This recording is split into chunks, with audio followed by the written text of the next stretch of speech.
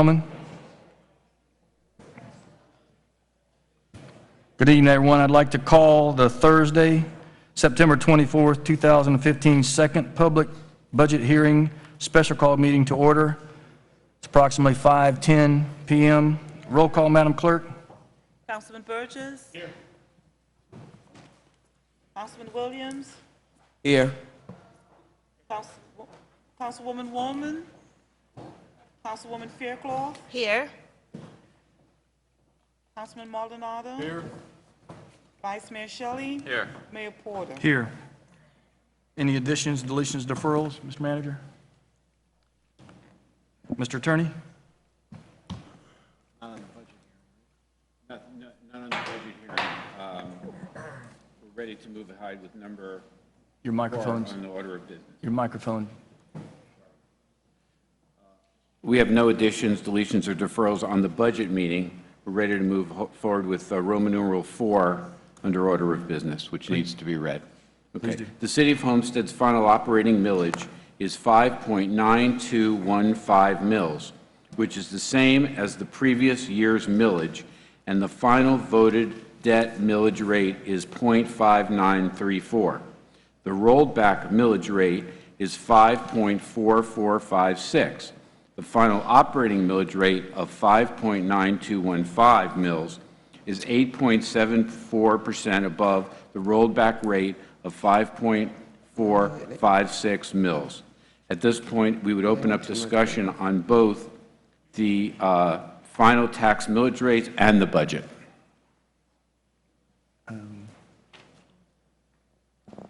Any questions from council, discussion from council? So, Mr. Williams? yeah. So what you're saying, we're voting on just the millage rate and the final budget? At this point, we're just discussing the millage rate and the final budget, and after that, I'll read a resolution dealing with the millage rate and then the budget. Okay. But this is the time for discussion regarding either of those items. Okay. Now, do we need a public hearing on the millage?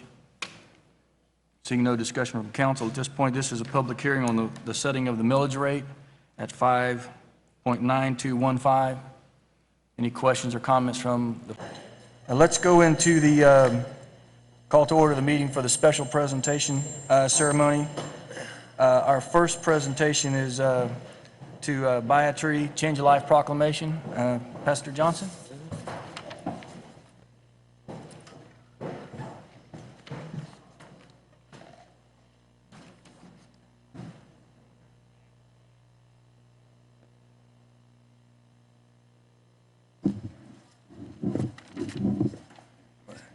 Tonight we have, oh, you have to introduce everybody. I don't know. Okay. Let me introduce my wife, Kelly Johnson, my son, Blake. None of our other kids made it. And then some folks that are really special. Am I going to have a chance? Would this be a good opportunity to go ahead? Let me say just a couple of things, first of all. Buy a Tree, Change a Life is a nonprofit organization that started here in Homestead through the idea of these two, Amador and Christy Sanchez. There was a Coast Guard family in our small group Bible study at our church who was adopting a little girl, had adopted a little girl from Ethiopia. They were in the process of adopting her older sister before they aged out. We were trying to figure out how to raise $25,000 to fund that adoption. It's kind of a hard thing for a Coast Guard family to be able to do. And so Amador said, well, we sold Christmas trees on Miami Beach. If we can sell Christmas trees on Miami Beach, we can sell Christmas trees in Homestead. So we launched out to do that. We burned 150 of the trees that we didn't sell, but we raised the $25,000 and fully funded this adoption. We rolled that over the next year, expanded out to other churches, 5 more churches across the U.S., 8 churches this year. We have 20 churches as far west as Bend, Oregon. Today we spent time on a phone call with a hardware store with 86 locations across the U.S. that is wanting for us to actually put the trees on sale through their organization. They have built an exceptional organization. We are so excited to be a part of Homestead, that the creativity and tenacity of this city, the community, folks who will go out of their way, perhaps in one of the most challenging cities. In fact, at one point, Wall Street Journal said that we were the #1 and #2 foreclosure zip code in the United States. So during the middle of maybe us being in the margins to find solutions for other folks. So I am so happy that Buy a Tree, Change a Life is an organization that helps children globally and locally. And this year, over the span of 3 weeks, we're going to raise over $300,000 to be able to give away to help children both overseas and right here in our own community. Mayor Porter, thank you so much for this, and thank you for allowing us to be here. We are just incredibly proud to really have something like this germinate out of our city, and we say thank you so much.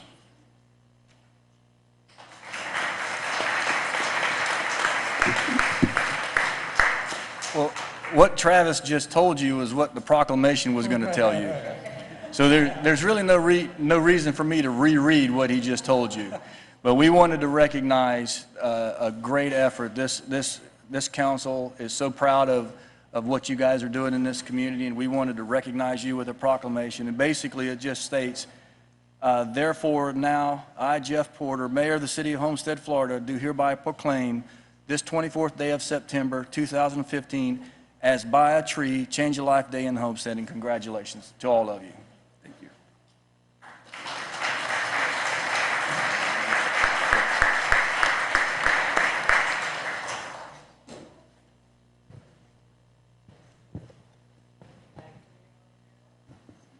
Never give a pastor the mic first.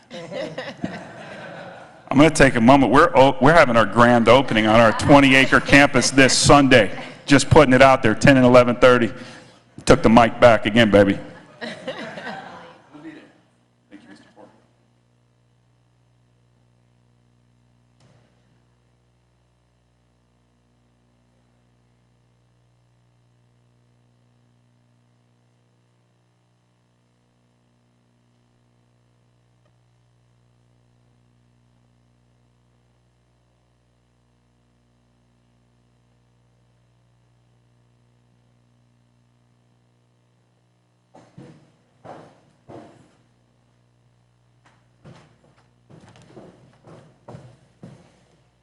Vice Mayor?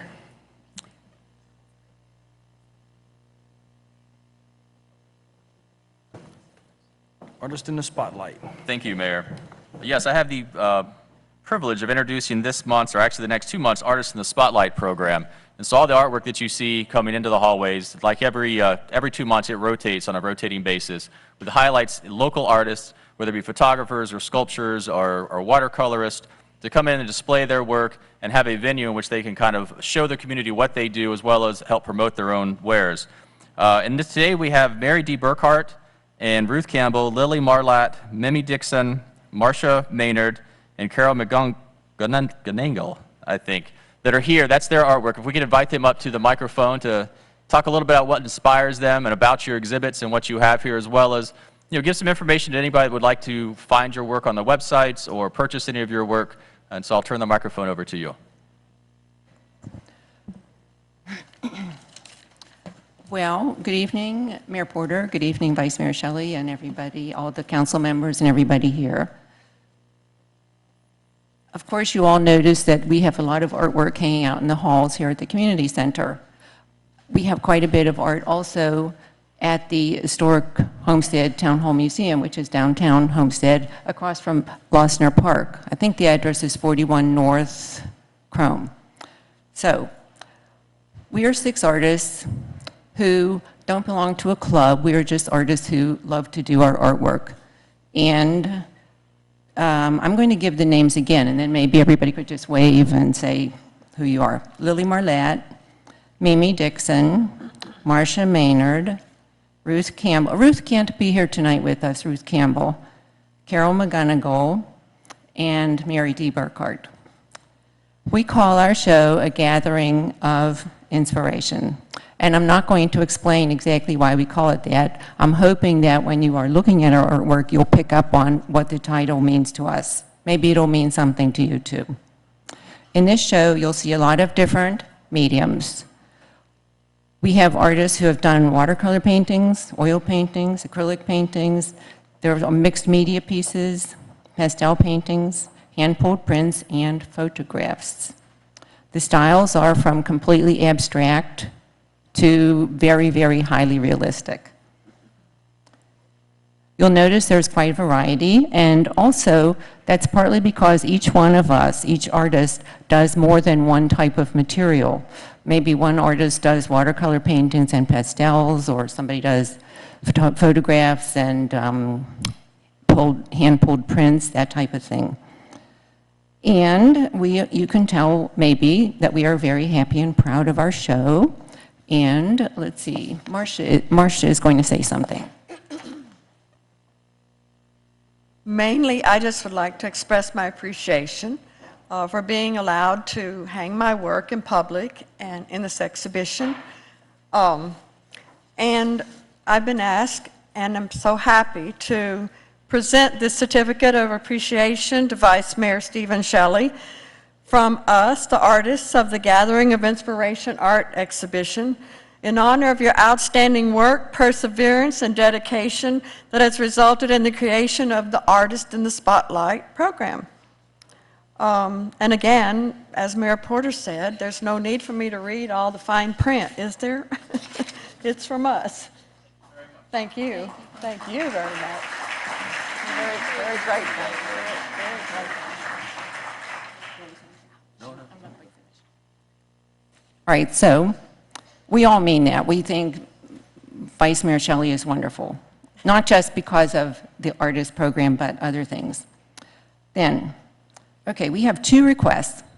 One of them is that the Spotlight in the Artist program continue as it is, both here at the community center and at the museum downtown. But we would further request that we have something similar in the new City Hall when it opens, and also in the Seminole Theater when it opens. And I understand there is money set aside for art in public places, but this is something different. This would be something like what we have now, a rotating show every couple months. That's request number one. Request number two is we hope that everyone here will take a couple minutes and look at our show. And it doesn't take real long to see the whole thing here. And then go back and maybe look at one or two pieces a little bit more closely. And then I believe you'll start understanding why we feel it's a gathering of inspiration. And anybody want to add anything? You sure? Okay, so thank you again. And there's an old saying that when you can't find the artist, hang the picture. So here we go. Wait. There's a couple other things. We have little sheets like this out in the lobby. These are little information pieces. You're free to take these, and they come in different colors.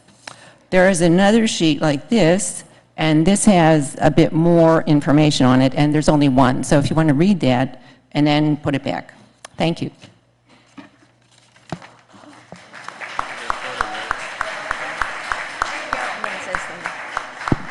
Come back here. We'll do one quick photo with the very nice certificate of appreciation that you guys presented to me. Thank you very much. Can you tell that Mary D. was a teacher?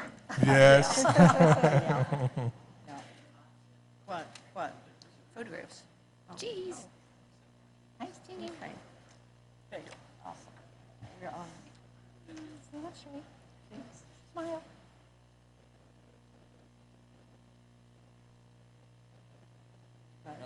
It's really sincerely, thank you. I'm glad you came by our house. Yeah.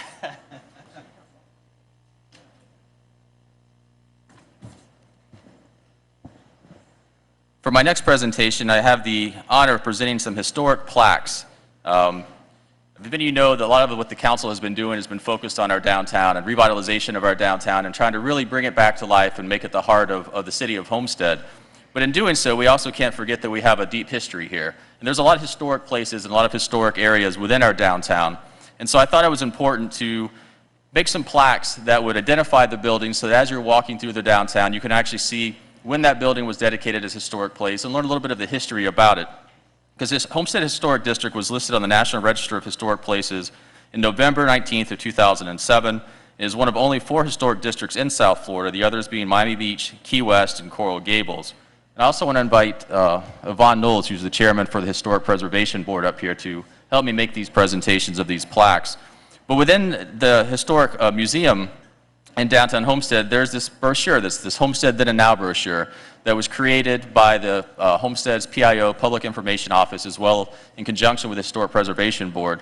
And it's actually a walking tour, and it's a numbered walking tour with a map, and you can pick it up and actually walk from historic building to historic building and learn about all the history that we have in Homestead throughout not only the downtown, but it extends outside of that.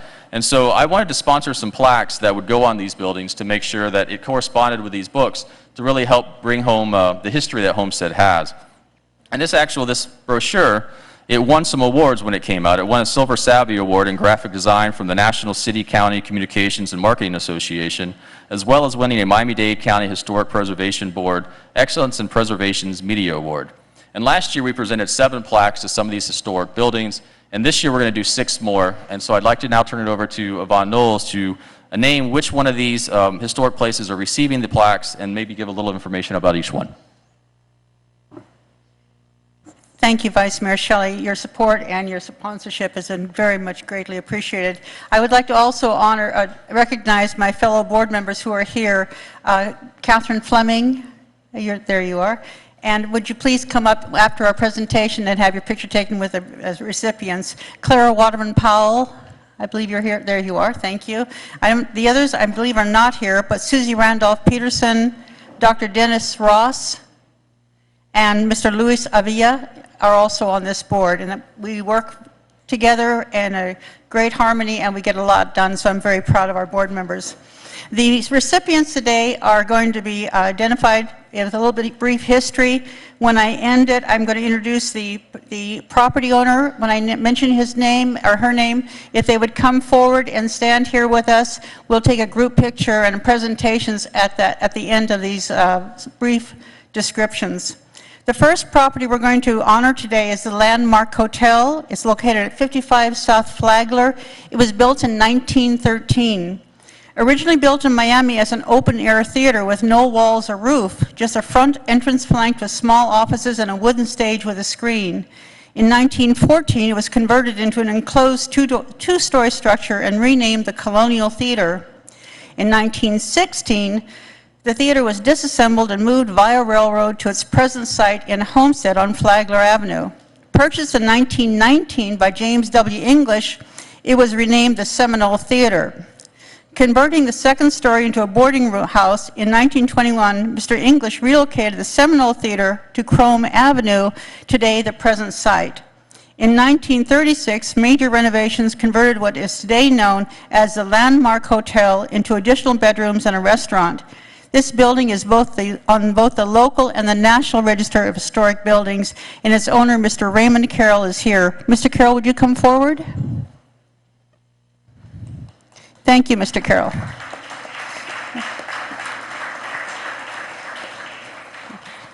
The next building is the Dickinson House at 5 Northeast 2nd Road, built in 1920. This rectangular one-story building is constructed of oolitic limestone and native rock. The mission-style house is a unique example of the adaptation of native building materials. The front facade features an entrance framed by 2 rounded arched windows and buttresses. The building was constructed as a chapel for the Seventh-day Adventist Church. In 1946, it was sold to Mr. Herman McConnell with the stipulation that the owner make no changes to the building. In 1969, it was sold to Mr. and Mrs. Dickinson, and today the proud owner is Mr.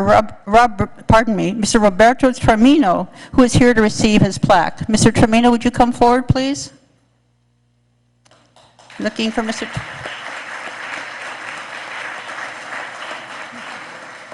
We just found Mr. Tremino yesterday, so we're really happy to meet him. If you just step right over there. Okay. Our next building is the Neva King Cooper School at 151 Northwest 5th Street, built in 1914. This school was originally called the Homestead School, pardon me. This school is one of the earliest Spanish Revival buildings in Miami-Dade County and is one of the finest examples of the works of architect August Geiger, one of Dade County's earliest known architects. Built around a U-shaped open courtyard, the architect ensured that the school provided sunlight and cross ventilation to all rooms with the entire structure on one floor. The name was changed from the Homestead School to Neva King Cooper School in 1934 to commemorate the work of a beloved local elementary school teacher. It is under the property of Miami-Dade County, and representing the school board is Dr. Tracy Roos, who's here to receive the plaque. Dr. Roos? Oh, thank you very much for coming. And your... And Alicia Fernandez, the assistant principal. Thank you. Trinity Faith Tabernacle Deliverance Church is our next recipient. It's located at 512 Southwest 4th Street. Built in 1940, this two-story structure served the local community of the Southwest District as a movie theater and cultural center for many years. The masonry vernacular architecture maintains its artistic and architectural distinction, and today continues to welcome the community in its present form as a Trinity Faith Tabernacle Deliverance Church. Pastor Bishop is here to receive the plaque with Mrs. Berthulia Bishop. Are they here? I beg your pardon. Pastor McCoy and Mrs. Berthulia McCoy are here. Are they here to receive their plaque? Pastor and Mrs. McCoy? Didn't make it. Okay, we'll save it for them. Our next church is St. Paul Missionary Baptist Church at 344 Southwest 4th Avenue, built in 1948. The first site of this church was on Flagler in 1903. This is what makes it one of the oldest churches in Homestead. Because of the proposal to build the Florida East Coast Railroad Depot at that location, their church moved to property donated by Mr. Mark McLean, owner of McLean's Acres, an early subdivision in the Southwest District of Homestead. Through the following decades, the church followers and pastors worked towards the goal of building a permanent structure. Finally, in 1948, the church at its present site was completed. Pastor Michael Stiles is here to receive the plaque for the church. Pastor Stiles?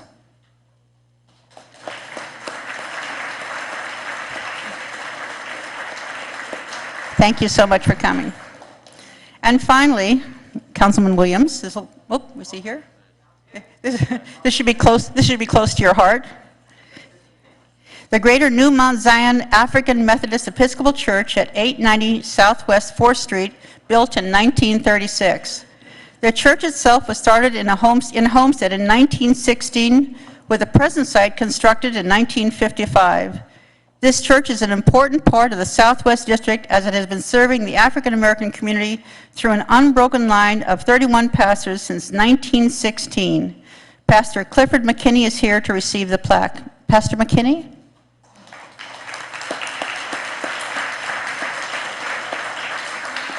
And former pastor, Councilman Jimmy Williams. Okay, so thank you very much. These are the recipients of this year's presentation of the bronze plaques, and it wouldn't be possible without Vice Mayor Shelley. Thank you so much. And this is a representation of what the plaques look like. We're going to hand them now at the end because they all weigh about 35, 40 pounds. They're solid bronze, so they should last the test of time. So, could my board members please step forward?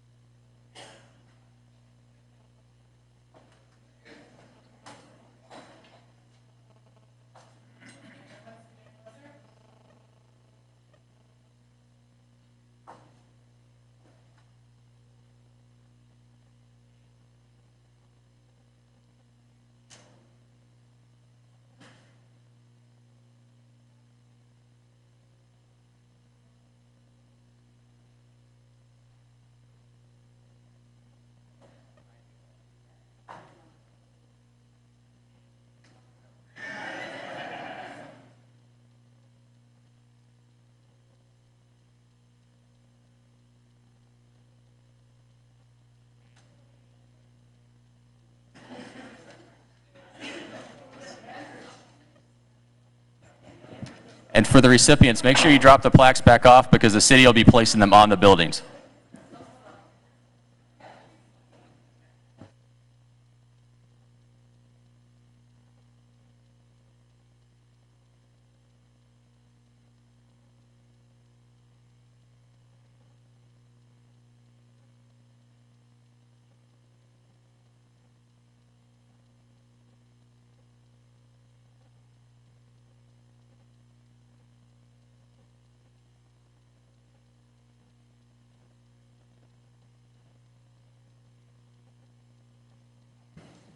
Mr. Burgess, Police Reserve Officer swearing in.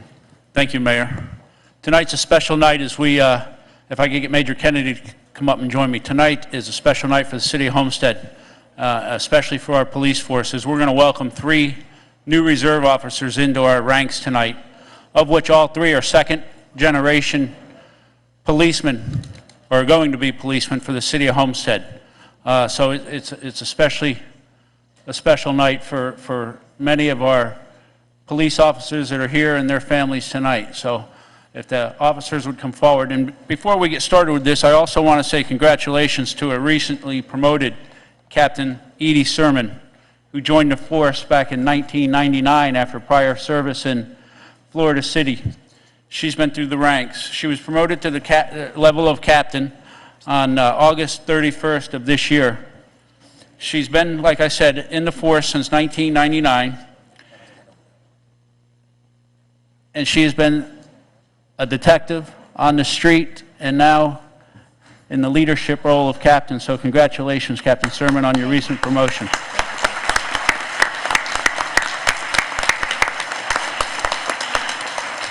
For these 3 individuals to step forward tonight to be sworn in police officers in today's world shows their dedication to helping out the citizens, because it's not an easy time for young people in the world in general, but especially for police officers. They've been taking a lot of heat in the local and throughout the nation. So I want to applaud these 3 young men as they step forward to start their career with the City of Homestead and the Police Department. Major Kennedy.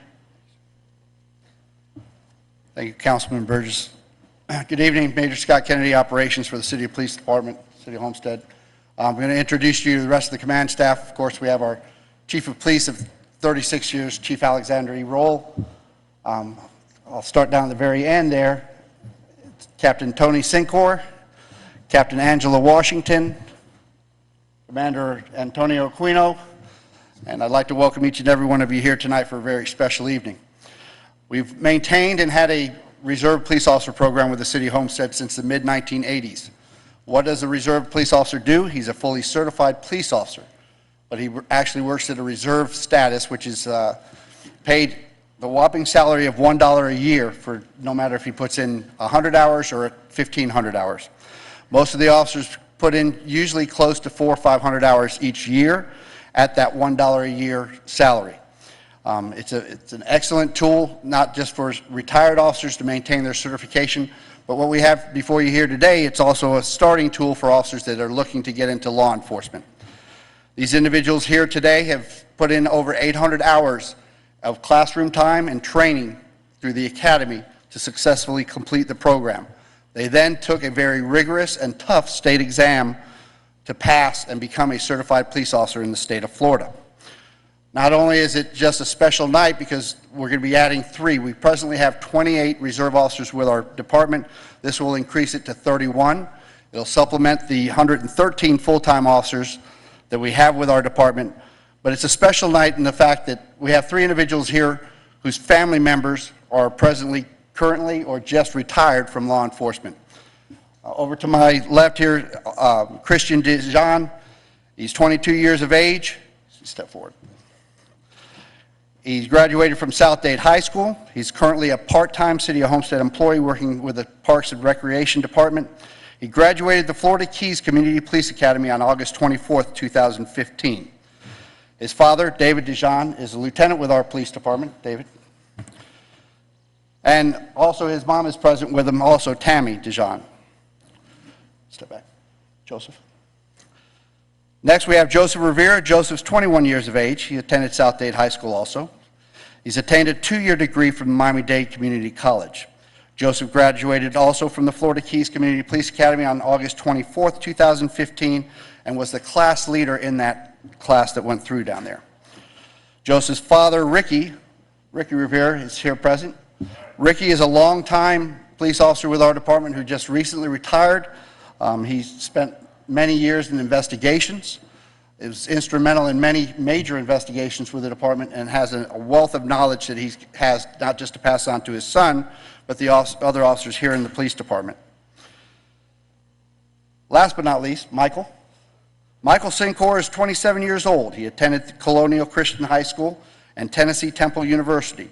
Michael is a veteran of the Army National Guard. He graduated from the Miami-Dade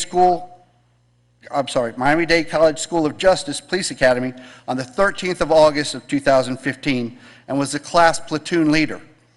Michael's father, Tony Sincor, is presently a captain with our department, and he's over the Uniform Patrol Division. He's been here many years. Also present is his proud mom, Melissa, who's present to welcome him into the brotherhood of the Homestead Police Department. It's a long, rigorous thing just to get to the point they are, and this is really the starting point of what we hope to see these individuals develop into long-term, productive police officers. So my hat's off to them, but also I want to recognize the families who have sacrificed a lot to get them to this point, both financially and putting forth the effort to help them accomplish getting through the education they needed through the police academy and the state exam, but the many sacrifices that the families are going to make in the near future and for the years to come as they progress in their law enforcement careers. So without further ado, I'd like to congratulate them for their successful completion, welcome them to our family, the City of Homestead Police Department. I thank the city manager and his staff for approving the number of officers that we have here, along with the support of the mayor and the council for the recent additions of our full-time officers, because we really need them. And we appreciate you guys supporting us in this endeavor. And congratulations, gentlemen. You did a good job. So welcome to the department.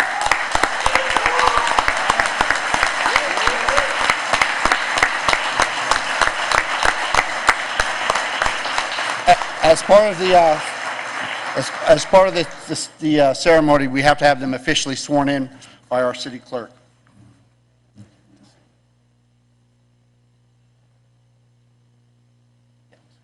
Please raise your right hand and repeat after me. I, please state your name, do solemnly swear that I will support the Constitution of the United States and the state of Florida. I will obey the laws of the United States and the state of Florida, and I will, in all respects, observe the provisions of the Charter and the ordinances of the City of Homestead, and will faithfully discharge the duties of a reserve officer upon which I'm about to enter. So help me God. Thank you. Congratulations.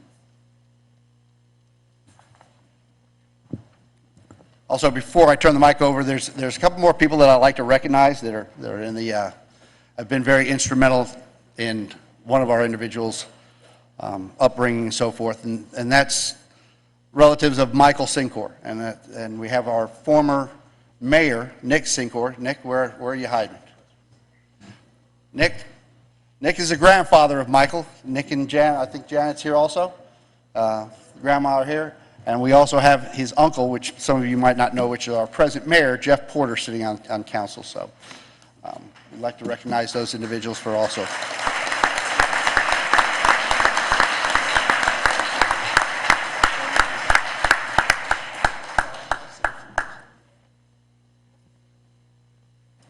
Thank you, Major Kennedy. Outstanding job. Just wanted to say again, these individuals were pretty much selected. They were handpicked by me, and I think we try to basically keep it here in Homestead because we do have good people here. We try to get the best of the best, and I think tonight we've shown that based on what they did while he was in the academy. These three young men, they were outstanding. They were leaders. And in Homestead, that's what we're looking for today.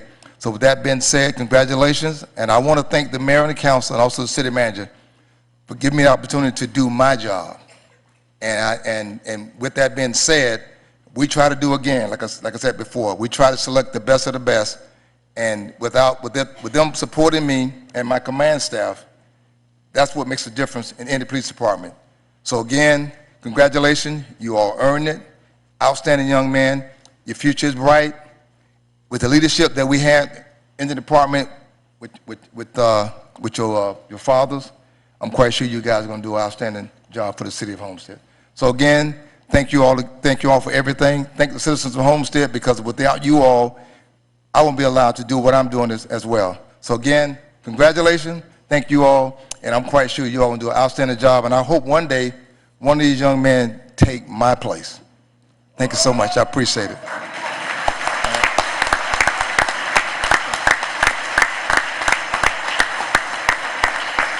All right. If we could have the official badge pinning ceremony done. Badge pinning ceremony is going to be done by the individual's fathers. For Christian, it's going to be his dad, Lieutenant David Dijon. For Joseph, will be retired Sergeant Ricky Rivera. And for Michael, will be Captain Tony Sincor.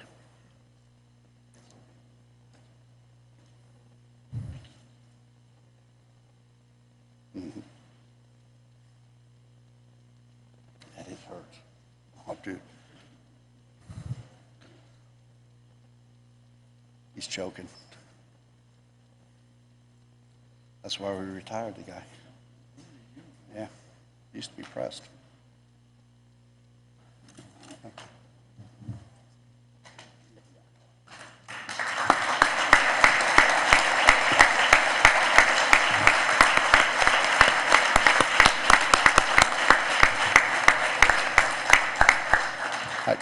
I know we have a long agenda, so we're going to move on, but before we do, I'd like to offer the opportunity for each individual to come up and just say a few words.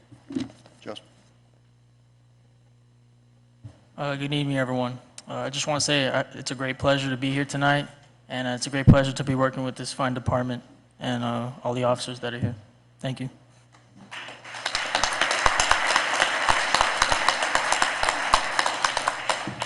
I'd like to take the opportunity to thank the mayor, city council, city manager, along with the chief and entire command staff of Homestead Police Department for giving me the opportunity to be able to represent and serve the city.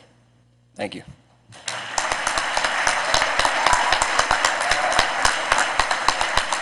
How y'all doing tonight? I'm really excited to be doing this. This is something I've been looking forward to my whole life, and to be able to give back to this city. And I've been here my whole life, and that means a lot to me. I want to thank Chief Alexander Roll, the mayor, and everybody else on the command staff and the Homestead Police Department. I'm gonna take this and fly with it. I'm gonna do a good job, and I'll make everybody proud. Thank you.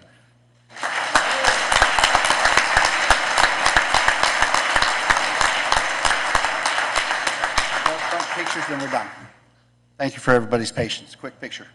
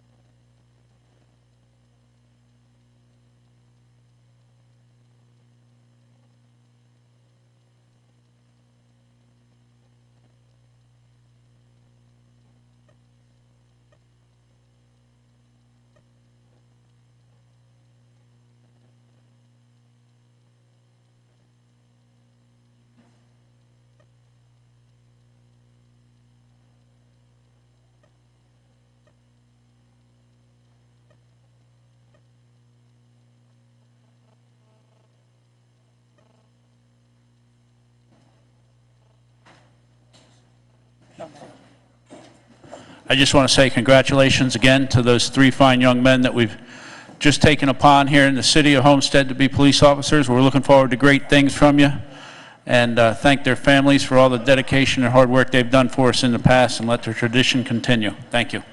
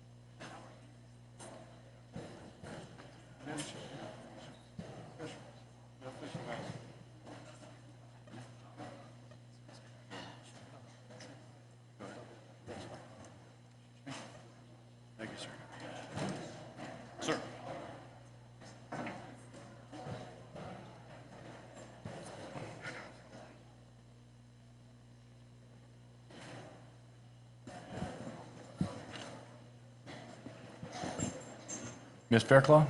Yes. Awesome presentation tonight. Hey, can you guys, as you're leaving, please hold it down. We have a couple presentations left.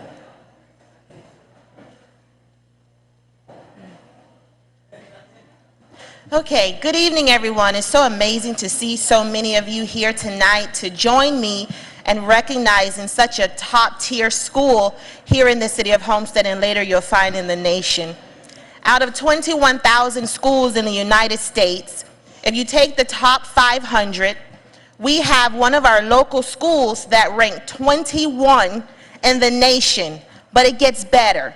Newsweek just recently ranked all high schools in the nation who are considered beating the odds of educating low-income students. 23 schools in the state of Florida made the list, but our school here in the city of Homestead made the top of the list. Mass at Homestead ranked #1 in the nation. That's right.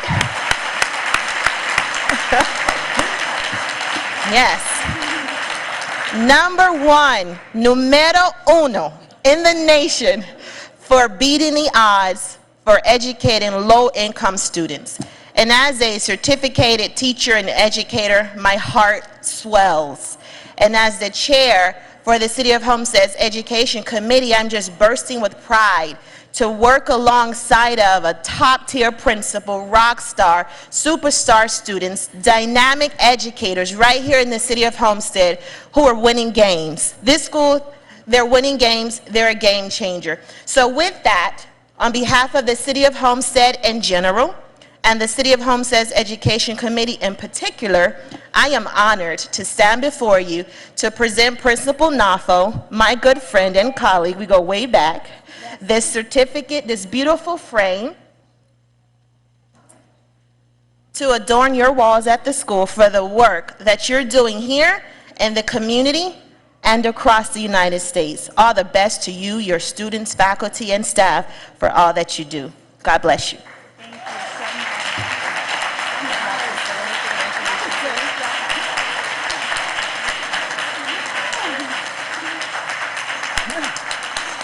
Thank you very much, and good evening. I have the superstar team with me, our assistant principal, Mr. Sammy Hamden,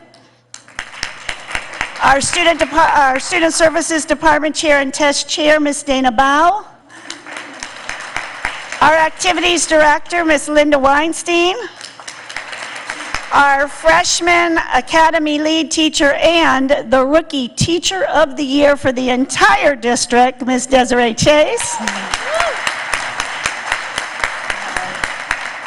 I'd just like to thank you all. Without the support of a great team, our parents, and especially the community, this wouldn't be possible to stand before you and be on the map as nationally ranked and #1 in the state of Florida. But in addition to that, I'd just like to share with you, of 122 students that graduated last year, every single one of them is post-secondary bound. And yeah, that's a big 100%. And of those students, they garnered over $5 million in scholarship offers. So dollars to Homestead is amazing. They also contributed over 42,000 hours of community service. And again, without the community, there wouldn't be places for these students to be able to not only give back to their community, but grow. And in January, we send our first group of seniors out. They'll be doing an internship. So thank you to all the community members that are taking these students in, our partners at Homestead Hospital, at FIU, that are allowing these students to come in and intern and shadow, and they will continue to make you proud. So thank you, City of Homestead. We're honored to be here, and we're just so proud of our faculty and students. This way.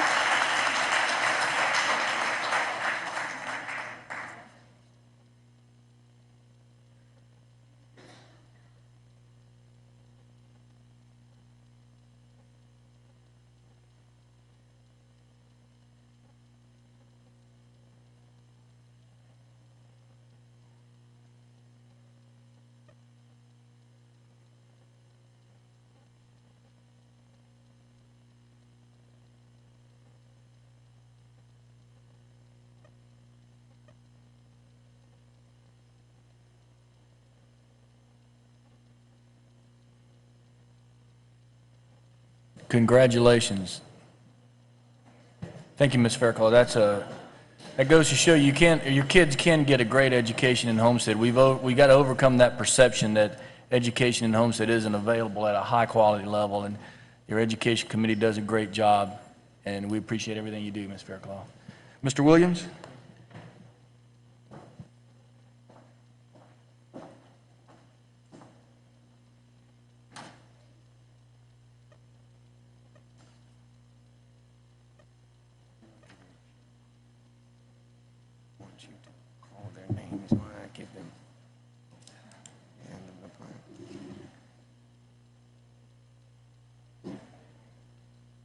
They're not here?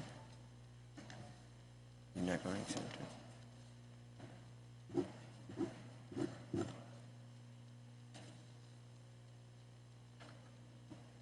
Okay.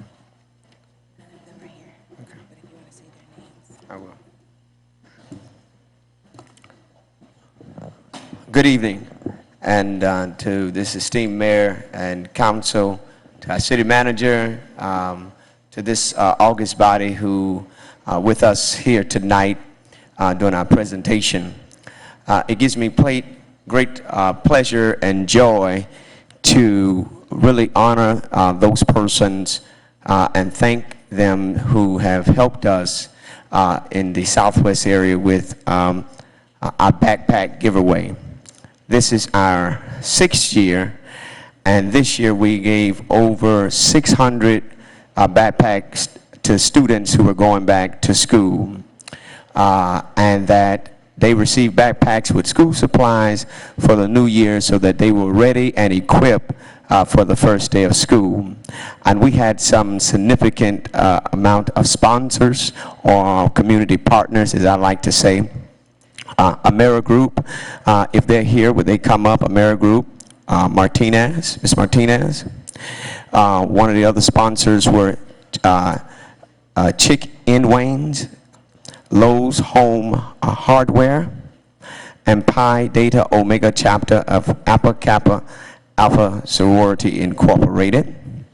Also want to give thanks to our police explorers that helped facilitate the traffic through all 600 of those students and parents who came out. Those explorers are Dominique Farrell here, Diego Francis, Jennifer Rivers, Jalene Rivers, Edward Rodriguez, Anthony, Kimberly Simon, Thomas, Claudia, and those reserve officers that gave of their time. Officer Pierce, Officer Rodriguez, they're here. They'll come forward. I'd also like to thank the vendors and the workers at FICO Williams that were not able to make it to the meeting tonight.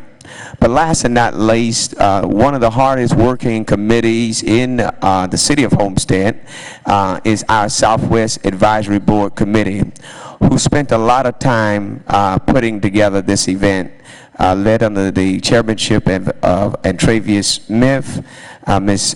Janet Mallory, Ms. Adelia Martinez, Ms. LaWanda Braggs, Mr. Kevin Miles, and Mr. Fred Birds.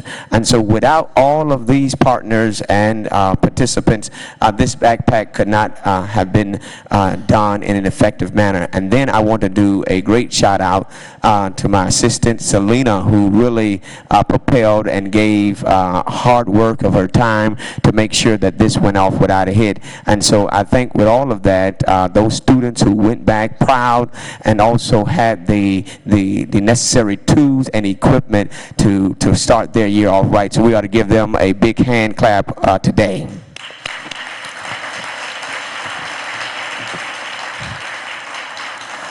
And a special shout out to all of the colleagues of mine who helped to sponsor and give of their time and talent.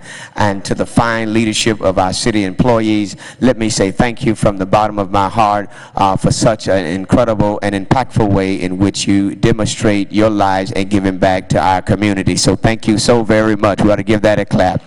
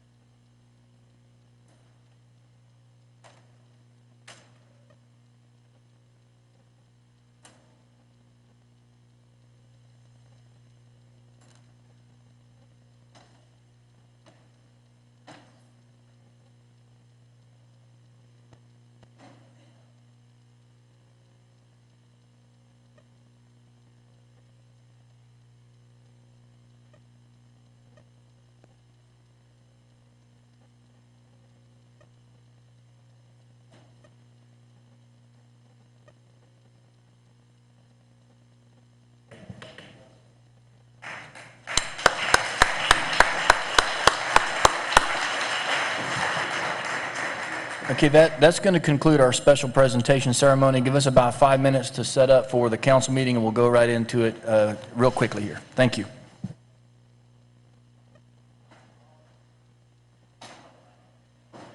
Good evening. I'd like to call the Thursday, September 24th, 2015 council meeting to order. It's approximately 6:27 p.m. this evening. We will have the invocation by Pastor Bill Long, pastor of South Dade Baptist Church, followed by the Pledge of Allegiance, Councilwoman Wallman, and the Police Explorers. Would you all please stand?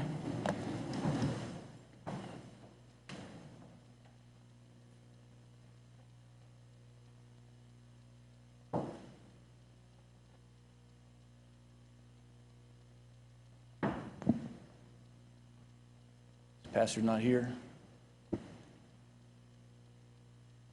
Pastor Williams? Chauncey? Chauncey Brown is here? Bishop? Oh, Mayor? What then? Oh, sure.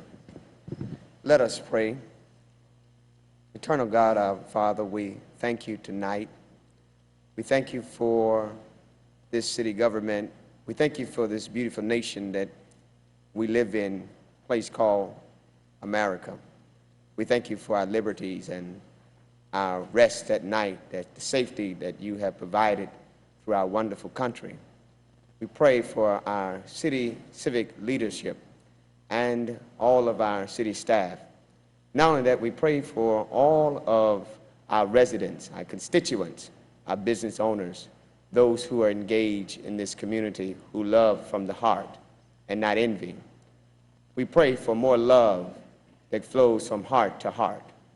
We pray for more collaborative spirit amongst us. We thank you, God, for all of these blessings. Amen. Amen.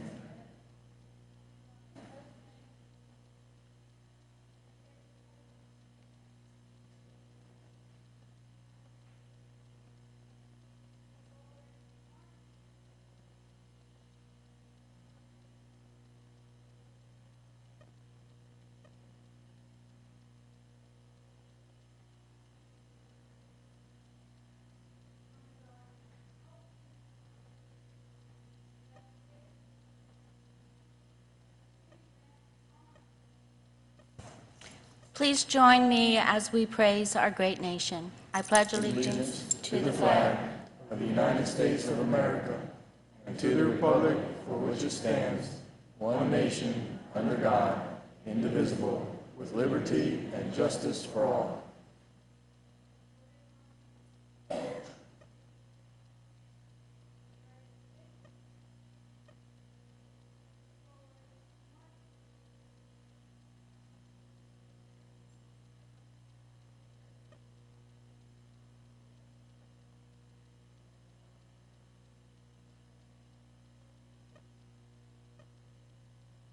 Thank you. You may be seated.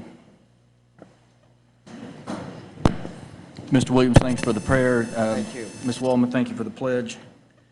Roll call, Madam Clerk. Councilman Burgess. Councilman Maldonado. Here. Councilwoman Wallman. Here. Councilwoman Fairclough. Here. Councilman Williams. Here. Vice Mayor Shelley. Here. Mayor Porter. Here. Item 3 is public comments, and I would respectfully ask that we have a 43-item agenda tonight, and it's going to be a fairly lengthy one, so I'd ask everyone to be prudent with their time. We're going to set the clock, Madam Clerk, for 3 minutes, please. You're welcome to come at this time. Public comments. Name and address for the record, please. Good evening. My name is Desiree Chase. I am a science teacher. I am the 2015 Rookie Teacher of the Year for Miami-Dade County Public Schools, and I am a City of Homestead resident. A true story I'd like to share with you very quickly is that I was at work the other day, and a colleague remarked to me, she said, "I see your girl Patricia all on the side of the street and her signs and everything. I'm so excited for her." And 2 immediate thoughts popped up in my head. The first one was, first of all, to even be associated with Councilwoman Fairclough was an incredible honor. I was just flabbergasted by that in the first place. And then secondly, the fact that a non-City of Homestead resident would be excited about Patricia for the City of Homestead is a testament in itself to Patricia's work ethic, to Patricia's dedication to the City of Homestead. Whether the occasion be spiritual, whether it be educational, political, any other kind of goal we can come up with right now, Patricia's not just present at these events, she is active at these events. She is listening to the people, she's remembering their stories, she's hearing their concerns, she's interacting with the people. She's making an impact, she's contributing on a consistent basis. I don't know how she does it. I'm an educator, I don't have any children, 140 actually every year, but I don't know how she does it because she is an outstanding educator herself, and she still finds the time to serve this community with her whole heart. I moved to the City of Homestead to be closer to my job. I moved here for convenience. Patricia Fairclough made me love being a City of Homestead resident, and that's why she needs to be your vice mayor. Thank you for your time.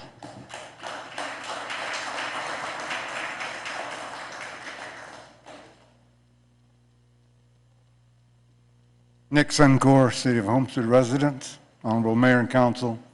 I just want to take this moment to say something really nice about an individual here that won't say anything for himself. That's Chief Al Rowe. When I served on City Council, one of the things that I always advocated to Rowe was he should always hire people from the City of Homestead if possible, give the opportunity to the local people first. And he's kept his word. And Chief Rowe, I appreciate that, and I salute you for that. Job well done.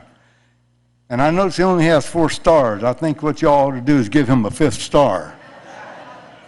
Or prolong his tenure here for a long period of time to come. I hope you stay here for a long time, Al. You've done a good job, and I enjoyed working with you, and I appreciate what you've done for these young men and women. Thank you. Thank you.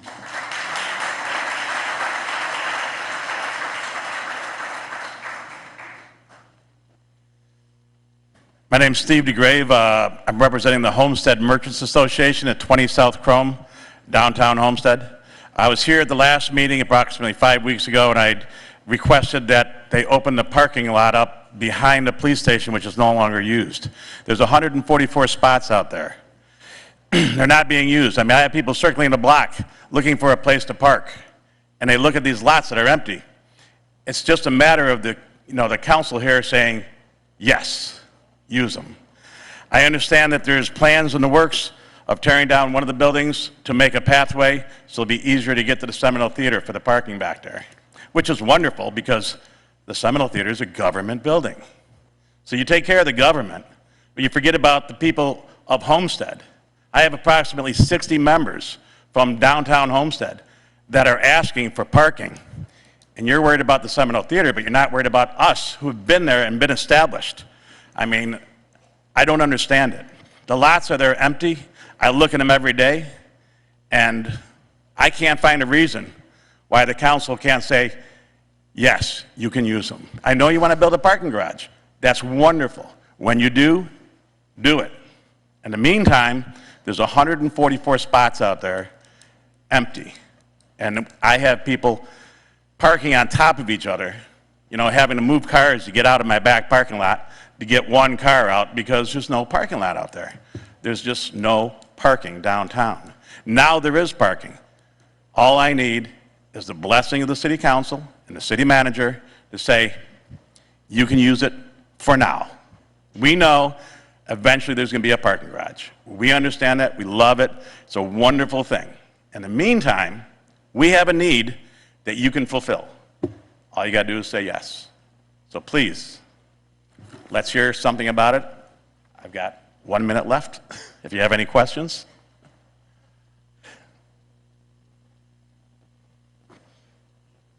Go ahead. Thank you, Mayor.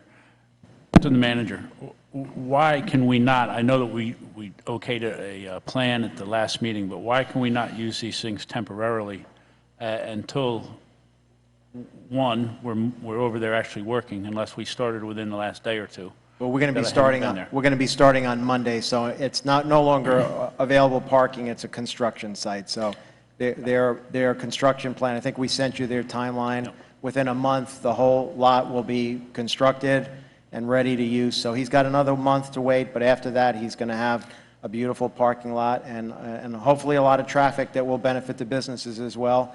And then, of course, the long-term plan is the parking garage, in which case we're going to need to start shifting around. So this will be the first phase of probably a two-phase process before the parking garage, assuming we get the financing for that. But within a month, he'll have the lot all set. That'd be fine for the construction to the north side of First Street. Now, the south side of First Street, there's not going to be any construction going on there. It's a whole street separating that from the construction zone. The whole site will be, in a month, will be ready for utilization, the whole thing. In the meantime, could we have at least the south side of First Street? No, I'm not comfortable with that. We have excavation, we have people. It's going to be very difficult to maneuver around people, telling them they can park today, they can't park tomorrow. We have 1 month left. It'd be much more efficient for us to just finish up. They haven't had parking all these years, and we need to be able to finish this lot in an effective way so that we can be ready to open for the Seminole Theater. We have 4 weeks to do this, and I don't really understand what the issue is. Didn't think you would. Mr. Williams? Yeah, I was about to say, George, we already gave you permission to last month, right? This is really a yeah. What he's saying is he doesn't want us to. He wants us to work around people who park in the lot to try to finish this lot in 4 weeks. We have to demolish a building. We have to construct a path. We have to take both sides of the street and get this lot ready in 4 weeks. It's no easy task. So simple terms is you got it all under control. Thank you. Thank you. All right. Mr. Graves, they'll go quickly. We'll monitor it and make sure that the manager's on track with his timeline, so, thank you, though. I understand with the construction on the north side of First Street, but on the south side of First Street, you know, those lots are sitting there empty as well, and there's more spots on the south side than there is on the north side. Okay. And that's not going to be a construction zone. I'm very confused. Okay. Okay. Could I just add that in? What's that, Mr. Well, Williams? in the plan that we okayed at the last meeting, both the north and the south side are going to be done. So it's not just the north side of First Street. All the parking lots back there are going to be done and brought up to code so that there's no issues. We had improvements on both, so. We have staging issues. There's going to be a whole lot of, you know. Okay, let's go on. Let's go on. Dan, go ahead. Yes, sir. Ready? Name is Dan Carter, resident of Homestead, 1702 Northwest 5th Avenue. I was here a few months ago on behalf of the Homestead Southdade Kiwanis. This is back in the fall, requesting support for our upcoming scholarship fundraiser. This is an event that we're going to be held here, and the first thing I would like to do is thank the mayor and several of the commissioners that stepped forward to help us cover the expense of the rental of this facility, and that's Commissioner Waldman, Commissioner Burgess, and Commissioner Maldonado. We thank that, and we also thank the mayor for his support. We will be meeting here. We'll be having an event. It'll be a Halloween-themed event, and we will be using this just to raise funds for scholarships for our local students. Last year, we gave $23,000 in scholarships to young people from several of the schools in the area, and we're looking to do a little better job. This year, we would like to thank our sponsors. First of all, Jerry and Jody Metella, who really have made this whole thing possible for the last 3 years. They've given us the seed money to cover the grand prize. The grand prize is $10,000. And also we have several others that have stepped forward. Sabata Chevrolet has stepped forward, and we also have several other local businesses, Community Bank of Florida, First National Bank of Homestead, the Kai's, John Moss Realtor, Homestead Hospital, All Star Air, Impact, and Smoke and Spice, and they will actually be doing the catering for this event. So I do have posters, and I also have tickets. The tickets for the event are $100. It's a reverse raffle. It's the last ticket drawn out of the pot that is the winner. So anybody looking to help us and attend, have a good evening. We welcome you, and again, thank you to the mayor and the council members who have shown us support. Appreciate it very much.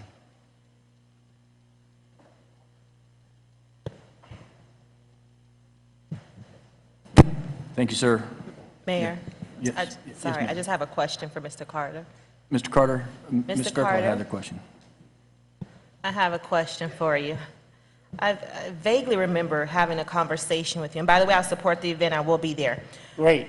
But my question is, the Kiwanis, you provide thousands of dollars in scholarships to local students to go off to college. But what I find is, although we're investing so much in our kids going off, do you track the amount of money you spend versus the amount of kids that actually graduate and come back? Because what I find is we're putting them out there, we're giving them the money to go off to school, but they're not coming back home. So our percentage of residents that hold college degrees and college education is very minimal because they're not coming back home. So is there a way for you to track how much you put out versus how much? Well, how many we are coming back? request that they contact us when they're back in the area. We don't necessarily have a lot of feedback on that. It would be tremendous. And just recalling, we are a volunteer organization, and time and effort or whatever of everybody is pretty strained to do that. And the more you try to do stuff like that, the more burdensome it becomes on our part to try to find a system that they can report back to us. The primary requirement, we have two primary requirements for awarding the scholarship. One is academics, but the second is community service. And we're trying to recognize kids that are in the community, have an affection for the community, and those that basically are given during their teen years and their high school years are really more prone or more likely, in my mind anyway, no statistics, but in my mind, to come back to the community that has supported them. So we will try to work on that. Well, if you, through the mayor, if you will allow me to, it's very important for me to determine the return on our investment. So I will propose to the Education Committee, we can partner with you and the other nonprofits who are providing scholarships so that we can track that data and see what we can do to try to turn that trajectory and have our percentages of residents with college degrees to And increase. I would love to be part of the Education Committee and working with you folks on whatever you want to do with that form, just in that area or whatever, just reach out to me and let me know, and I can always give your office a call and give them my contact information. In fact, on the postcards that I just passed around, my phone number is the one on the back of the card, so you can always reach me at that number. Okay, perfect. We'll make it happen. I'll contact you. You don't have to Okay, contact me. all I'll right, reach you. great. Thank you. Appreciate it very much. Thank you, Mr. Carter.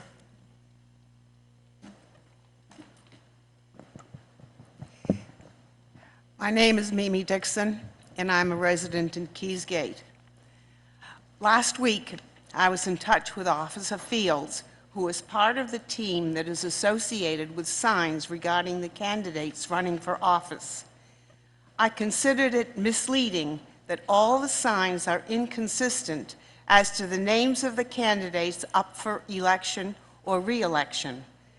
I propose that both first and last names of the persons involved be large enough to be visible from the street so as not to distract a driver. One candidate has a legal sign displayed but uses only a surname. I consider this misleading as to who really is running for office. Phone calls to prospective constituents are not enough to compensate for lack of first names being omitted. I do hope the ballot will verify the first and last name of the candidate. Is there any question?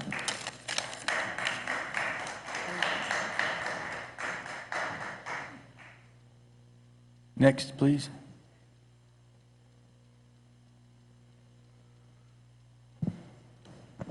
Good evening. My name is Stephen Fenelon, graduate from Homestead Senior High School, also graduate from Kaiser University for my bachelor. Today I'm here to represent Mr. Rambo. Mr. Rambo had helped me how to be strong physically, emotionally, and educationally. That's how I've been strong today. That is why I'm supporting his campaign today. Thank you. Thank you, sir.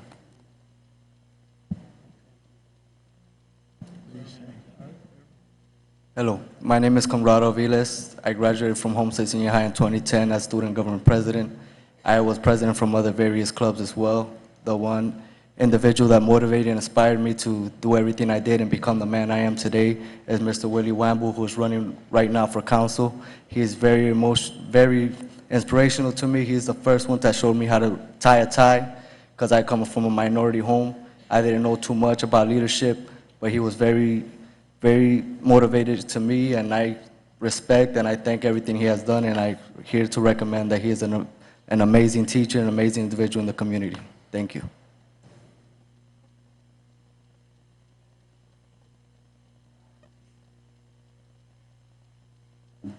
Good evening, residents. Good evening, council, mayor. My name is Willie Wamble. I'm a candidate for City Commission, District 3, Villages of Homestead. And when you teach a young man how to tie a tie, you can teach a man how to change his life. He changed his life because he had individuals who were caring enough to put in the time and effort, not for 1 year in high school, but throughout the remainder of his life. I've been there for that young man, Mr. Coronado and Mr. Steve, since they were in my classroom in 11th grade. They've become fine young men in our city, and I will continue to be on call whenever they need me as a mentor, for advice, or anything they may just need to get off their chest. That's what we do in the education that in the schools that we are participants in. I'm also a member of the Education Committee, in which we're striving to achieve academic excellence here in the city of Homestead. Because of my involvement with these young men and young women, I would like to be elected as your representative to the City of Homestead Council from the Villages of Homestead. I greatly appreciate it. All I ask is that you look at my qualifications, look at my platform, and then make a decision on whether or not you think I'm qualified to be your candidate for City Council. Thank you very much. Sir.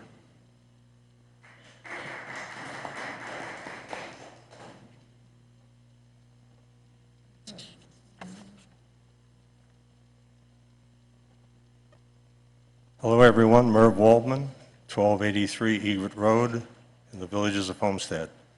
I am running for seat 3, and I hope that you check me out, read my background. I've been to a lot of these meetings. Some people think I am elected already, but that's only a rumor. I want to say I was raised in Ohio, and happy to be in Homestead, and happy to be in a country where a little boy from Ohio can run for public office. I appreciate anything that you can do for me in the way of voting. If you'd like to call me, visit with me, talk to me, speak to me, I'll be proud and happy to tell you about me. because it's somewhat of a personal thing when you run for office. You open yourselves up to all kinds of considerations, investigations, and everything. So your life's an open book, as it well should be, because you're in a position of importance, dealing with $180 million of the city's money. I know you're only one of 7, but 7% of that is what? I don't know. It's a lot of money. Anyway, the election is October 6th. Early voting starts, I believe, on Thursday. And I'm just so proud to be able to be in a country where I can run for office. We have the freedom to pick who we want to pick for office and to run our government and keep our city and our country safe, and proud to be an American. Thank you. Thank you, sir.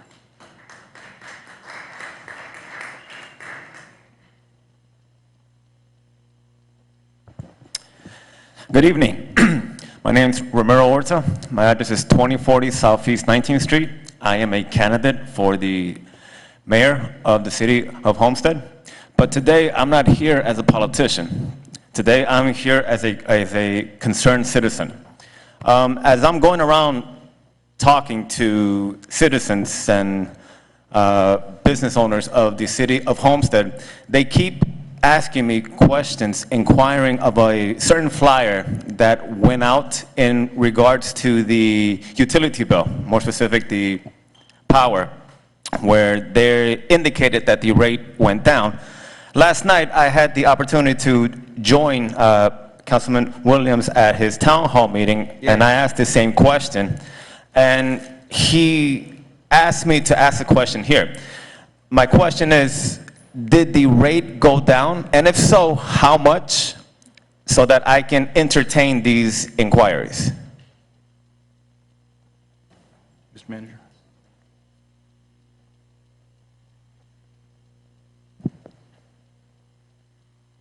The rate will be going down October 1st, and it's 1.5%. And so you will not have seen that decrease yet. So the rate has not decreased? Because I have received a certain notification from my power provider, FP&L, indicating that my bill is going to go down because of the fuel surcharge going down, being that fuel costs were reduced. Is that the same thing? No, it's not the same thing. Would you like me to explain, sir? Sure, please. The cost, the power generation is 60 to 70% of the total cost of the Homestead electric bill, and it's probably also along the same lines for FPL. Part of that cost is fuel.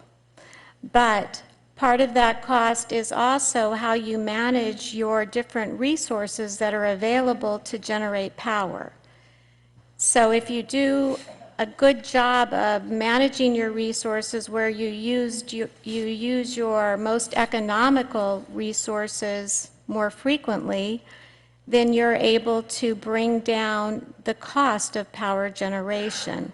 We recently entered into a power generation contract with FPL where they're going to provide a portion of our electricity. We get electricity from a variety of other suppliers as well, and we have gentlemen who do economic dispatch on an hourly basis, and those gentlemen's job is to make sure that they are continuously looking for the best price resource to use at a given point in time. And so managing that portfolio of resources ultimately has allowed us to bring the price down. And also entering into the contract with FPL, again, to manage, to provide us a portion of our power. FPL has, they offered us a good price. And so we went out for solicitation for contracts. We got 16 options back, and we are negotiating with 3 of the entities out of those 16 options because they provided us best price, flexibility, and reliability of product. So it's much broader than what you're asking. Okay. So, so the flyer that was sent out indicating that the rate went down is not true. You just said that it's going to go down October 1st. The flyer states that the rate will be going down on October 1st, so the flyer is accurate. But also, Mayor, if I can add, the flyer says 2 things. Number one, that rates have gone down. Over time. Why don't you start with that first, because there's 2 rate decreases that the flyer, 3. addresses. 3. Go ahead. Since the last time that the overall rate went up was in 2008. Since that time, the power rate for the Homestead residents has been decreased 3 times. It will now be decreased again in October for a 4th time. And the flyer shows the result of those decreases over time for the average residential customer. I believe it's $111 or something like that. Right, and at its peak, I can add, at its peak, it was $126.55 back in November of 2008. So what you've seen is real decreases, and it's math, and it's real math, and there's no doubt about it. Okay. Well, I just don't find it fair that I am privileged to live in Keysgate, and I have the opportunity to have FP&L just like Councilwoman Waldman, Mayor Porter, and Councilman Burgess. I don't think it's fair that we have a certain price and we can't give the same price to the constituents of the Southwest, Northwest, and Waterstone. I mean, let's not play with their emotions and actually do something about that rate. Okay? I don't have FP&L. And I apologize, Burgess. Okay, next comment, please. Thank you. Thank you. Mayor, Mr. Williams? I had a- Yes, sir. Mr. Williams? So let me be clear, because at my town hall meeting last night, the question was asked. So we're saying that what is the total percentage that since this is the 4th time, what is the total amount percent-wise that it has been decreased? Because the question was asked last night at my town hall meeting, and I could not articulate. Or could you get that back to me? Certainly, Councilman. Yeah. The rate has come down 6% since... A total of 6% within 4 years. 6% since 2008, and now it will go down another 1.5%. So my other question is then in the fuel surcharge, within the fuel surcharge, does that also brings the rate down, or is it something totally different? Are we talking about apples to apples or oranges? Are we saying the same thing? What is the difference in that? Because I think that is what the question is, because on my utility bills, it's I can see quite, and I had the energy efficient person that you sent out, I think a couple months ago, to check my efficiency of my house, because I was wondering, why am I paying this amount of money for this? So could you explain just the fuel charge and the relationship of it, just very, like a real skinny minute? I'll do my best. We don't have a fuel charge. FPL has a fuel charge as a line item on their bill. What we have is a power cost adjustment. And the power cost adjustment is related to the overall cost for generation. And there are a number of different variables in that cost. And once again, it's how we manage our resources, how good of a job we do with economic dispatch. So there are factors such as the cost per transmission for transmitting the power to us. Okay. It's not a fuel charge. And It's so in our verbiage, we need to extract fuel charge out, right? And so you call that power adjustment? Is that the word that you use? it's called a power cost adjustment. Power cost adjustment. So there is no fuel surcharge per se from the city of Homestead, but a pass-through through FP&L. Is that what I'm hearing? Or that's the terminology FP&L uses for their bill? Okay, thank you.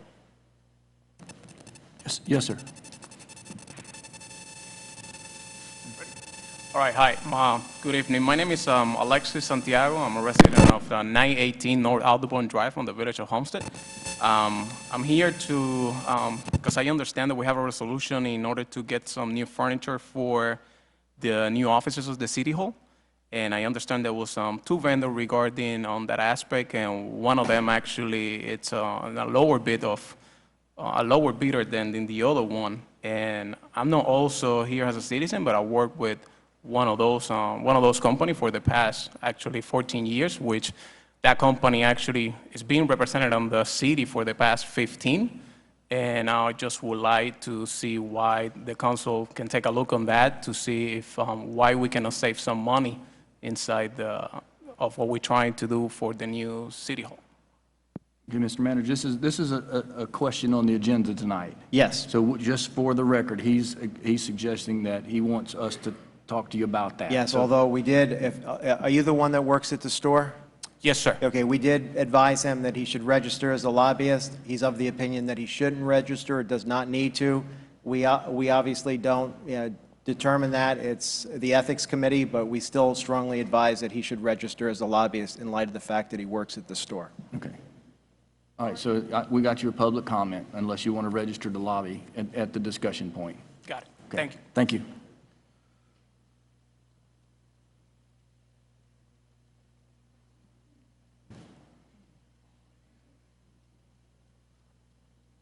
Good evening, ladies and gentlemen, Mayor, council members, youth.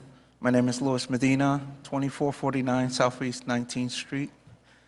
I'm here to make one thing very clear from the last meeting in regards to the CRA, that I never directly or indirectly try to say there was any malfeasance.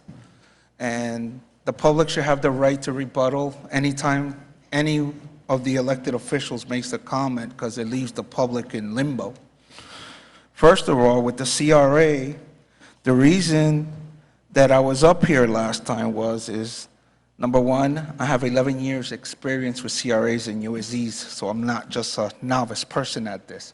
What I strongly suggested was, and I repeat, that 63% of the merchants here are Latino.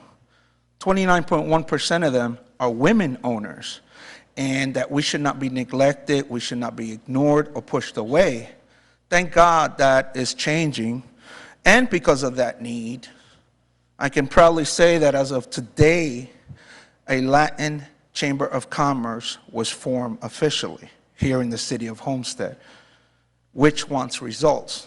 For example, Councilman Williams, I believe, what you said in the last meeting about having the people that cut the grass, take care of the landscaping and everything, you were totally ignored, by the way. From the last meeting to now, no one has, in Washington Avenue in the front, nobody has touched that at all. And it is a shame when a council member asks, who's cutting this, and they're being told that, oh, it's going to get done, but since the last meeting today, nobody has touched it. The weeds are growing everywhere. Nothing has been trimmed. I mean, what's going on here? Is there any checks and balances, any accountability going on? Because if a council member is ignored, then what of us of the public? And that's a reality. Just go by Washington Avenue across the street where they're building the new city hall. It's a disaster walking around that nobody has taken care of, and supposedly there's funds to take care of that. Another thing that we need here, which is really important, we have over 50,000 residents and only 153 police officers These are first responders. They have families too, to go home to. What are we going to wait till a tragedy happens? Our city is changing, and the infrastructure has not changed with it. But the taxes are being paid. People are paying their taxes. The merchants are paying their taxes. We need to sit down and focus on what's really happening. We need 2 men patrol cars, not 1. A lot of the officers will find themselves in a bind. Why? Because the criminal mentality doesn't care. The drug addict doesn't care. We need to support these officers. They're out there risking their lives. It's like firefighters. We're running out of a fire, they're going into it. Or have we all forgotten 9/11 already? Thank you, sir. Appreciate your comments. Thank you. Thank you. Have a nice day. You too.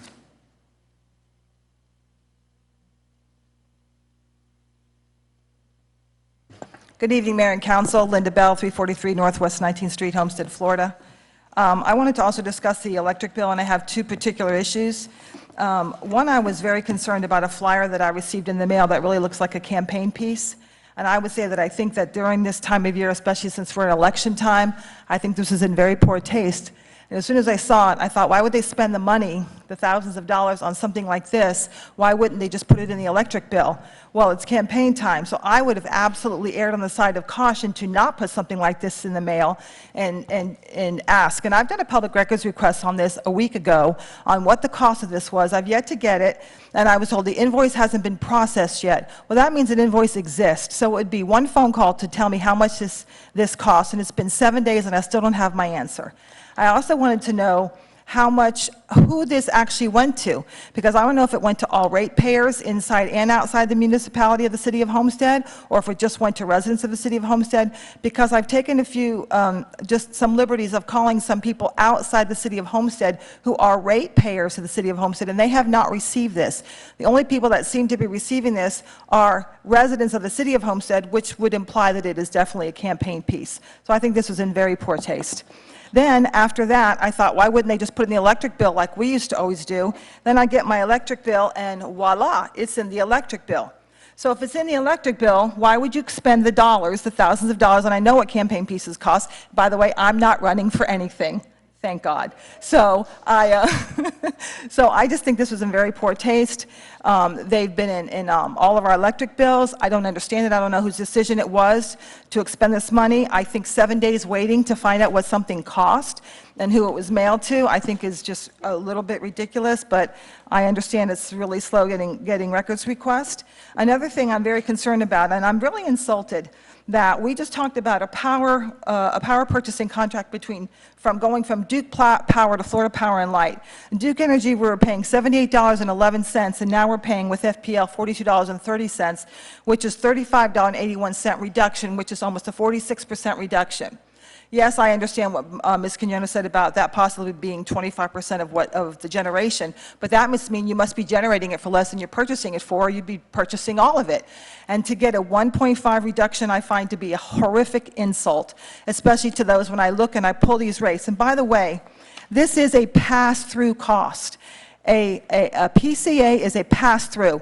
And when I look at this, and I look at all the charges going all the way back to 2001, there has not been any rate reduction in the per kilowatt hour. Not one reduction, including the 1.5%. The only reduction that we are receiving is to the PCA. Is that correct? That's a pass-through charge. That should not be considered a reduction. Well, also, I'm going to finish this up very quickly. My business, the Hotel Redland and the Whistle Stop, just when I compared our rates between FPL, it is almost a $400 difference per month. If I were at Homestead, I'd pay almost $2,000 a month, up to the 15,000 kilowatt hours. With Florida Power and Light, I would be paying $1,700. That is $400 every single month, plus the taxes on top of that. We are being killed, and this is why you're not getting a lot of small businesses and enterprise in the City of Homestead. The same thing with the City of Homestead residents. I have the grid and the chart on the comparisons on what the City of Homestead residents pay and what the others pay. If you're a Homestead resident, per 1,000 kilowatt hours, you pay $119. If you're FP&L, If you're privileged to be with FPL, you pay $94. That's almost a $25 difference per month. We brag about reducing our taxes, and by the way, that 1.5 reduction equals $1.79, $1.79 a month. That is an insult. I can't even buy a cup of coffee at McDonald's for that much. So to be promoting that and bragging about a 1.5% is an absolute insult. And if I seem a little angry, it's because I am, because I've been in Homestead since 1979, and for the last, I don't know how many years, we've been hearing the promises about reduction, and those promises are not coming to fruition. We have two avenues. One's in the Florida State Legislature, which I am pursuing right now, and another one, if we don't get our victory in the Florida State Legislature, the other is a referendum on this plan. And if anybody's interested, please contact me. Thank you. Mr. Manager. Mayor, just because I know a lot of facts have been going back and forth, I just want to reiterate, in November of 2008, the rate cost was $126.55 for 1,000 kilowatts. Today, it's $119.02, and then it goes down another 1.5%. So the problem is, the rates went up and up from, I guess, let's see here, from 2004, they were at $98.77, and then they went to $103, to $106, to $114, $117, $125, $126, '08. From that point forward, they've gone down, they've gone down, they've gone down, and they're going down again.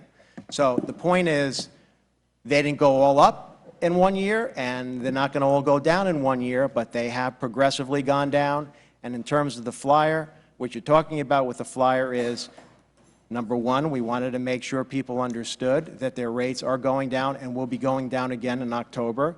And number two, we're encouraging people who still have concerns about their rates to call up the city and ask for an energy audit. And we invite people to call up, and that we're happy to send. We have a contractor that goes to the home directly and will evaluate their electric usage, and we'll give them suggestions on how to lower their rates even further.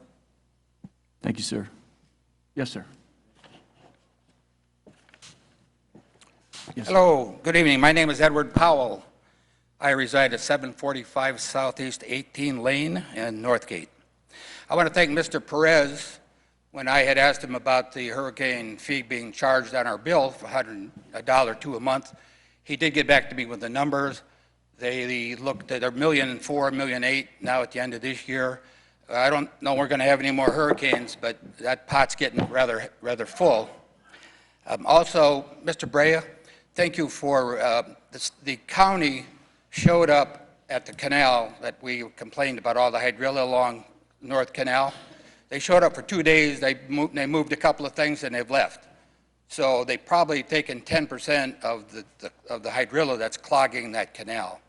Also, all the potholes in Kingman, I know that I've talked to you, this rained, but some of those potholes are getting to be 6 and 8 inches deep. And you may have been out there today. I don't know if your crew got out there, but hopefully the rain will stop and we'll fill some of these potholes. Another thing, I happened to be at the permitting, and I happened to see a little brochure. Anybody notice this brochure? Anybody see this brochure? It says Downtown Homestead, new developments, okay? New Tajma City Hall, beautiful. Rendering of the monolithic police station being built in a historic area, fantastic. The rendering of a Seminole theater that is live and vibrant and brought back to life again with your money. Okay, let's read, Mr. Gretzis. I was told this comes out of your office from your public information officer. Is that true? Yes. Do you approve what this says before it gets out? Yes. Does the mayor see it before it gets out? No. He does not see it. No. So a political statement gets made by you without the council and the mayor seeing it, right? I don't know what the political statement is. There's no political statements in there. Here it comes. Folks, the city is humbled by the response from our community in supporting the revitalization of downtown Homestead. Isn't that great?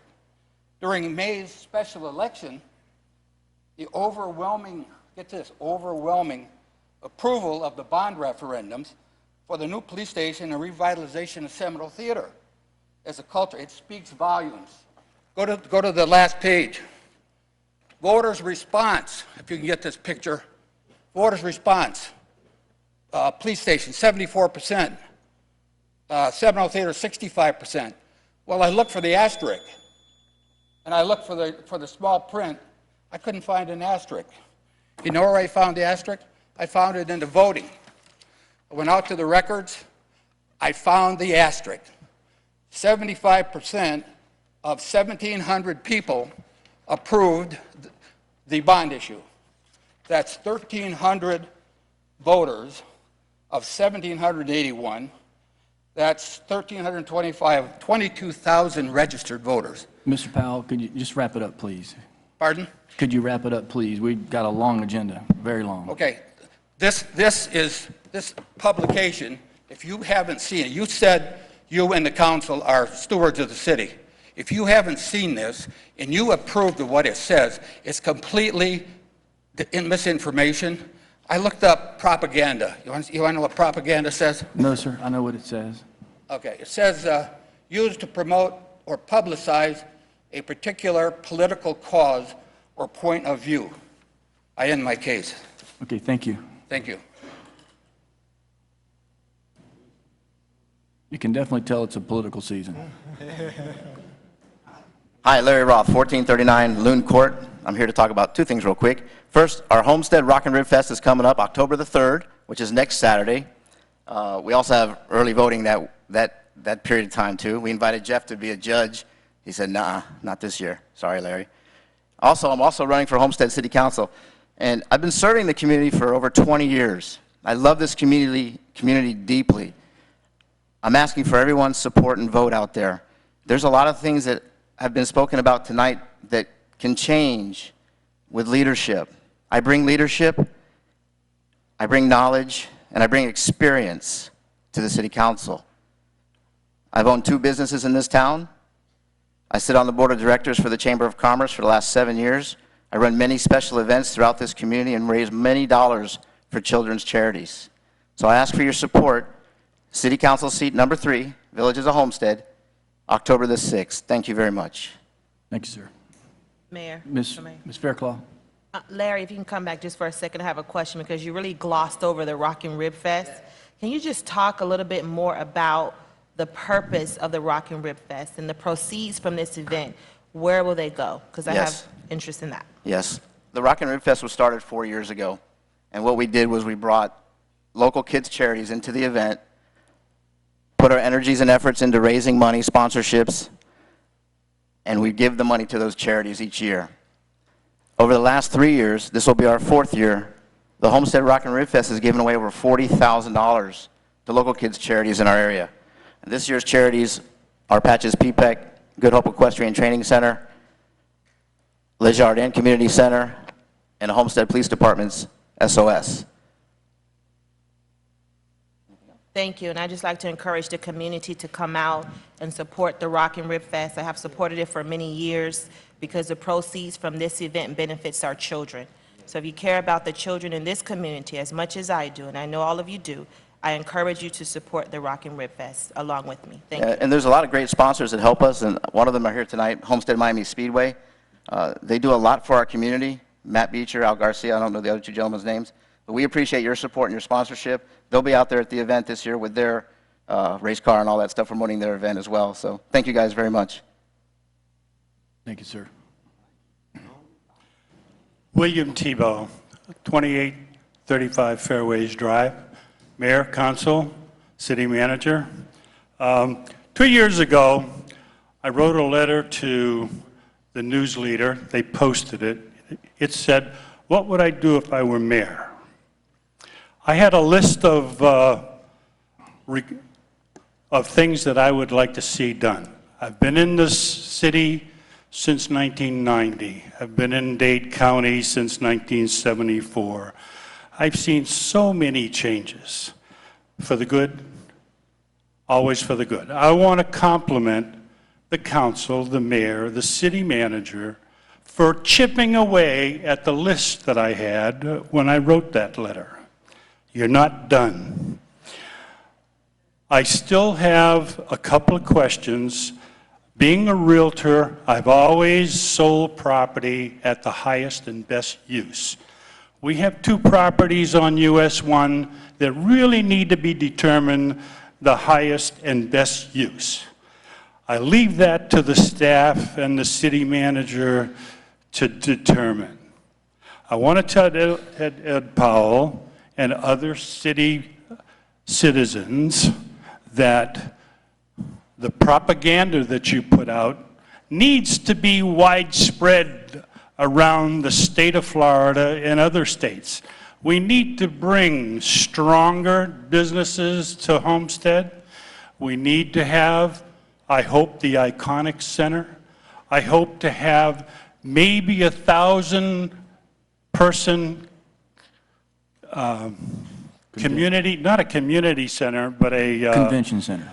Conference center with a major hotel sitting in the center on the 4 corners of Homestead.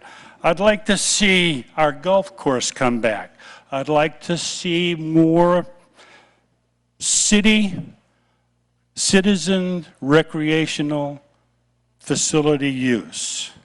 I thank you for your support, your tireless work, and keep up the good work. Thank you. Thank you, sir. Thank you, sir. Mr. Mayor, I'd like to clarify something, because when I sat down, a comment was made, so I didn't have it. My point was that we're calling something a rate reduction when it's not a rate reduction, it's a power cost adjustment reduction.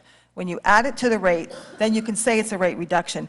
I believe it's a deceptive practice because the per kilowatt hour has not gone down at all. It's only the pass-through that's gone down, and it's supposed to go down because it's a pass-through. And I will say, I'm glad that there's been some slight reductions, but today, at 117.23 as of October the 1st, it's still more than we were paying in 2001. So we still haven't done what we've been promising the residents of Homestead. $1.79 a month is just a joke. That's all. Thank you, Mayor. Thank you. Okay, we'll close the public hearing at this time.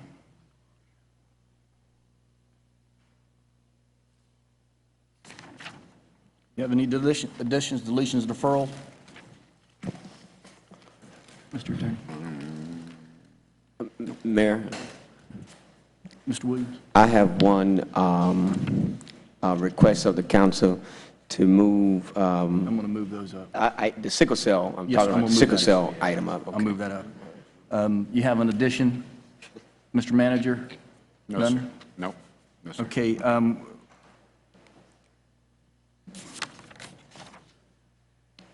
When are you going to do the car for the retirement? Pardon? When are you going to do the car for the retirement? We can do it now. We can do it now. It's addendum 1. It's on there as an addition, so. Okay, well, let's get that so we can get into the presentations. We were supposed to do the couple of important presentations. to So do let's- the addendum now? Yes, so let's knock that out and get that behind us. An ordinance of the City of Homestead, Florida, amending the City of Homestead Code of Ordinance by amending Articles 4, Elected Officials Retirement Plan of Chapter 22.5 Retirement Plans, amending Section 22.5202 definitions, providing for definition of actuarially equivalent assumptions, amending Section 22.5206 death benefit, amending Section 22.5207 federal tax provisions, amending Articles 5 Firefighters Retirement Plan of 22.5 Retirement Plans, amending 22.5252 definitions, Section 22.5256 contributions, 22.258 death, 22.5266 maximum pension, Section 22.5268 miscellaneous provisions, Section 22.5274 direct rollers of plan distributions, amending Article 6 new elected officials and senior management retirement system of 22.5 retirement plans, amending Section 22.5302 definitions, providing for definitions of average annual elected official compensation, average annual senior manager compensation, amending Section 22.5303 benefits, and amending Section 22.5309 federal tax provisions in order to maintain compliance with applicable tax laws, providing for repeal, severability, providing for inclusion in code, and an effective date.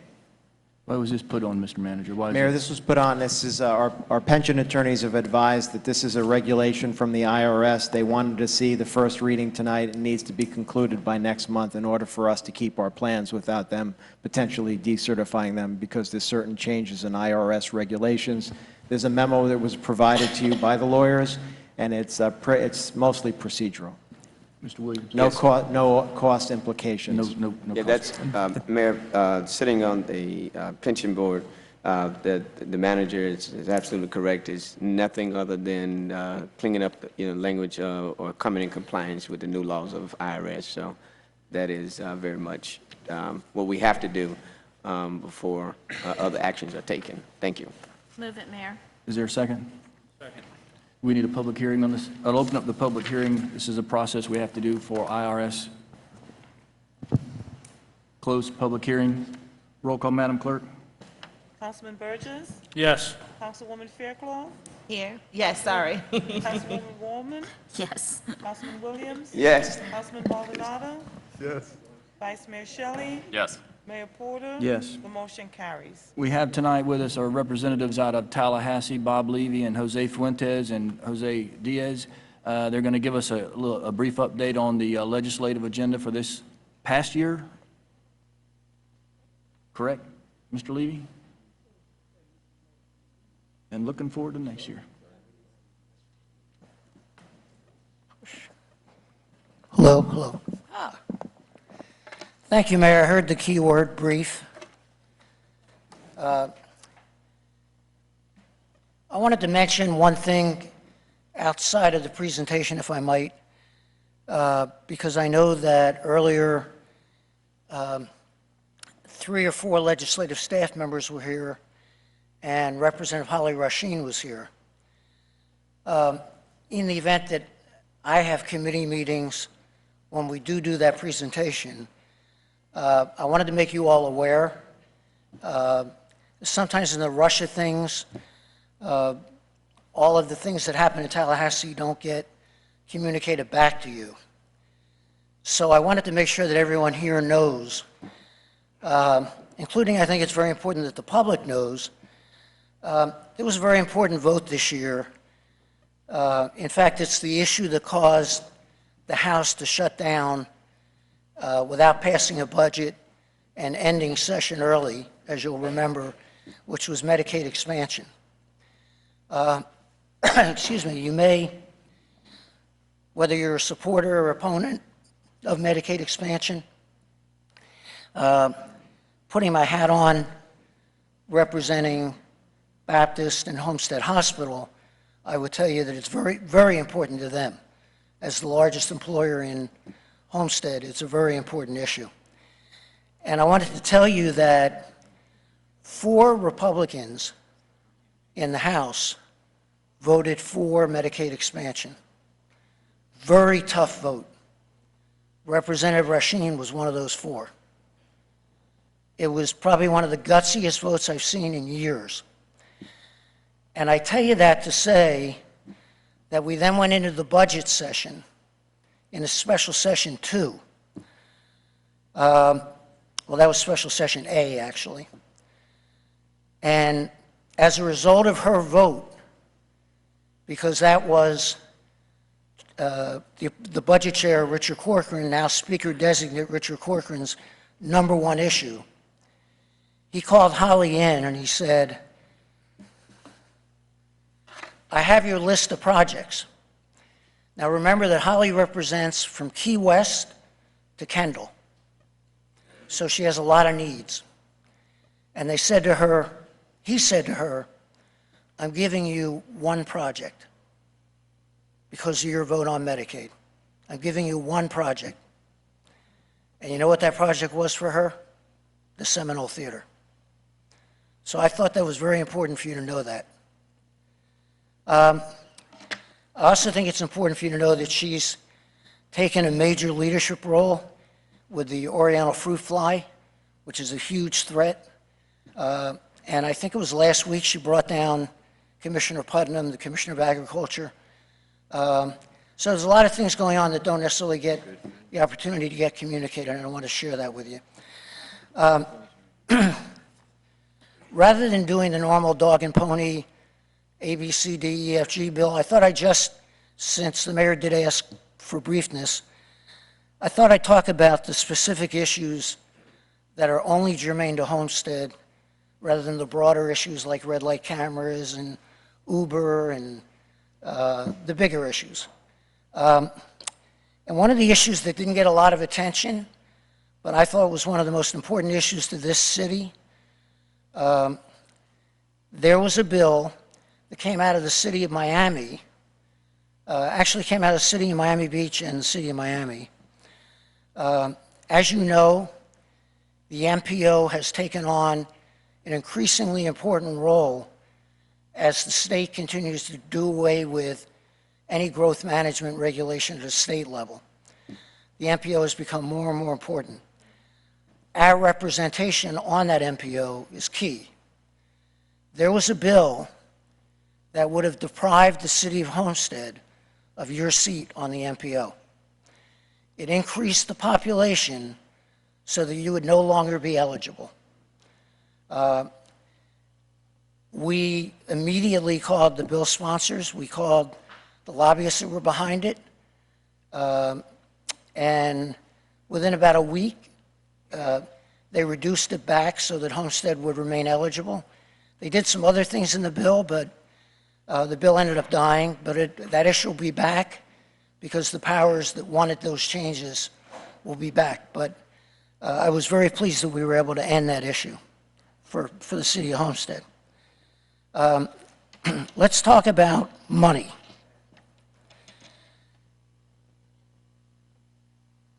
I want to publicly thank the manager. I know he probably thought I was upset with him. He sent a rather scathing directive to us. In fact, I probably wouldn't be here tonight if we hadn't gotten the $500,000. Or Jose. Or our Jose. But I want you to know, Mr. Manager, it lit a fire, and while we still would have gotten that $500,000, it pushed us to go on our knees to the chair of Transportation Economic Development Appropriations, Senator Jack LaValla from Pinellas County, and we begged so hard that he put an additional $250,000 in, which, as you know, got vetoed. But that $250,000 would never have gotten in had it not been for your email, Mr. Manager. So I thank you for that, and I hope it's the last one I see. And I promise, and I would say that the city can't thank you guys enough for everything that you did to secure that money for us. We're very grateful, and thank you. I think when we open the doors of the theater and you see what kind of magic is going to come from inside that theater, you're going to be even more proud of what you accomplished up there. Thank you, Mr. Manager. And as you know, in addition to that $500,000, there was a historic preservation grant that got through and did not get vetoed. Unfortunately for Homestead and other cities, FERDAP did not fare well this year. We had two projects, both Losner Park Acquisition Phase 1 and 2, $200,000 apiece. The legislature decided to only fund small projects and not large projects. So we were unable to get that. They funded nothing over $50,000, so our $200,000 didn't fit in the category. Water, at some point, the mayor told us the Seminole is #1. Fight for the Seminole. If you have to give up water, give it up. Well, we didn't give it up. We never give up. But I would tell you that there was $50 million in water for the entire state. There was $1.2 billion in request. $1.2 billion. 472 requests. which means we were competing with 471 requests. So the fact that we even got in consideration for the track and the pump station treatment plant, we'll be back at the table. We've already met with, we had breakfast last week with Senator Hayes, who chairs that committee. We reminded him that John Burgess's wife happens to be from one of the smallest towns in Florida, Umatilla, Florida, which is in the Ocala National Forest, and that's where Senator Hayes lives. So we reminded him again that he has a Homestead connection and an obligation. As you know, session is January 12th this year, January 12th to March 11th. The legislature is testing this, which coincidentally, this is an election year. Surprise. Surprise. This is an election year, and during an election year, or during any year, when the legislature's in session, they can't raise money. So backing it up was convenient so that they can come home in March and begin their campaigns.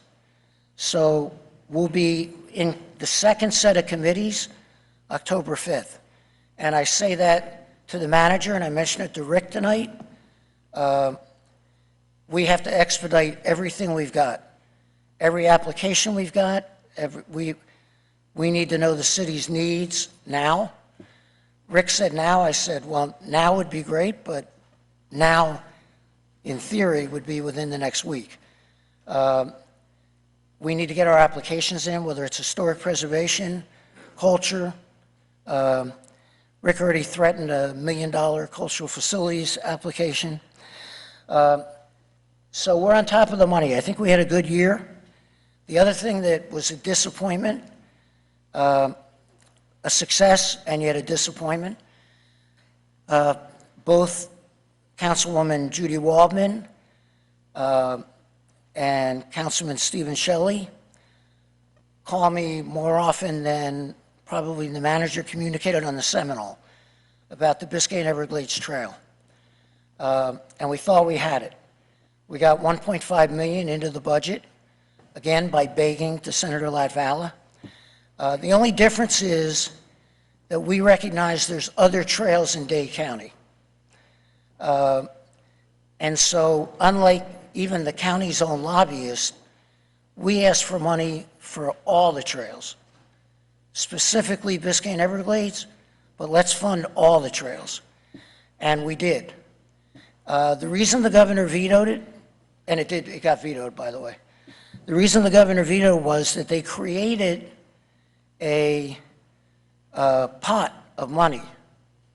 And the governor's a process guy, and so he said, we're putting $25 million here, apply for that money just like everyone else. So $25 million is not a lot statewide for trails. And we would be ineligible this year because we got vetoed. So we're already at the table for 16, 17, but the good news is that they couldn't get their act together in the state, surprise, to figure out how to give out that $25 million. So they're not going to give any of it out. So they're going to give $50 million in 16, 17. So I think $1.5 million is not a greedy ask out of $50 million. So we'll be back at the table asking for 1.5. I will tell you that the county has been our enemy. Their commissioners, some of whom are more powerful than others, who have specific trails that they want. Biscayne Everglades is not on their list. They want the Ludlam, they want the Underline. In fact, Councilwoman or Commissioner Rebecca Sosa passed a resolution asking for $10 million out of the 25 specifically for the Ludlam only, as if the county begins and ends with the Ludlam Trail. Thanks to Commissioner Levine and some others, On October 6th, we're trying to add all the other trails into that ask, especially now that it's going to be 50 instead of 25.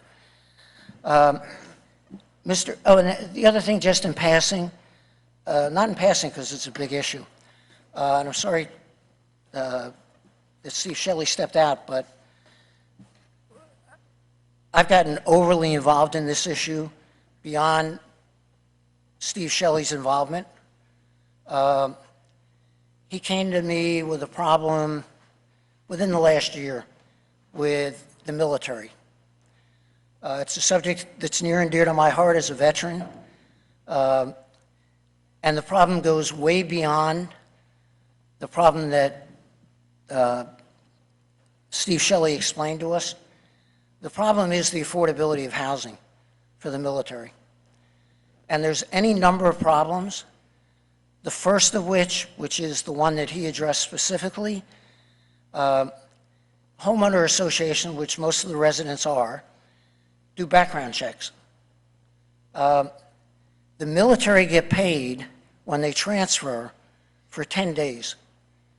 They get 10 days of housing, and then it ends. So if they're not able to move in 11 days, it's out of their own pocket. They're staying with their families in motels, and the homeowner associations are tying them up 30, 60, 90 days.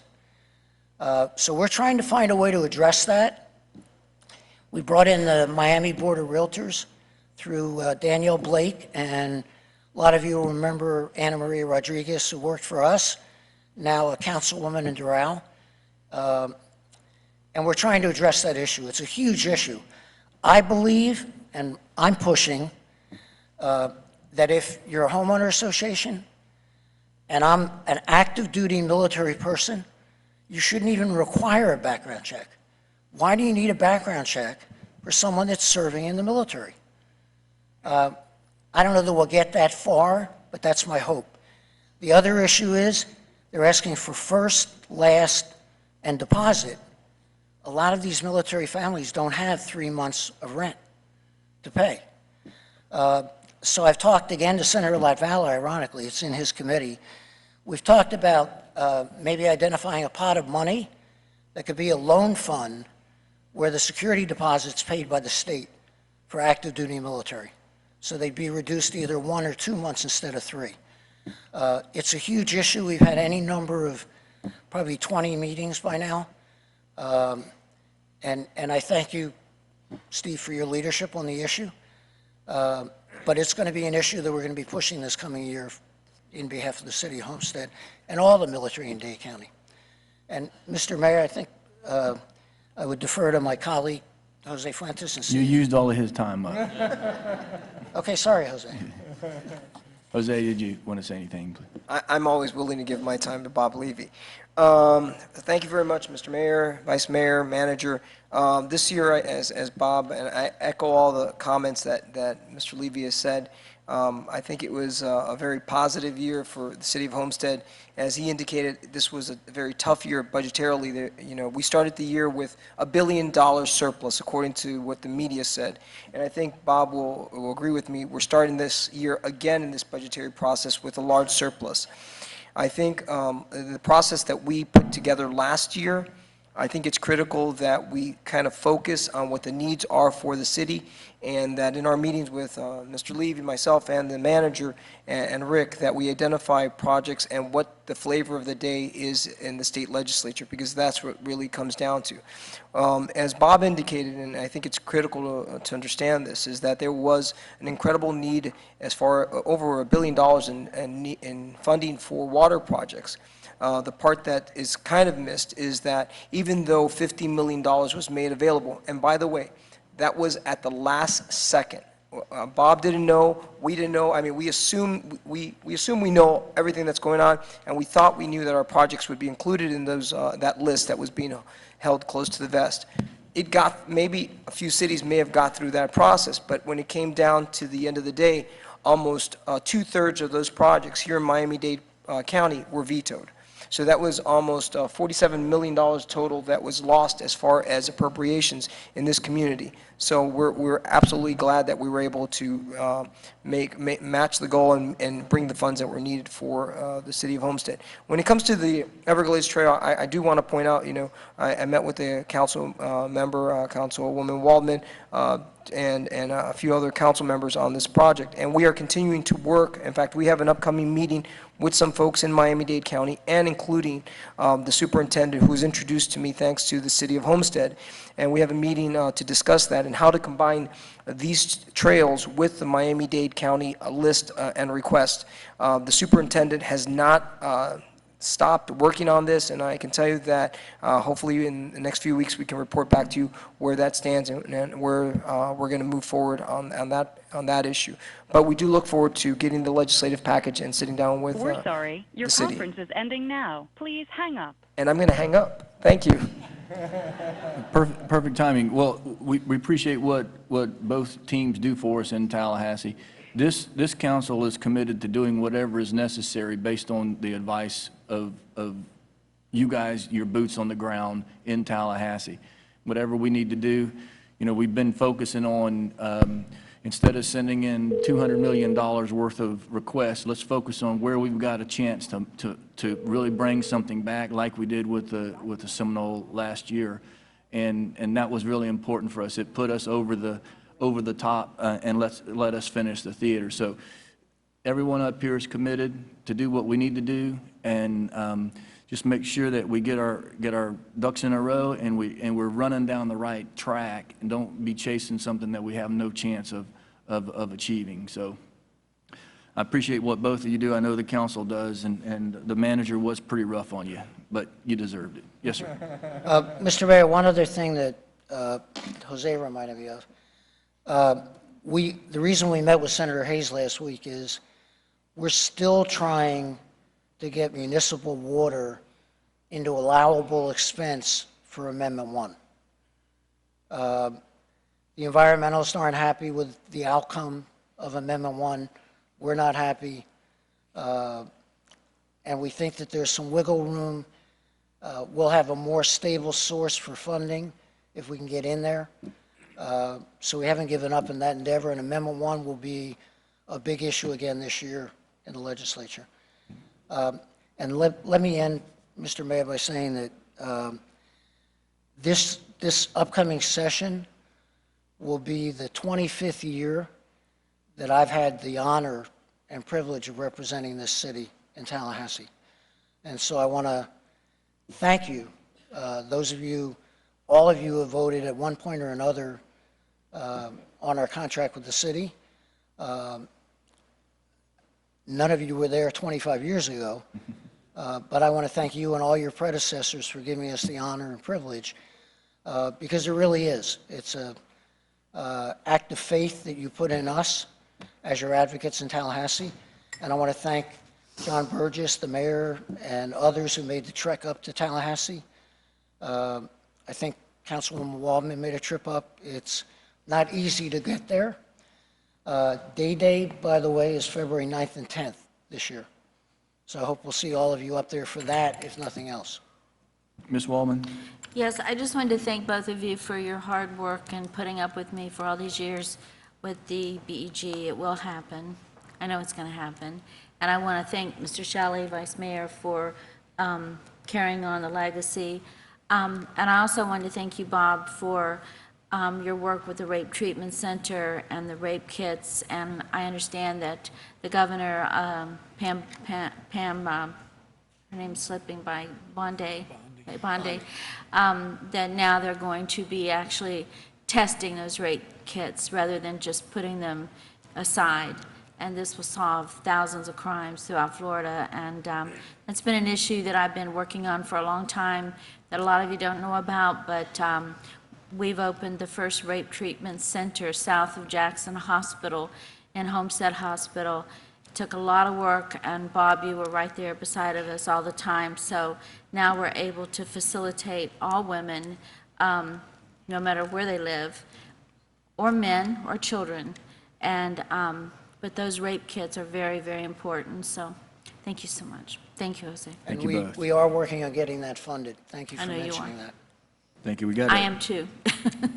we've got another special presentation that we want to get to because Matt Beecher and Al Garcia are here from Homestead Miami Speedway, and they wanted to give us the update on how successful the track is here in Homestead. So, Mr. Beecher, sorry we made you wait. A lot of business on the table still to go.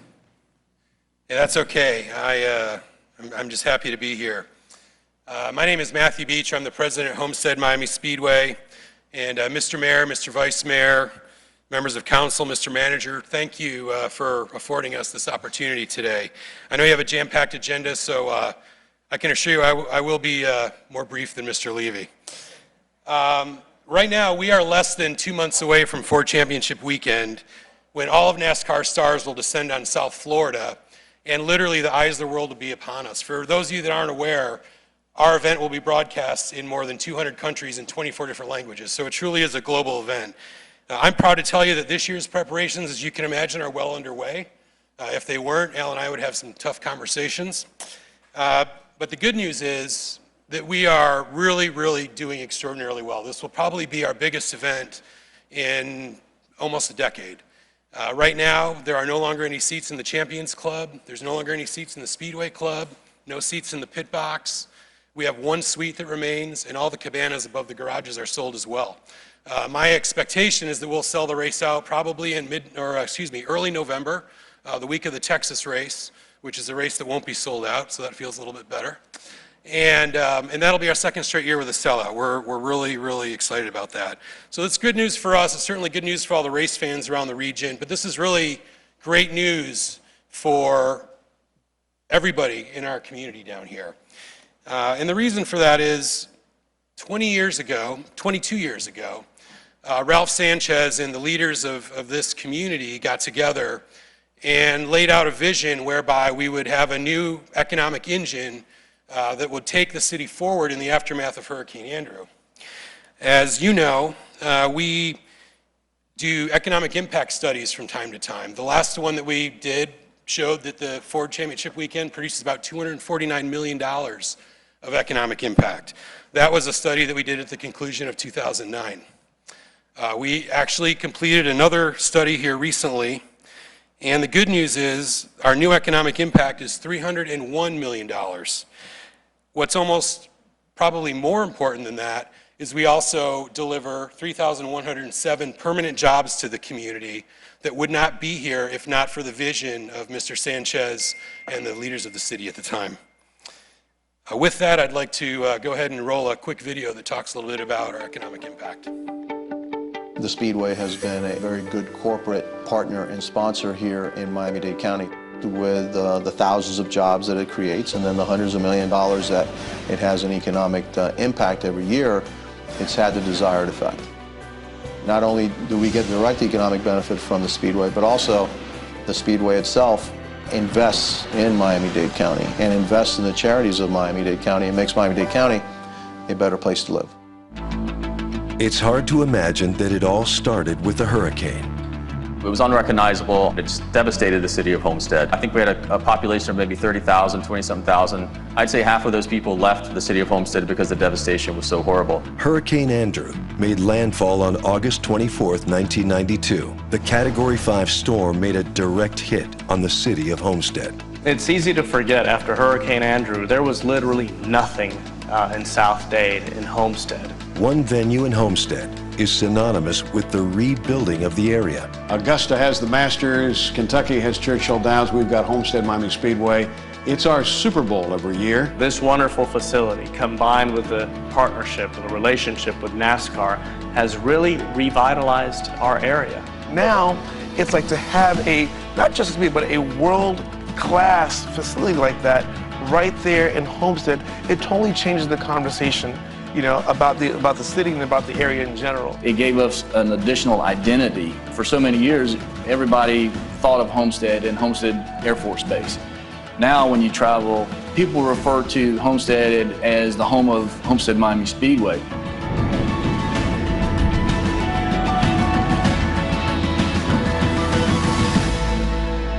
In the months that followed Hurricane Andrew, South Florida businessman Ralph Sanchez saw an opportunity to build a home for racing in the Miami-Dade community. So city leaders at the time decided to get together and figure out what could they do to spark our economy. Sanchez was adamant that a speedway could be the driving force behind rebuilding the once thriving community. It was important in the recovery of Homestead and South Dade to create a speedway here within our city limits as an economic engine. The idea for a track was met with a great deal of enthusiasm by Homestead Mayor Tad DeMilli, City Manager Alex Muxo, and representatives from Miami-Dade County. They comprised one of the most significant public-private partnerships in the history of South Florida. This could have never happened without the trust, the belief that the City of Homestead has put on our organization. It was the first major investment in South Dade after Hurricane Andrew. Groundbreaking took place just 1 year after Hurricane Andrew made landfall. The concrete walls are about 85% done. The fencing is about 90% complete. The buildings in the paddock are about 70 to 80% complete, and we look forward to a grand opening on the first weekend in November.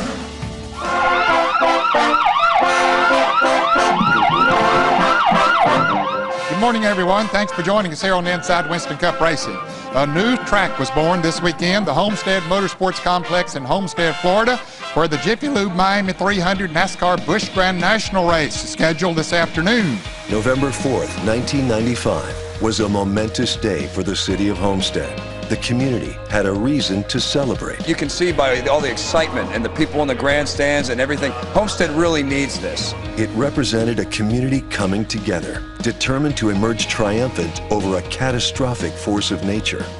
I am very, very happy. I'm very pleased and honored to having been able to bring this great facility to South Florida and to have NASCAR here with us this first weekend. The community celebrated, along with Jeffrey Bodine, who would be the first race winner at Homestead Miami Speedway in a NASCAR Craftsman Truck Series exhibition race.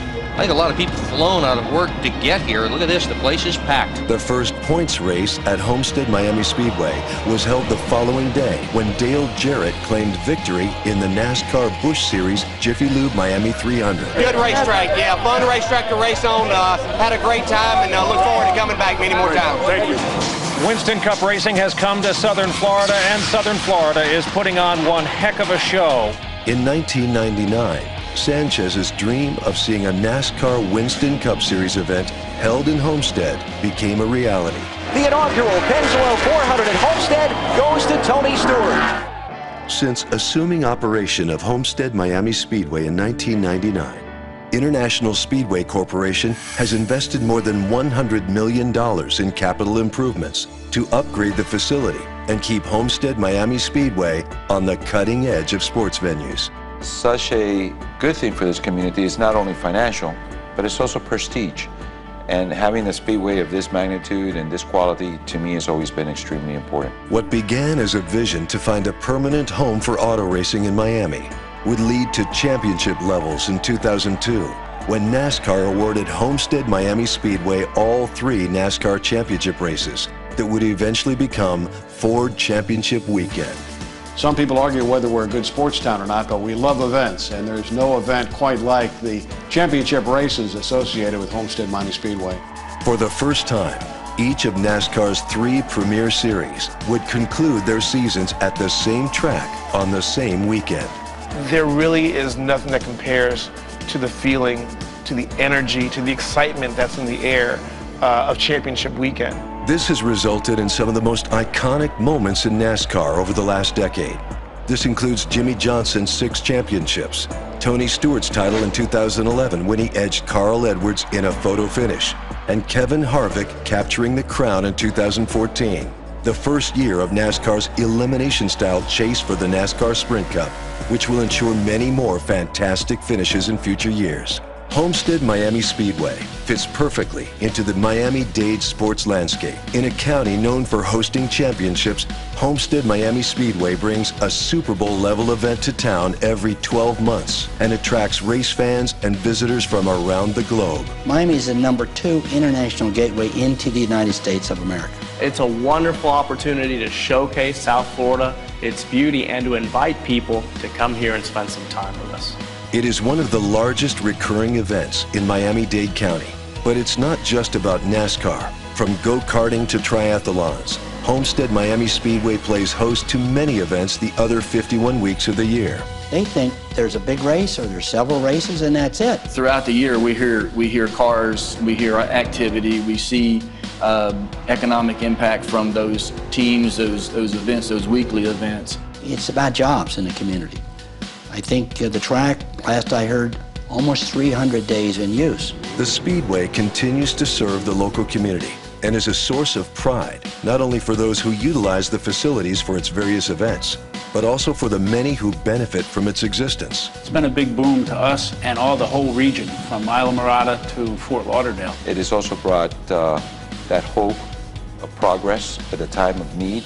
It is representative of the resiliency of a region to come back bigger and better than ever. You can look, you go to our downtown, you see all the buildings that we have going on. We're trying to attract national companies. Since 2013, Homestead Miami Speedway, through its charitable arm, Driving for a Cause, has awarded grants to local nonprofit groups each year. This particular organization has been a major good partner in the community. The Speedway is responsible for more than 3,100 permanent jobs to the local community. It also infuses the South Florida economy with a total economic impact of over $301 million in revenue each year, including over $51 million in additional tax revenue. The electricity you feel here throughout South Florida when the Speedway is in action is really just that, electric. It's one of those things that you feel. It's throughout the year. We see so many visitors here at the zoo. So many visitors come here during the races. So there's a huge economic impact. For us to have this every year, it's very important for the people of Miami-Dade County to know the value of the racetrack and the Speedway and what it does for our economy. The TV audience is enormous, and in-person attendance for Ford Championship Weekend includes race fans from all 50 states and more than a dozen countries. I had sort of dreamt about that for the last 8 years, so it was quite exciting, but I had seen it already in my own mind. Ralph Sanchez's vision lives on in a speedway that grew out of a public-private partnership. Its impact on the community continues to be felt by many. Celebrating its 20th anniversary in 2015, Homestead Miami Speedway continues to drive growth in the region and serves as an ambassador for Miami-Dade County on a national and international level. It has totally transformed South Dade for the better. And the more we do to preserve this track, to invest in it, to invest in the wonderful relationship with NASCAR, the better off we will be as a community. Thank you.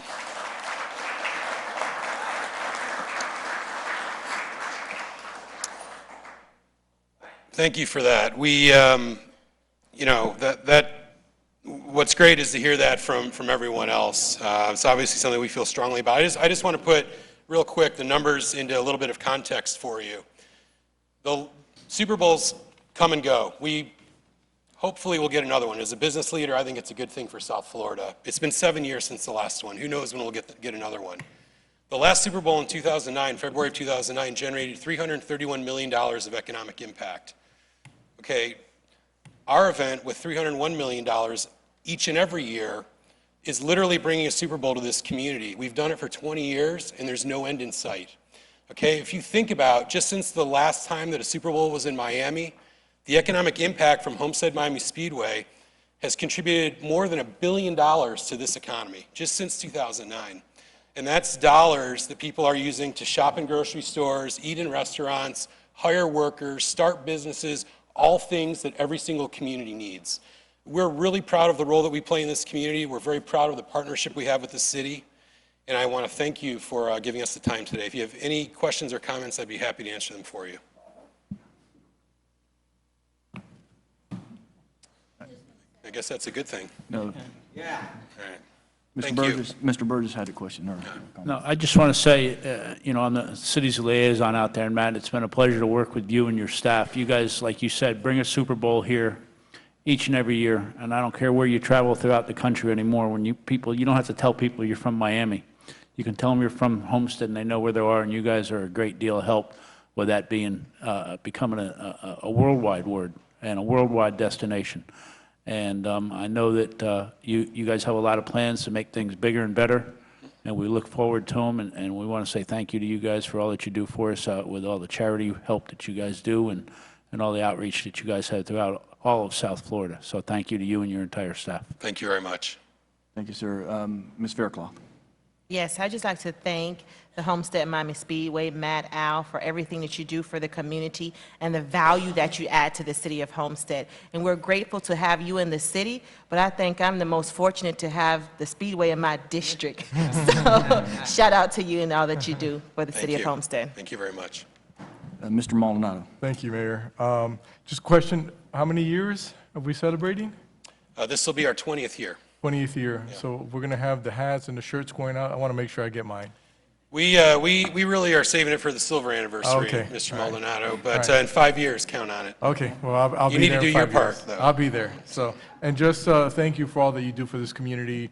We know how you've impacted this community through all the charitable that you've given to this community, from the kids to the hospital. So we thank you, the city thank you for everything that you do. Thank you. Ms. Waldman? Yeah, I have to say something. Sorry, I know we're gonna be here till 1 in the morning, I'm sure. But I've worked with Matthew and Al for even longer through the hospital and the charitable things that my husband and I do through the hospital for children and pediatrics. And but most of all, I want to thank you for opening your doors when we had nowhere to go and adopting our city for our 4th of July events. I had to mention it because it wasn't in your presentation, because what did we have last year, this year? Right around alone? 15,000 people.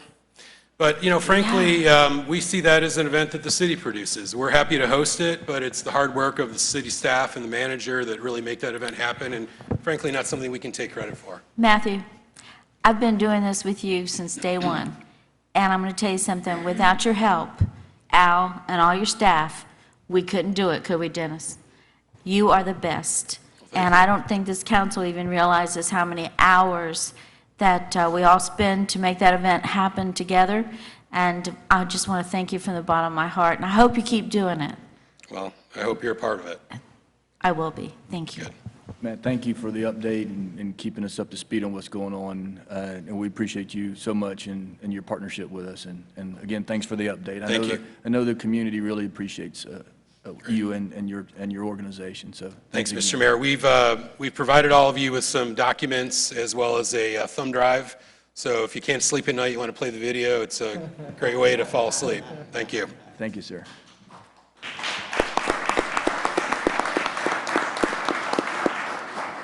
All right, next item is a consent agenda. Is there a motion? Is there a second? All in favor? Aye. What we'd like to do right now is I'd like to move up tab 3, tab 37, and tab 42, and take tab 37 first, please. Yes. Tab 37, Mr. Williams, I think is... Yes. I thought I saw Selena. Yeah, would you come and invite our guests? Can we, Mayor, what is, or Rich, is it the procedure that he would read the resolution? Right, I think or we what- should or read what- the resolution and get it on the floor. Okay. Resolution of the City Council of the City of Homestead, Florida, supporting efforts to combat sickle cell disease and recognizing the month of September of each year as a Sickle Cell Disease Awareness Month in the City of Homestead, Florida, providing for implementation, providing for an effective date. Yes, thank you. Many of my colleagues know, and the wonderful citizens within Homestead. If most of y'all don't know, I suffer from sickle cell disease, which is a inherited blood disorder within minorities, Hispanic cultures, and many other cultures, Mediterranean. And it is a disease that affects predominantly those specific entities. And it is a disease that causes severe pain throughout your entire body, and you suffer organ loss, organ damage, strokes. I've had best friends who have died at the age of 16 from this debilitating disease. It is a terminal disease, and so the lifespan that they give back in the 70s were almost at age 25 or 24. And I had an aunt to die from this disease at the age 27. I'm now 36, so every day is a blessing for me to be here. But I think the awareness, and September is a month of recognition, and on my page, my personal Facebook page, it lists a sickle cell warrior. And there's not a day that does not go by that I'm not in some kind of pain. And I think the awareness for the entire Homestead community, and so that's why I brought this resolution to Homestead, to my colleagues, hoping that they would endorse it and make the month of September the awareness month for the city of Homestead. And so if you don't mind to read the entire resolution, Richard. I have given this resolution out at the last COW meeting so that my colleagues will have the time to read over it and understand it. But I'm a living example of what this disease can do. And so many times my son, he has a sickle cell trait, so he will not pass down the disease. So we stopped the tract in our family. I have a cousin that suffered with it, with the disease itself, and she is always in and out of the hospital. And so to be able to pastor, be a city councilman, and a single father, I'm really blessed, and I want persons to be aware that this disease is alive and well, and the struggle is real. And so, Richard, if you will read the entire resolution, and then I will move the resolution. Whereas the City Council finds that sickle cell disease is a medical disorder which adversely affects citizens within our community and impacts persons throughout the nation and worldwide who are suffering from this disease. And whereas sickle cell disease is the most common inherited blood disorder in the United States, affecting approximately 70 to 80,000 Americans, including 1 in 500 African Americans and 1 in every 1,000 to 1,400 Hispanic Americans. And whereas sickle cell disease has a significant impact on the individual's quality of life, causing both physical and economic hardship and often contributing to early death. Whereas the city commends the efforts of doctors, scientists, and individuals who battle and cope with sickle cell disease, will recognize that greater public awareness and education is needed in order to more effectively battle this devastating disease. And whereas the city desires to enable city staff and the community to participate in events to educate the Homestead community concerning sickle cell disease and all available medical and economic assistance and resources as a part of a program of community awareness and education. Now therefore be it resolved by the City Council of the City of Homestead, Florida, that the above recitals are hereby adopted and confirmed. 2, that the City Council hereby encourages enhanced efforts for community awareness and education concerning sickle cell disease.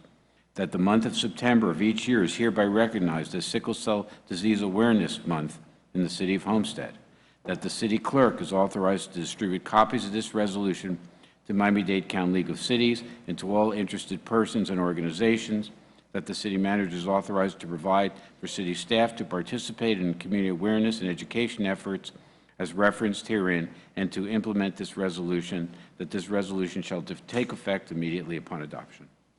And with that, Mayor, I humbly and passionately ask that the consideration, because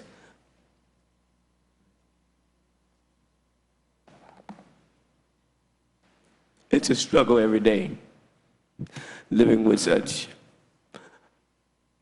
a horrific disease that attacks everything in your body. And this is something that I'm very passionate about. And I've invited Dr. Bethel, I know she has to go, but for just a skinny minute, could you just give us an overall so my colleagues can be a little bit more in-depth, if the council will indulge that at this moment? I'm just going to open up the public hearing at this time, so please go right ahead. Okay, good evening. My name is Dr. Mona Bethel Jackson, and I am a native of Miami. I'm here to talk about sickle cell disease. Children inherit sickle cell disease from both parents who may be carriers of the sickle cell trait or parents with sickle cell disease. And I think something that is very important that you need to understand is that even if your child is not, if the child does not have sickle cell disease, but if that child has the trait, if that child partners with someone else who has the trait, there's a great chance that that child, that offspring, will have sickle cell disease. And that is why it is important that everyone be educated. Sickle cell impacts many, many numbers here in the United States. But if I look at it in terms of nationalities, it includes African Americans, Arabs, Greeks, Italians, Latin Americans, and persons from India. You can be Caucasian and have sickle cell disease or trait. Sickle Cell Miami suggests that all races participate in screenings for the hemoglobin at birth. Your doctor can do a simple blood test called hemoglobin electrophoresis to know if you have the disease. And I want you to know that on Saturday of this week, we are sponsoring a sickle cell walk. It will be held at the Betty T. Ferguson Recreation Complex, 3000 Northwest 199th Street, Miami Gardens, Florida. And we are looking for people to come and walk, donate, volunteer. We will start the walk at 9 a.m. and we will have people arriving starting at 8 a.m. But I don't want anyone here to think that because you are Caucasian, you are exempt. The only way you're going to know what is your status, because you could be sitting right here now around this table and not know that you have the trait. And if you partner with someone who has the trait, that offspring has a very strong chance of getting sickle cell disease. And it is very debilitating. As he indicated, he's 31 now. 36. 36. Give him a few. But I am aware of someone on our board who has sickle cell disease, and he's sick quite a bit. But the thing that I can say is that based upon some of the new scientific research, medications, and things that are going on, he is lucky enough to have lived to age 50.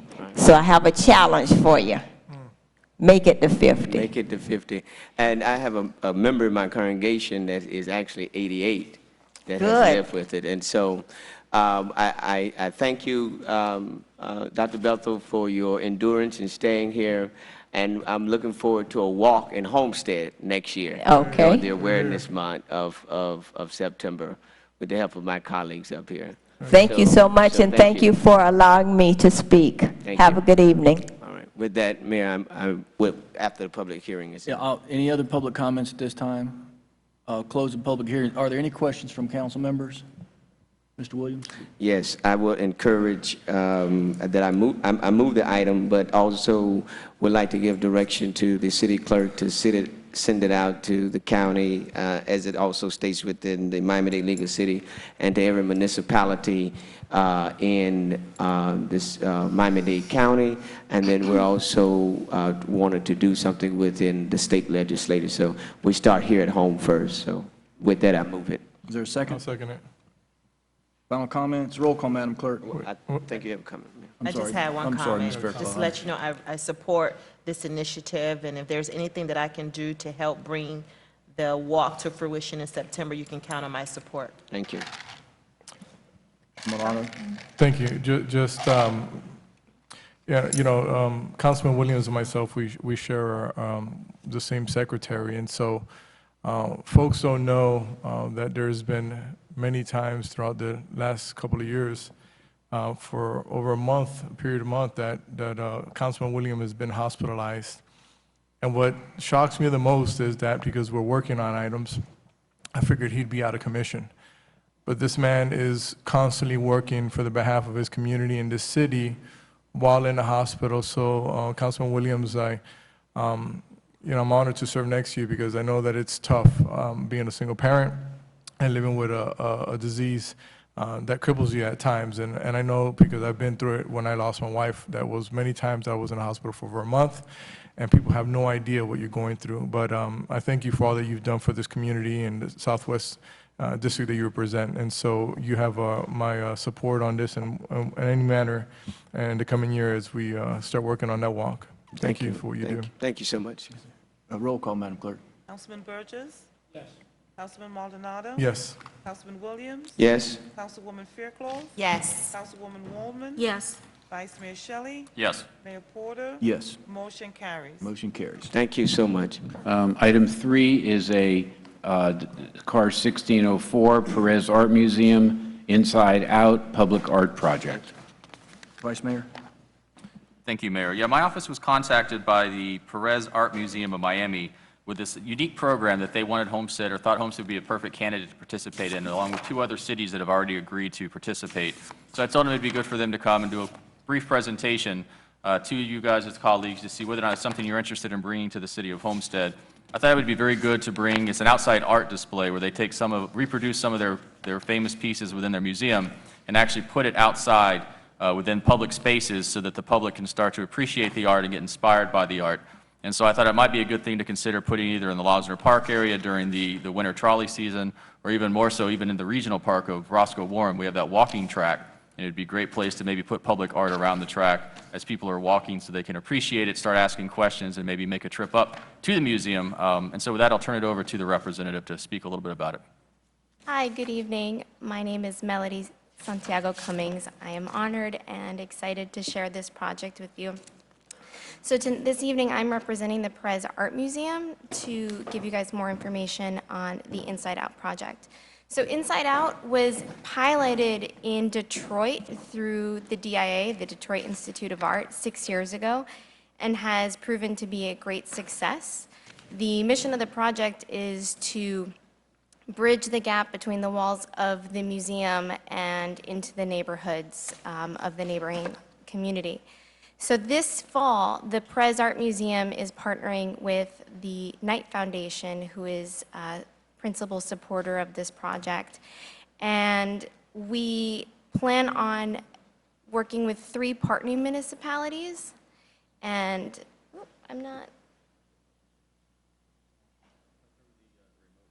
To change the slide.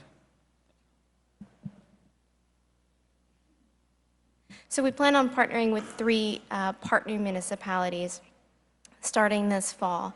And we will be making 30 high-quality reproductions. We'll be making 30 high-quality reproductions of works in the Perez Art Museum collection, reproducing them, framing them professionally, and treating them to withstand being outside for a period of a year.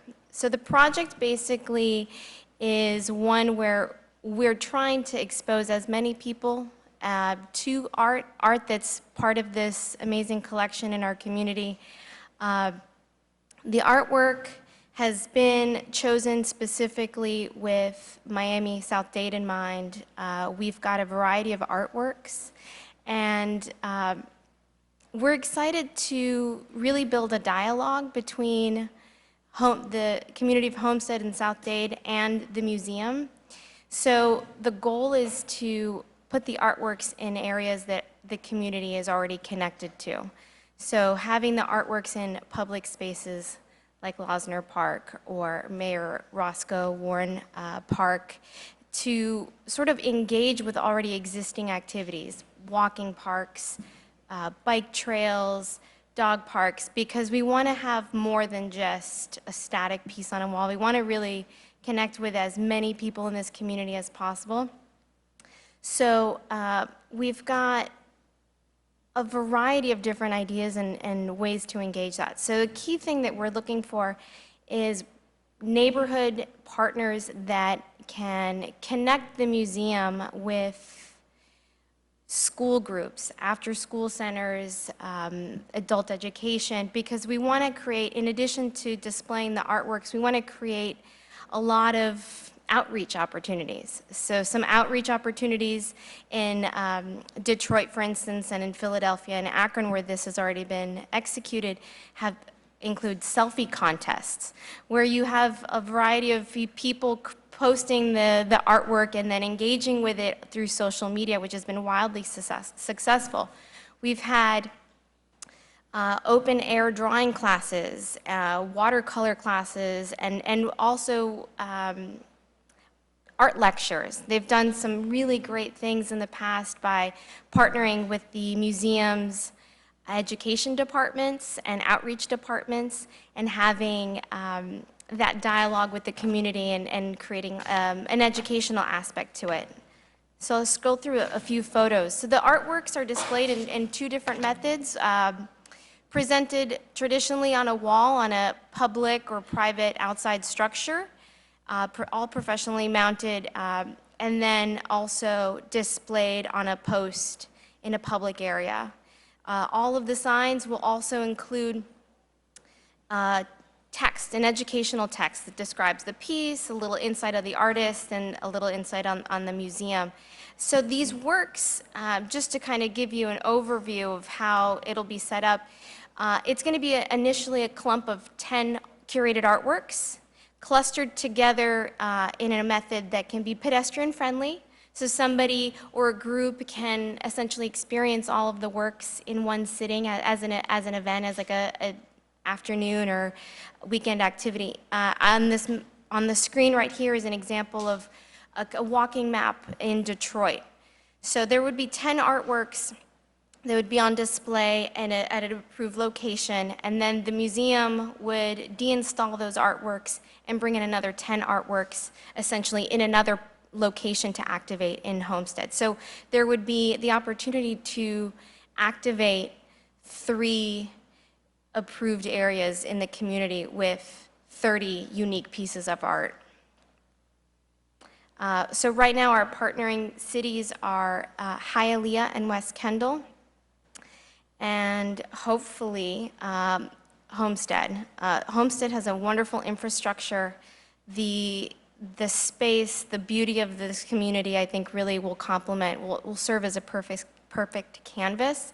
We're also really interested in possibly working alongside the National Trolley System, maybe peppering in some artworks along the way. I mean, we're really open and want to make sure that it's mutually beneficial to the community and its partners. So some of the desired outcomes are to further cement a relationship with the South Dade area and sort of the urban core where the museum is. And we want to have a lot of sort of openness and opportunities for the community to sort of brainstorm with us. What are your key objectives? How can we pair the museum work specifically to meet the goals of some of the fall, spring, and summer plans for the community?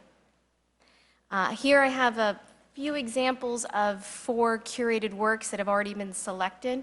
We're working at a breakneck speed to accomplish the project by selecting the works, getting the copyrights, and reproducing it.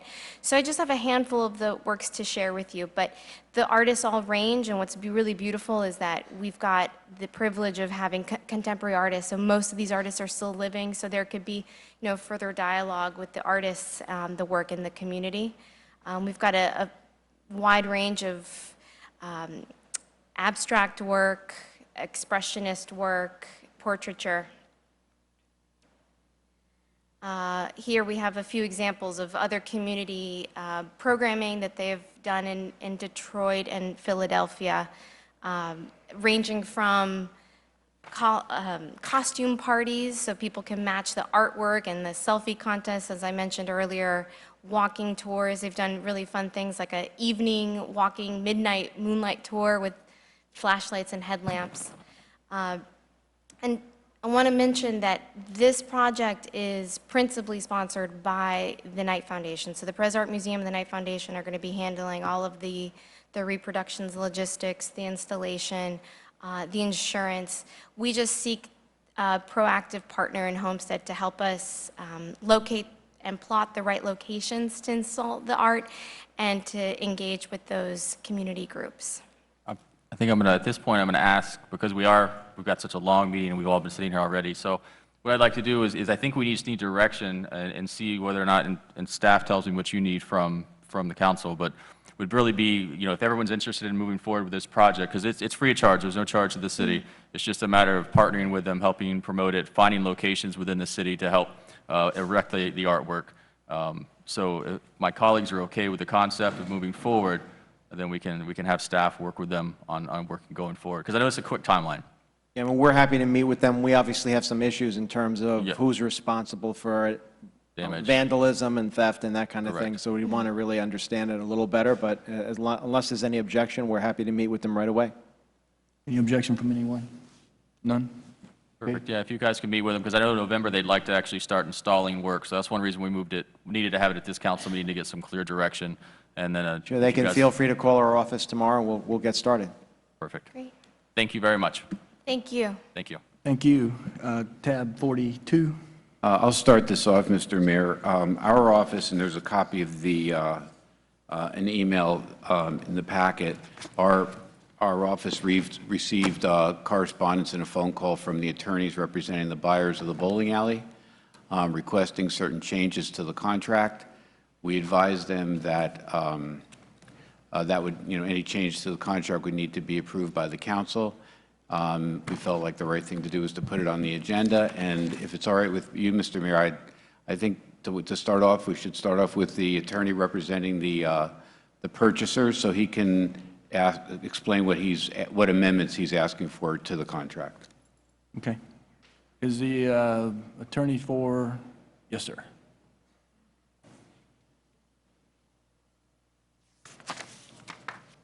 And basically, Richard, the question is, to the council, is this one section of the contract being asked to move forward, to change just one section of the contract, right? There's a number of sections that are affected by it, and so if the council wants to go through with this, we'd have to really, there's been three sections that are you Mr. Lumpkin? I am. Okay, that Mr. Lumpkin has suggested, but we would have to go through the contract to see whether there are other sections that need to be amended to sort of conform it. And to answer questions from our side, I'm here, and also my partner Lillian Rango is here, who's been dealing with Mr. Lumpkin. Okay, go ahead, Mr. Lumpkin. Welcome. Good evening. My name is Tom Lumpkin. I am a lawyer. I am the attorney for RT Automotive LLC, the purchaser of this property from the City of Homestead. A few weeks ago, we put the city's attorneys on notice that we saw a need for some technical corrections to the contract, largely because the timing of RT Automotive's ability to obtain a dealership license was off. Right now, the contract presently reads that the dealership license shall be obtained within 150 days after the effective date of the contract.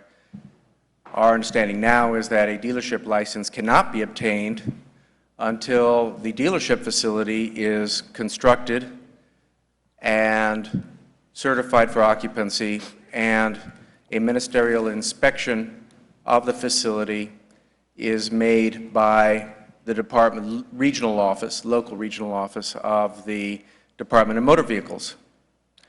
So the need for these technical corrections on dealership license affects 3 sections of the contract.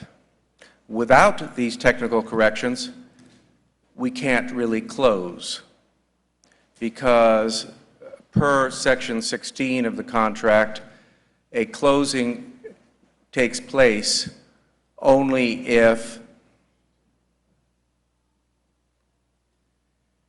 after the last to occur of the issuance of the development approvals and the issuance of a dealership license. So we have a circular problem that exists in the contract right now. Our proposal is that we would amend Section 16 simply to delete the requirement that issuance of a dealership license be obtained before a closing can occur. The 2 other sections of the contract on which we put the city's attorneys on notice that we're in need of correction are Sections 13.7, which presently requires that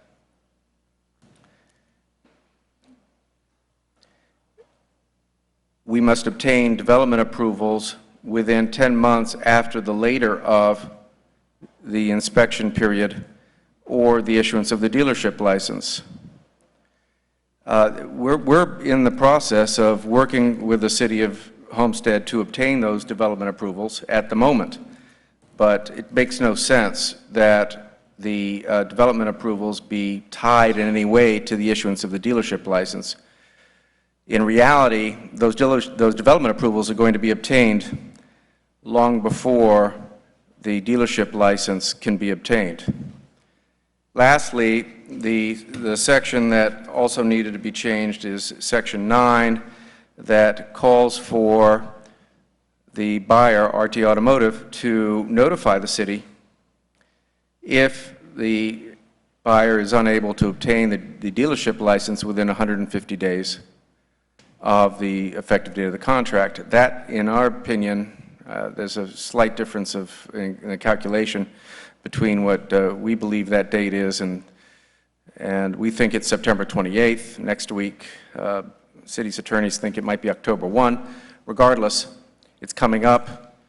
Under the present reading of this contract, we would simply be under an obligation to inform the city by notice that the buyer has been unable to obtain the dealership license within 150 days.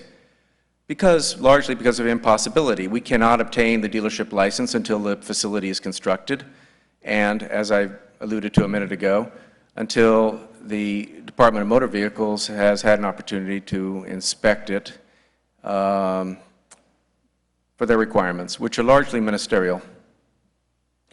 The Department of Motor Vehicles' requirements for the issuance of a dealership license is that there be at least 100 square feet of interior office space other than hallways and restrooms, and that there be dealership display area that can be either inside or outside. So the typical process, as we now understand it, is that once the facility is constructed, the dealer applies, and Department of Motor Vehicles comes out and inspects it and finds that the requirements of the statute calling for 100 square feet of interior space and display area have been met, and certifies the right of the dealer to commence operations and will issue a dealership license at that point. Is that all, sir? That's it in a nutshell. Okay, thank you. Richard, what's the staff's opinion or your opinion? I'm sorry? We don't have a disagreement with Mr. Lumpkin. The contract says one thing. They have told us orally and in writing that they are unable to fill a condition, something that needed to be done. We gave them our the dates are not important. They're within 2 days of each other, but basically by the end of September, they were supposed to have their dealer's license from the state. They've told us that they were unable to do that, and they're basically asking the city to make an amendment to the contract so that that doesn't become a, so the contract's not terminated. That's basically what they're asking for. Without this amendment, there is the option to terminate. Without this amendment, either party has the ability under the contract to terminate the contract if they don't have the dealership license. There were a number of contingencies in that paragraph. One was dealt with the Hyundai dealership, but this is the one that they've said that they cannot fulfill. Mr. Burgess? Mr. Lumpkin, you weren't here at the previous proceedings, but perhaps your client has told you we were rushed and promised that it had to be done that night because of a Hyundai dealership agreement. What happened to that agreement from that night? My Because understanding. we were told it had to be done that night. My understanding is that there was, I was present, by the way, I was sitting in the audience, that Hyundai had a letter of intent that was required to be fulfilled within. We fulfilled our part. And I was told that if we fulfilled our part, the dealership deal was done. What happened to that? The Hyundai plans to give RT Automotive, LLC, a dealership, a franchise, to put into this facility once it's constructed. But that's not what was represented to me the last time you guys were before us, in my eyes. Maybe that's what was tried to be represented to me, but in my eyes, that's not what was represented to me. And I went back through my notes, and that was not represented to me.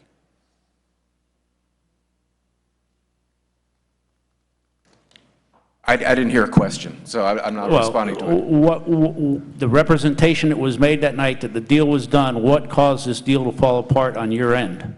No deal has fallen apart, as you put it. Well, you don't have the Hyundai dealership yet, which I was told if we voted on the deal that night, I think there's it would a be misunderstanding. We're talking about different parties here. Hyundai is the manufacturer that franchises the dealer for the cars that will be sold at the dealership. Correct. The Department of Motor Vehicles is a state agency that has an independent obligation. But there was no representation of that made when we were here the last time we were here. Representation as to what? That the DMV had to be involved in this and that. We were told that we needed to get this vote done because Hyundai had given us a specific timeline to get this deal done so that they could agree to the dealership with RT Automotive and that things would proceed from there on. Hyundai was very much an issue of pressing need at the time in April when this contract was presented to the council. All we're talking about now are technical changes to the contract to change the timing of the issuance of a dealership license by Tallahassee. Well, I've got other issues too from things that I've seen transpire from our attorneys on, but I'll hang on to those for a minute and see if anybody else has a question. Any other questions from council? Ms. Wallman and Ms. Fairclough. Which meeting are you referring to? Because we had it was like an emergency meeting in the manager's conference room to move forward with the contract. Were you there?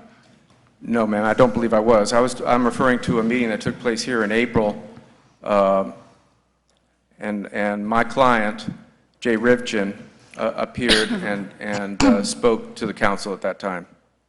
Well, we had if I recall, it was on a Friday evening.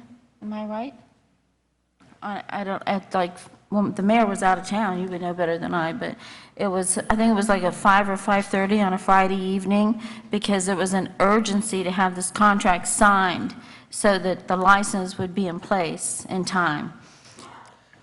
And Ms. Wallman, that meeting was predicated on the fact that there was conflicting information from HUD as to whether or not we were responsible. Right, but the contract we needed to move forward with the contract. Again, there was signing. conflicting questions or opinions about did we owe or did we not owe the money back to HUD. So I think there was just to clarify that let the council clarify that they still wanted to go forward. So I think there was two different, that was the only question, was whether we still wanted to go forward as a body. But there was an predicated on the urgency that, the special call. that it had to be signed within a certain period of time.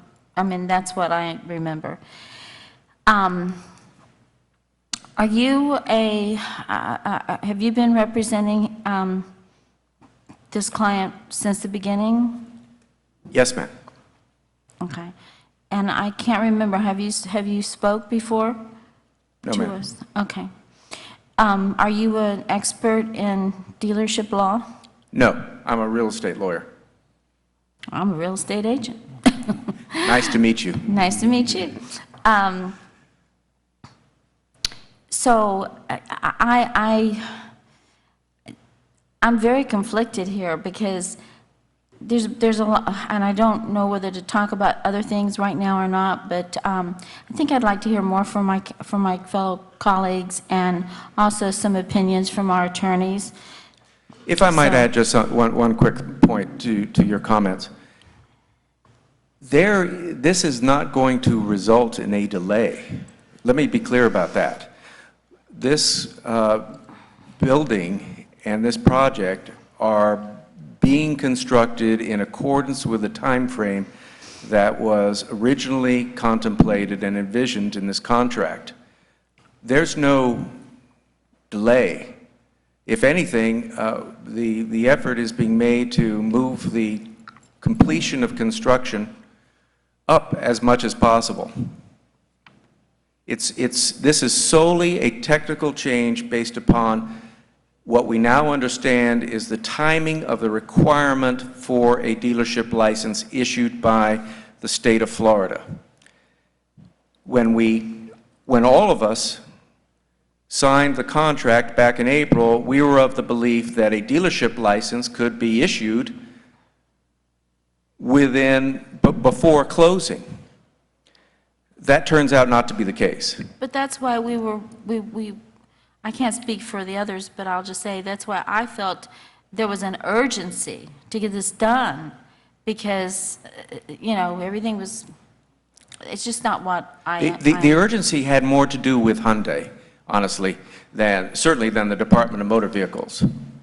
The Department of Motor Vehicles hasn't had a hand in this at all, neither in the negotiation nor in the communications with our client.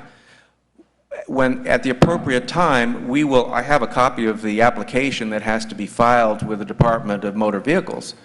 And it's a fairly ministerial task. Once you have to be fingerprinted, you have to identify the location, you have to have closed, and they have to have come down, and they come down from the regional office, which my understanding is in Kendall. But didn't you know that? I did not know that at the time. No, I did not. I mean, the client owns many dealerships. Didn't he know that? Apparently not. And I want to point out to you that this requirement was in the contract as it was originally presented to us by the city. And? I mean, that was So part of the negotiations. all my point is that there was a mutual mistake that was made as to the timing of when a dealership license could be obtained. I can tell you something else that I'm disturbed about, and that was that when we first heard from your client, it was going to be a brand-new, beautiful, I mean, we were shown pictures, architectural drawings of this new dealership, and then in the middle of all of this, then there's been talk about wanting the old plans for the bowling alley and building around the bowling alley, and so like I said, I'll reserve my comments until I hear Mayor. I'll reserve time to speak if I need to. Everybody can have as much time as they need. Okay, thank you. Ms. Fairclough? Yes, thank you, Mayor. I have several questions. So I guess it's a fair statement to say that prior to this contract, that you were unaware of the availability of obtaining this dealer license prior to the inspection from the DMV and the closing? Correct. Were we aware of that? Because I'm trying to understand, why do we even put it in the contract? Lily, do you want to respond?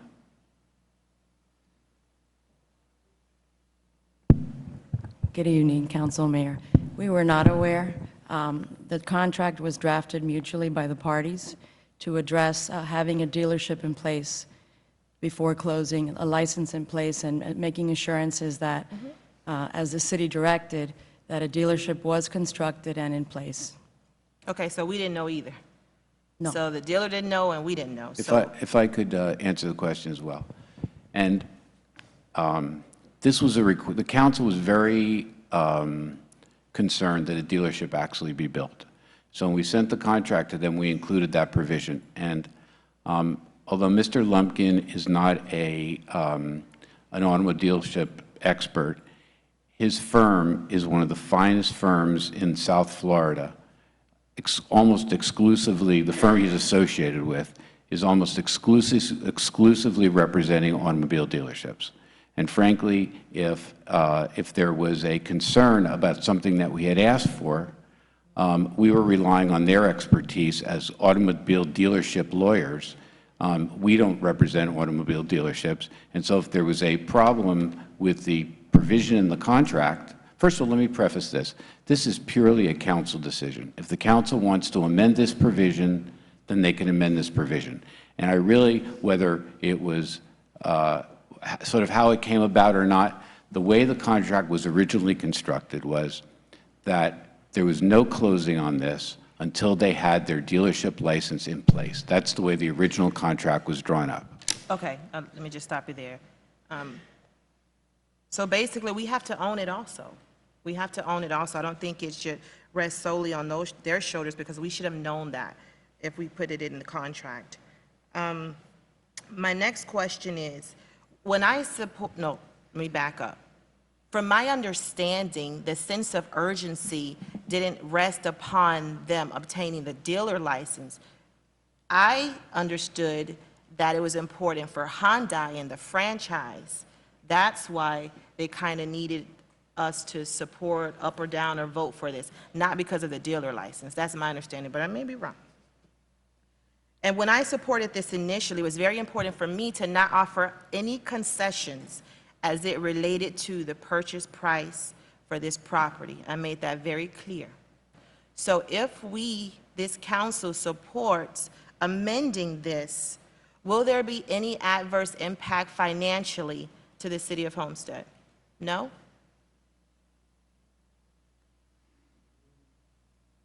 Lily, why don't you go through for the council what the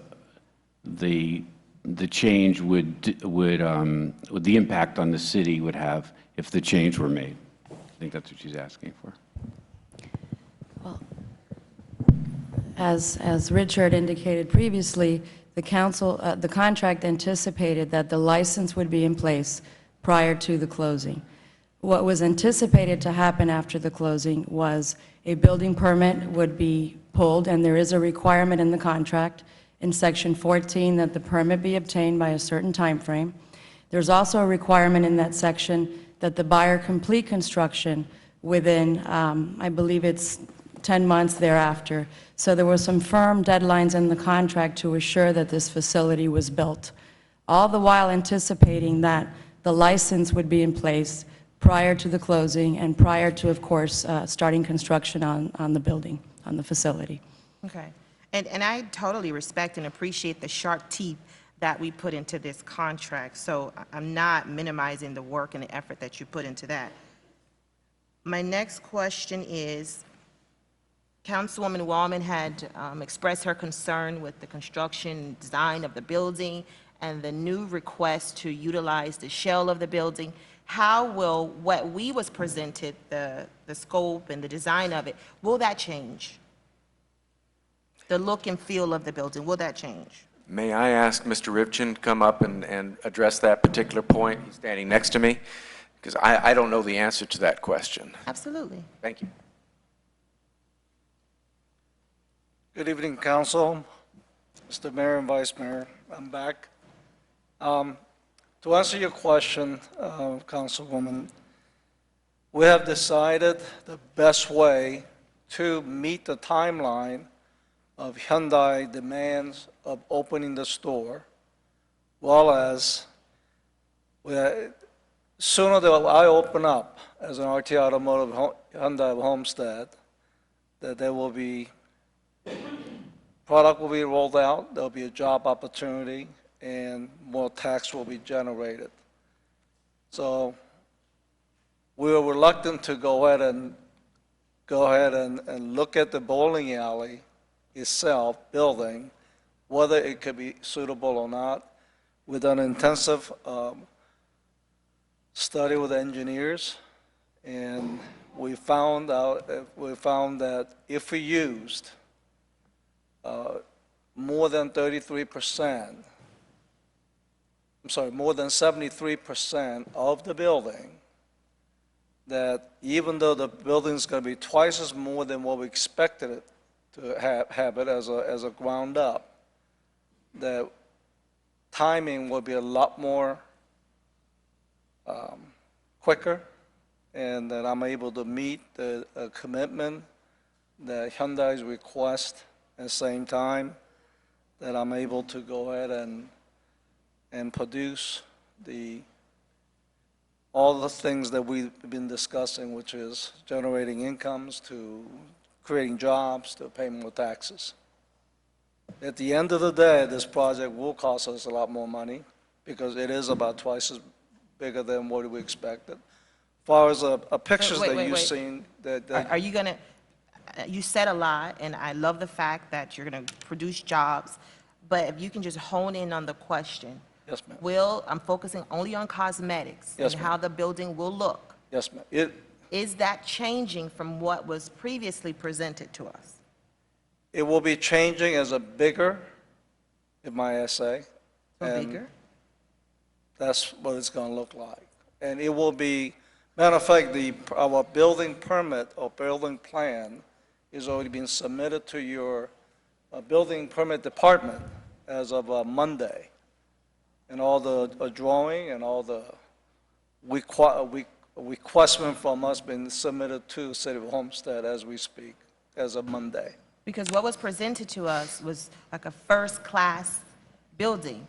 So I don't want anything other than that. Absolutely not. Definitely not a generic brand. No, matter of fact, this is a lot more than what I expected it to be, and it's going to be a lot bigger, a lot more. It's gonna pronounce a lot more than what we seen in the first drawing that we did, because of the size of building that we have to work with. So we should expect more. A lot more. Than twice as more than what we showed. Yes, ma'am. Well, to me, I just see this as very much technical. I don't see any wholesale changes with this project if it is the desire, the will of this council to move forward. So I supported it then, and I continue to support it now. I have nothing further. Mr. Maldonado? Thank you, Mayor. Question, staff. Could they still build a dealership without the Hyundai license? Would that be an issue for us? I mean, as a city, I'm kind of looking at it as simple. They're buying a piece of property, they want to buy a car dealership. You know, whether it's Hyundai or Mercedes or Ford, you know, that really doesn't matter to me. The idea that they were going to bring a car dealership in place and, you know, do everything that they're going to do, provide jobs, bring business, you know, get the building back on the tax rolls. Could they still build a dealership? I mean, without the license, can that still be possible? Well, the license is a statutory Florida law requirement in order to operate an auto dealership in the state of Florida. So, but it doesn't have to be a Hyundai. It could be a car dealership. It could be Again, Max Motors or... I suppose so, Councilman. It's not the brand of the dealership that the statutes or the Florida regulates. It is the actual license to an auto dealer. All right, so It doesn't require any specific dealership. Okay, so just a dealership. Okay, I'll reserve my other question. Vice Mayor? Just clarification questions. on the building, because I'm still not clear exactly, I know that question was asked, but I still didn't get an answer that I followed. So the question was, you presented something to us that, was kind of very first class, glass, two-story, futuristic, artistic, an iconic piece, you said, for the city. And then you went on in your answer to say something about, so it sounds to me like you are going to use the shell of the existing building, correct? So we are not getting a new building, we're getting our current building with some modifications. Is that correct? We're utilizing the back end of the building where the service and parts will be performed. As far as a showroom, customer experience, all that, it will be completely redone. It's going to look twice as better than what I But originally. it's still our building. You're not demolishing the current structure to then build a new structure like you said you were. In fact, you're going to use the existing structure and modify that, hopefully in a much more aesthetically pleasing, but still, it's going to be our existing structure, correct? Not a new building. It will not be a new building in the back end. Back end is going to be strictly for the service and parts. All front end, which will be more than 1/3, will be completely demolished, rebuilt. Okay, now I got some clarity. And then, have we verified, City Attorney, or have we verified the actual process they're stating as far as on the back end and the actual, they're saying that it's a rubber stamp scenario for getting a license from the DMV? Well, yes, I have reviewed the Florida Administrative Code where the application requirements are contained, and it does require an applicant to have ownership of the site, and it does require an inspection of the site by the DMV. But is it a guarantee to issue the license upon they said 100 square feet and having open space? Do we have any clarity on that issue? I don't know if it's a guarantee, Councilman. It seems to be an inspection, and there's certain requirements for the actual facility to contain in order to pass the inspection. Other than that, it appears to be a ministerial type inspection. Okay, thank you. And again, my position hadn't really changed from the first time we addressed the issue, but those were questions that I wanted to get clarified because it was still confusing to me. So thank you, Mayor. Ms. Waldman? Can you tell me how much square footage is in the existing building? Who would answer that question? I don't have that information with me. I can probably look it up in the file. There is an appraisal that was done, and it should contain the square footage. And maybe someone on staff can answer that question. Can anybody answer that? The reason I'm asking, oh, Dennis, I'm sorry. I would have to look it up, but I don't know the whole square footage of the bowling alley. No, I do not. So if I understood Mr. Shelley's question, you said only 1/3 of the existing building would be demolished, correct? 1/3 in the front of the building, ma'am. And that's where the old, The bar the sports, and, correct. and the So carpet place. beyond that bar area, because 1/3 is beyond the sports bar, so he's going to the bowling alley. So the back end of it is going to be all service and parts facility where the customer is not going to Well, see when you it. say the back end, though, you're talking about 2/3 of the building. Correct. Okay, thank you. I just want to clarify that. Ms. Fairclough? Yes, thank you.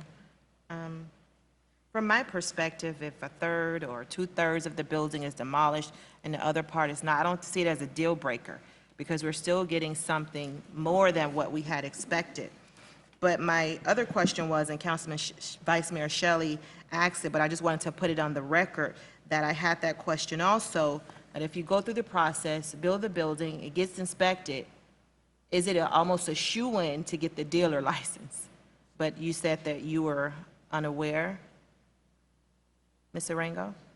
Well, I do see that the regulations require an inspection and a certain amount of display space and signage.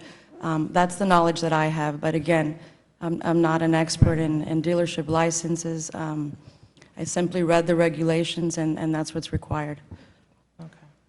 Okay, thank you, Mayor. Mr. Burgess? To James, I guess, or to Lillian. If we okay this tonight, and he comes back to us with a building that doesn't represent anything that he showed us when he came here with his plan, which was one of his big selling points, what recourse do we then have?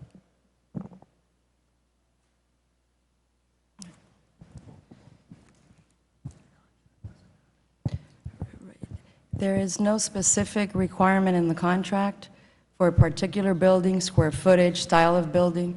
There is a requirement that as part of the development approvals, the city approve the site plan for the project.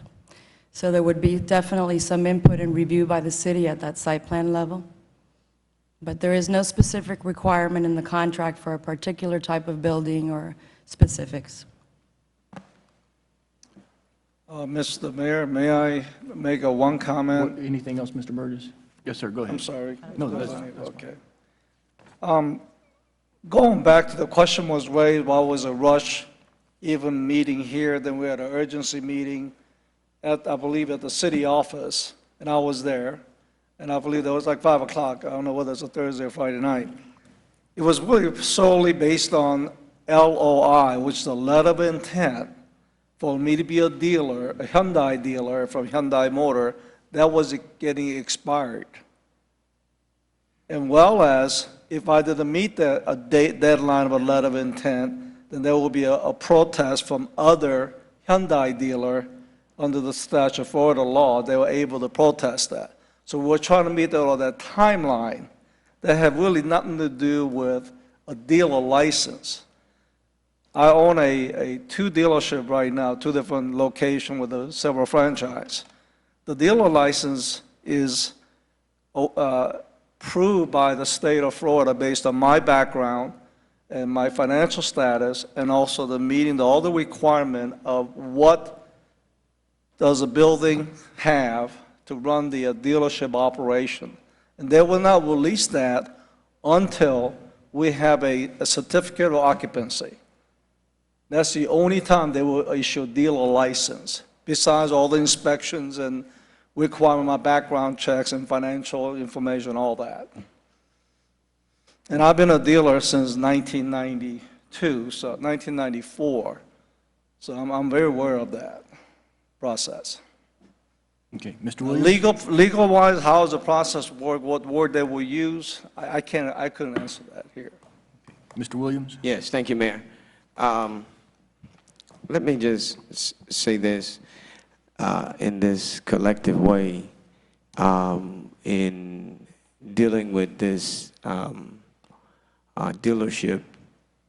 I think and still believe wholeheartedly that this is something good for the community, the excitement of job creation, the commitment of job creations, economic boost, putting this building back on the tax roll, being able to hold their feet to the fire. And I will be the first to say that doing those site plan reviews, if it does not look any remotely thing like what you have shown us, I will be the first to say no. But I think to this end of the contract, that it is a technicality part in getting the business license. So it's my understanding, as I'm hearing the dialogue through my colleagues, is that, and from state law, is that you cannot get or receive a dealer's license until the contract is executed and the building is built. Is that right, or it's not right? That is correct, sir. Well, I'll have to obtain a certificate of occupancy. So if that is the case, then we can't have step one without step two. So you have to build it in order to get the license. Is that what I'm hearing? And within the contract that is in present state, it's reverse. Is that right? That is correct. I cannot obtain a dealer license until we have a certificate of occupancy. Okay. And that means the building's got to be built, we got to open, we're to open, that's when we get the license. So let me go back one more question, and I'm done with the issue. Going back to the building of it, would you please clarify when you say bigger? I keep hearing the shell of the building. When you say the back part of the building, you say for service and parts. The imagery that you showed the council on that evening, that imagery or that picture, is that going to be what we recognize it to be? It will be that much larger scale and bigger scale. So you're not, so that imagery or what you have presented is still going to be what you have proposed or put into the site plan? That building that you showed us, that's still going to look like that on the site plan? With a much larger scale, wider and taller, because we have to do such a way, and architect-wise, to pronounce bigger in the front end, because with such a large, on the back end, amount of building space we have, because we're almost doubling size of the total square footage. As a reminder, Hyundai Motor Company, this is their, I believe, second or third new brand they're doing, worldwide brand image. And this will not be approved by Hyundai, even when we make that change, until Hyundai approves it. So it's already been approved, and it's in the building plan for their permit right now. So we're here tonight, let me just clarify. We're here tonight based on a technicality that within the contract, that you have to build it in order to get a dealer's license. It has to be constructed, has to be, and you have to have a temporary occupancy license. Is that what I'm hearing? That is correct, sir. Is that what you're asking for tonight? That is the only reason we came here tonight, because we were told by the city council that they cannot make that decision, so we have to bring it up in front of the city council and in front of the public, that because this issue is not going to delay. If anything, it's going to just move forward faster. Okay, all right. I still support the economic boost, the jobs that it's going to bring, and to rid the blight within the area. And that if it's going to, if you're saying that it's going to be bigger and more than what you had originally anticipated, then that's more tax revenue for the city. And so I still support it wholeheartedly. My feelings have not changed on it. I think it's a good piece for the city. I think it's going to help the residents in hiring locals in construction, and also hiring those to be salespersons, mechanics, or what have you, that is composed of within this project. Not anything minimum wage, but something that's a living wage, and to be for persons within our community. So I still stand behind the project other than this technical. And I go on the record again saying this: if it does not look like what you have presented to us, I will be the first to say absolutely not. Thank you. Vice Mayor? Just a quick question, clarification again. Our site plan, so when it comes back to us, because we don't have anything within our contract that requires it to take a certain shape or look a certain way or equal the representation that he made in the original presentation, legally, at the site plan, if we see something that we don't like, can we say no, or is there a minimum requirement that once they meet it, they have a legal right at that point forward to move forward? We obviously could say no and then set ourselves up for legal challenge, but for clarity, what is our purview when it comes to a site plan?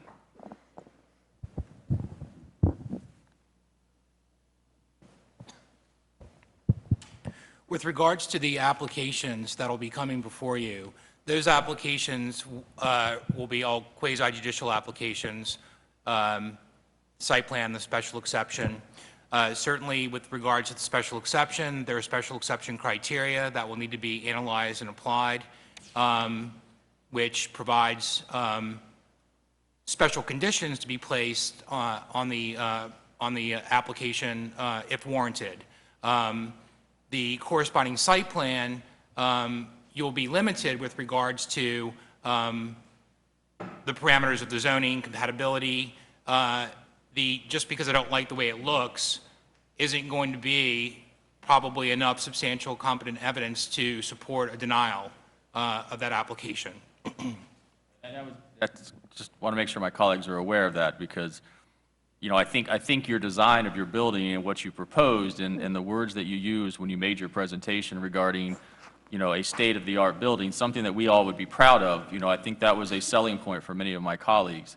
And for that not to occur, and to see the email come across saying, that you were thinking about not possibly doing that or using the shell of the building, and then now tonight saying specifically that you're going to use the shell of the building, at least 2/3 of it, with only maybe the front third being redesigned, you still have a pretty basic square building out the back side. So I just wanted to make sure that, when it gets to us in site plan form, we may or may not have the ability at that point in time to take a stand, because we have certain legal rights then that are stripped from us as a matter of right, correct? They can proceed if they meet setbacks and they meet, the basic requirements of our code.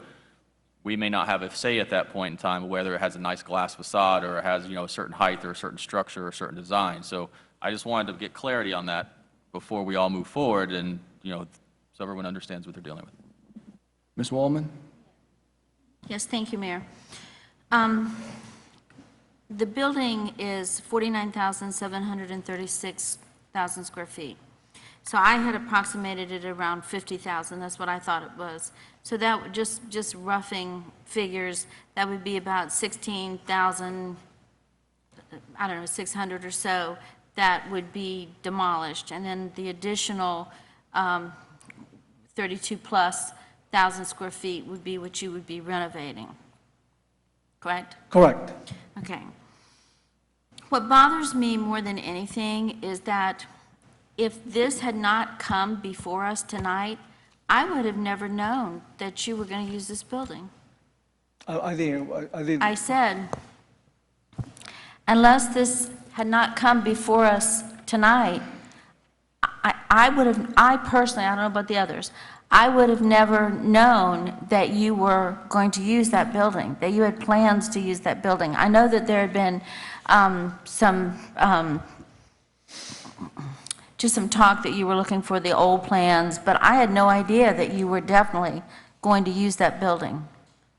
And that bothers me, because even though it's not in the contract, I do believe it's not in the contract, I take a person for their word. And when you stood before us, that's not what we were told. That's not what we were led to believe. I respect my colleagues' comments that, if they're not happy, they're going to be the first to be upset about it, about the design or whatever. But it bothers me that I'm just finding out that you definitely are using 32,000 plus square foot of the existing building. And that's not what was told to us. I understand your reasons as to what you're going to say. I already heard that, as to why you're using it so you can expedite. Well, no, that's not just the expedite, ma'am. I'm looking ahead, going for the future, ahead of the future. We feel that we're going to be selling a lot more than what we expect to sell. That means we got to service the vehicle a lot more than what we expect to service on the warranties and repairs. What are you going to, are you opening a school in that service department, or how are you doing? I mean, when you say service and hiring? In other words, the service of warranty, repairing the vehicles, oil change, changing tires, all that aspect, I felt, and talking to Hyundai, is going to be a lot more than what we expected in the next 5 to 10 years. Utilizing the back end of the building, I keep saying the back end, I know, because but what you saw there was a picture of the front end of the building, and the front end of the building was all showroom customer experience. As far as the back end, it was very limited. When I say very limited, based on what I project next 5 to 6 years. So really, at the end of the day, it's going to look a lot bigger and a lot taller, and it's going to cost a lot more to create, to match that building extension, because we utilize such a big building. The requirement for the Hyundai, it started at 11,000 square foot, then went up to 13,000 square foot. We're going to be putting somewhere around close to 40,000 square foot building, so they're ecstatic. Of course, they have to approve all the artwork, all the architect, all the drawing, because they're just as well as concerned as city are. They want to make sure this is state of art, all new design, all different color, image store for the US. Again, I say that I love the idea of bringing all that new construction and the deco art look, the modern architecture. And I wouldn't have even known unless this happened tonight that that's not what you're planning to do. And I know we could go back and forth all night. You're going to say, well, I'm just using the structure. I'm still going to do this. I'm still going to do that. But that's not what I thought when you first presented to me. And I can only speak and say me because I can't speak for others. But anyway, thank you. I'm still listening. Mr. Maldonado? Thank you, Mayor. Just, and I know you said it again, Richard, but I just want to make sure. I says, this is not an issue for the city in regards to the changes that are being made. The city is not being affected. This is basically just a council issue, whether we no longer want to do business, this same deal. Basically, is that what it boils down to? What this is a policy decision by the council as to whether you feel comfortable moving ahead with the transaction with the dealership license on the back end, as opposed to closing, not closing unless he has the dealership license. Do you understand what I'm saying? Yeah. So when I say it's no effect to the city, I mean it's not a legal decision. It's a council decision, and if you feel comfortable moving ahead, even though he doesn't have the license, then you amend the contract. If you don't, then you have the right to leave the contract the way it is, and it can be terminated. So if we move forward with this, he basically will, could build the building, get a car dealership there, and then at the end of the day, just get the license, correct? If all goes well, that's what happens. Of course, I always look at the smallest piece of it, which is what happens if things don't go well, and we will have already closed on the piece of property. And at that point, can they come back to, I want to do something else? I think that's one of the main concerns that everyone has, and I think we spoke about it back in time where, we didn't want anyone to land bank this property. And so, is that a possibility once that happens, he could turn around and sell it to whoever he wants? Well, remember, last time you dealt with this, we had a non-transfer clause, and it was removed by council at their request, preventing them from transferring the property. So they can transfer the property. The difference really is in what the city's position is afterwards. And if they don't go ahead if they don't go ahead and build the building, you're going to close. If they don't go ahead and build the building, and because they can't build the building unless they own the property. Right.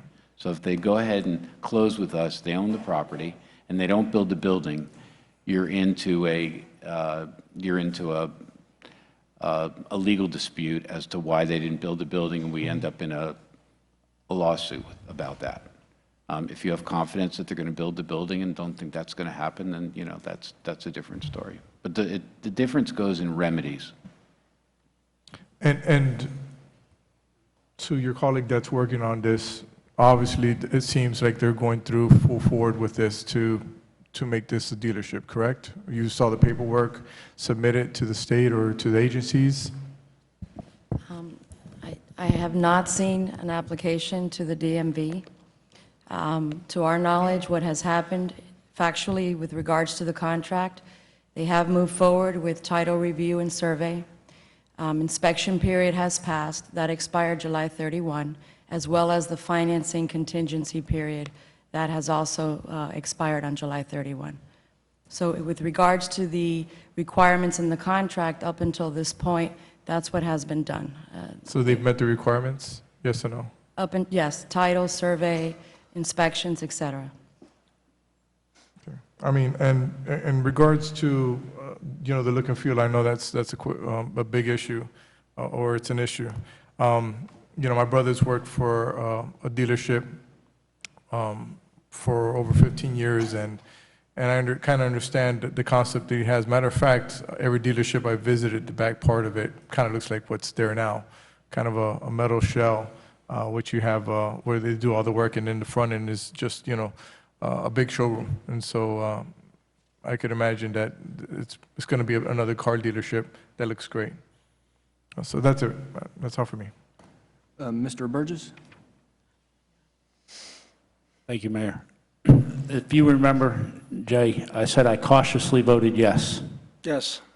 Tonight, since we're doing a couple of technicalities, I'd like to see if we can add a couple technicalities to protect the city back into the contract. One, there's a no transfer clause put back in there, because I'm not as comfortable tonight as I was back when we voted originally. What do you mean by no transfer cost? You have to do something on the property. You can't take the property and flip it to another dealer or to another business, and there's not a, you don't have a Hyundai dealership there. You can't take the property from us, turn around and sell it to whatever, Kia, or, another guy comes down because you run into trouble. Sir, I'm under the a letter, an agreement, a deal Well, agreement. then with- that's a simple Well, technicality. again, let me just finish, because this is my first time around also, when it comes to opening up a brand-new store, brand-new open point, we call it. I'm under the agreement with the Hyundai that they have a site control on us, on me. So once they open up the store, we'll move on to selling cars. And if I decide to sell it, I cannot sell that dealership to another owner. They're going to put a Well, Cadillac that's an there. easy technicality to add into the contract. Well, I can't speak for what Hyundai is going to give me, and I'd be more than happy to provide you with all the Hyundai deal agreement, which I don't have it yet. And then I'm concerned about the building. I know there's promises, and you made promises before that to me in my office, both, and on the dais, I believe, that old building would be bulldozed and gone. So I've got to have some protection that the building is going to be of quality, or the city's protected, where we can have some kind of recourse down the road.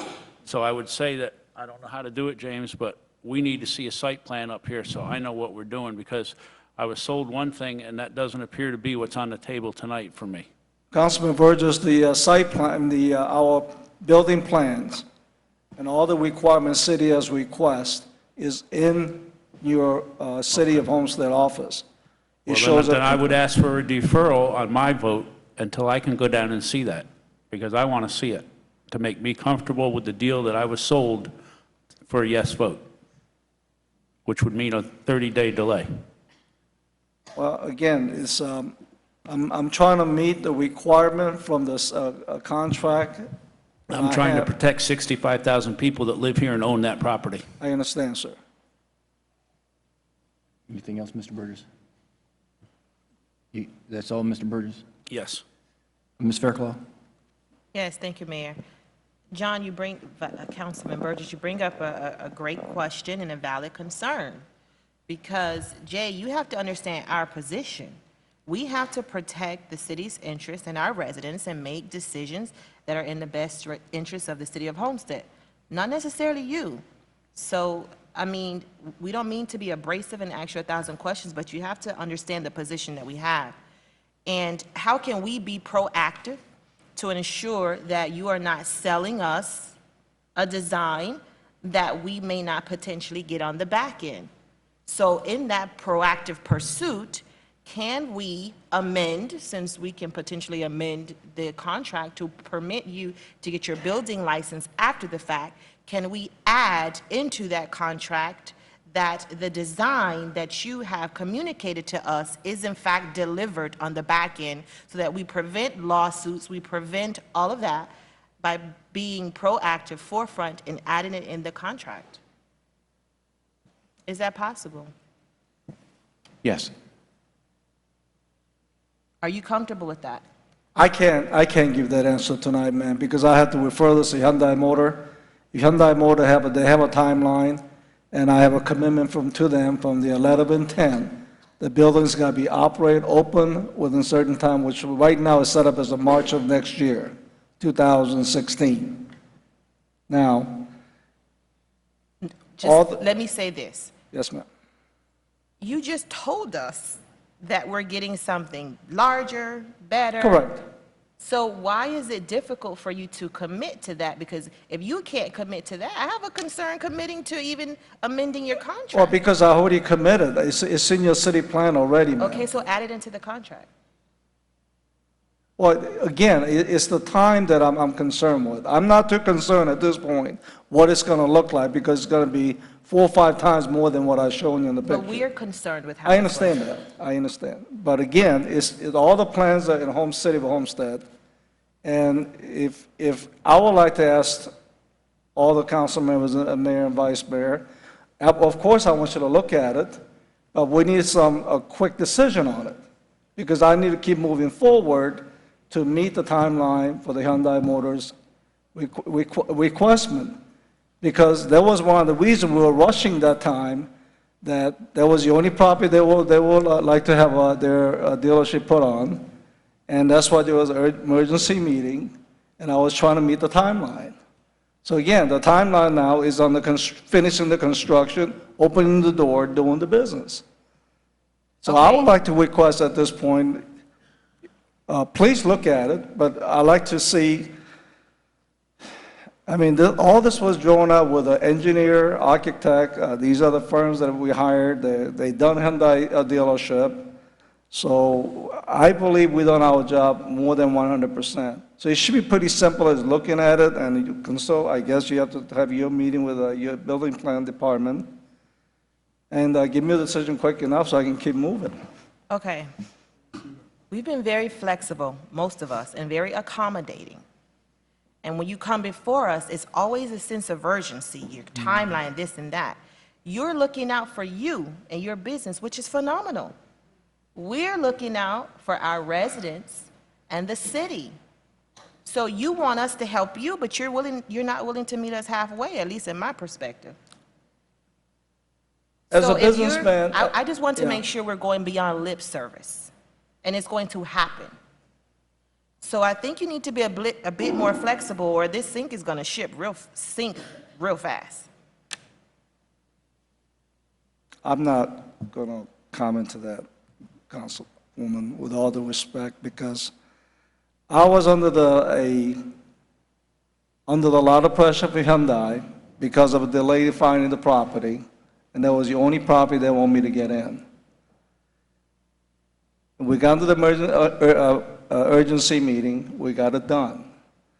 And I'm not coming in here, and I heard clearly from a couple of councilmen, you're concerned with what it's going to look like. I said it in front of everybody, it's going to look 4 or 5 times bigger. It's going to be better looking than what it is. That's the only thing I can tell you, because that's what we draw with the architect engineer. One thing I do know, what I signed with the Hyundai Motor, that they want me to open up by March next year. So I can't sit here and say to you, okay, we can stretch another couple months. Not at this moment. I didn't ask about construction because you made it clear that the timeline will not be impacted. So even if you're going to give us this bigger and better building, you said in your commentary that the timeline won't be impacted. Timeline will be impacted. Right, so I don't understand why you're not comfortable with adding it into the contract. Because I can't make that commitment without talking to Hyundai Motor. Because Hyundai Motor has a letter to me, a letter of intent, that they want me to open it up certain day, which is in March of 2016, ma'am. And that's what I've been trying to meet that time requirement with them. So I can sit here. It's not like a matter of I want to negotiate this deal. That's not what I'm coming in here for. I simply came in here to ask the council, because way the contract is drawn out by the city attorney, that you got to have a dealer license in 150 days. I can't get a license in 150 days. It's impossible. I can only get it when the CO is done.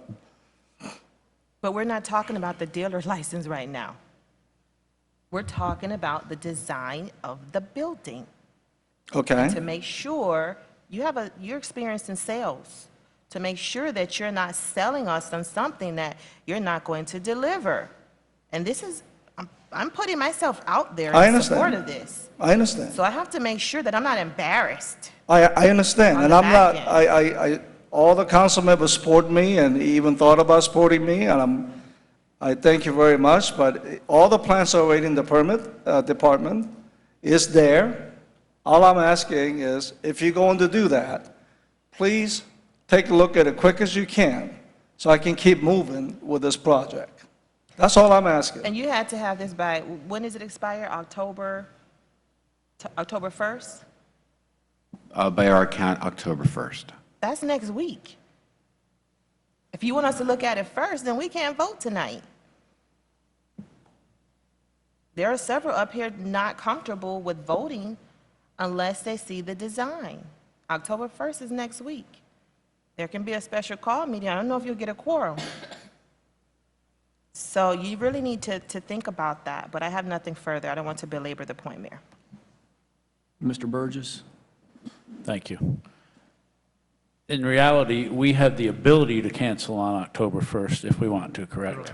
But it takes a vote of the council to do that after the manager's recommendation.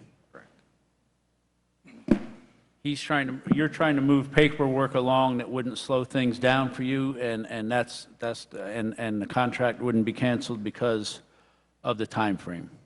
Time frame, yes, sir. So we could technically, and Richard helped me, we just discussed this, we could move things along, give us the ability to look at the plans, but in 2 weeks, George could come back after, because it's after October 1st, and if we don't like it, we can cancel then. Right. As of October 1st, if they haven't fulfilled the requirement of the contract, the ball's in your court. Any day. Any day.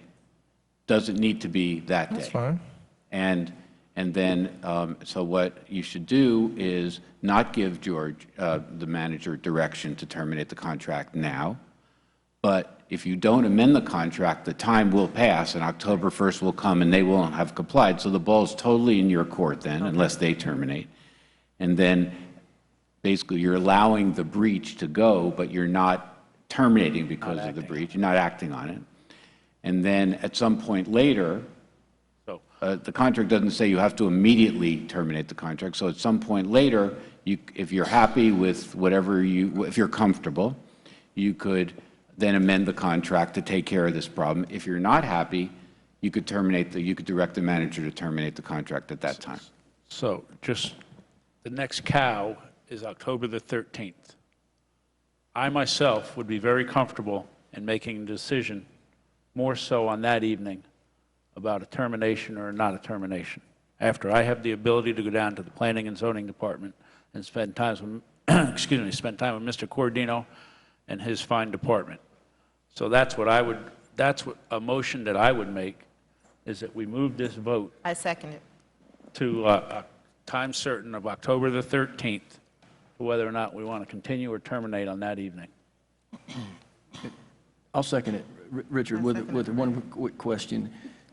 That would require us not to deny his request. Correct. You're to denying amend the his contract. request at this time. At this time, pending, but obviously if you pass this and give him the ability to amend the contract, the ability for us to go back, as Mr. Burgess said, would be gone.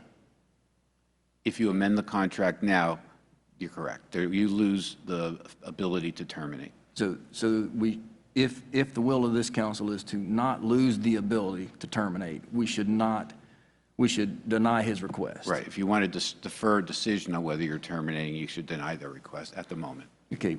Did you get his motion? Yes. Okay. And I had the second.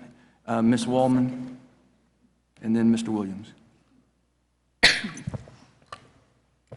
So I'm going to ask our city attorneys, this question.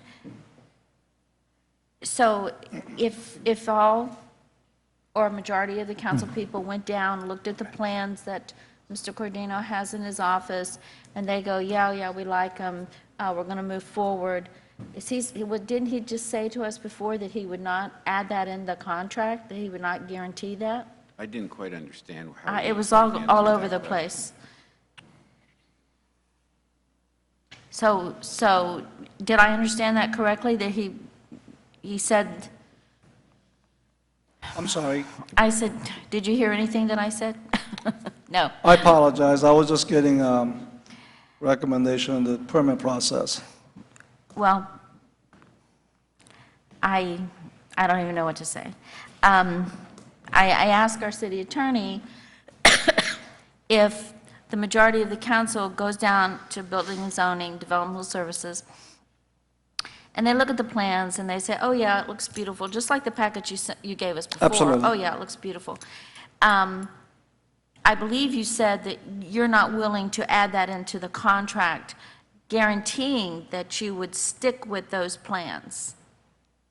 No, that's not what I said, ma'am. What I said is I cannot put on a contract to delay this another 30 days or 60 days without consulting with Hyundai Motors. Because I have a deadline, I need to meet with Hyundai to open the store. Now, they're pretty clear, with the weather permits and everything else, they want me to open up by the end of March next year.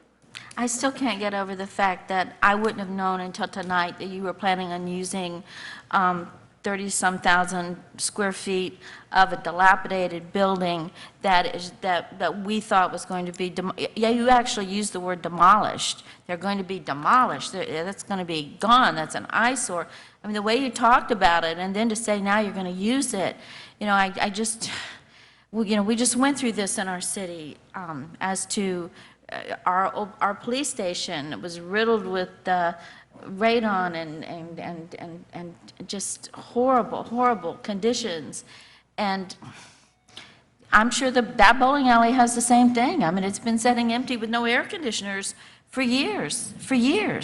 The cleanup alone is going to take forever. I'm not finished. I'm sorry. But again, I go back to what I said before. I'm going to be honest with you, I'm ticked off. Did not know that you were going to use 2/3 of that building. And I don't mean to be disrespectful, but you're a real estate attorney. Mr. Lumpkin, correct? Yes. If a client promises brass doorknobs, that's in the contract. If a client promises that a sidewalk will be modified or that a sidewalk will be painted, that's in the contract. And I believe Ms. Faircloth said it the best tonight. You're thinking only of yourself and you're not really thinking of our fiduciary responsibility to the taxpayers in the city of Homestead. So I don't think that I could agree with that, with all due respect, Mr. Burgess, because I would want specifics and I would want it in there because I feel like that, again, I'm very upset to be here tonight, sitting here, finding out this news. And it's not our responsibility of our developmental services department to come to us and tell us of your changes. I only voted the way I did because of what you told me, and I trusted you. And now I have a trust issue. So, thank you, Mayor. I think there's a motion on the table. There's a motion and a second. Mr. Williams, and then Mr. Maldo, and then I'm going to call the question. Yes, thank you so much. Sitting through this, listening, it's been very educating and eventful. But to say the least, I hear the sentiments of my colleagues, and I do agree that if something is promised and persons were told of a particular design, building, then that is what I think we all had the intentions of moving forward on. And I think what I'm hearing is I need a clarification of your motion, John, so that I vote appropriately. In what I hear is that prior to moving forward, the council will need to review those plans to make sure that what RT Automotive LLC has processed to the building in which they have promised to deliver, that's what's in the plans. Is that what I'm hearing you saying? And so I agree wholeheartedly with that. If anything has been altered or whatever have you that is not pleasing to any of my colleagues, then Mr. J, I think that these requests are not anything that I see to be problematic. And I think those of us that voted for it in the beginning understood that, what we were looking at was to be.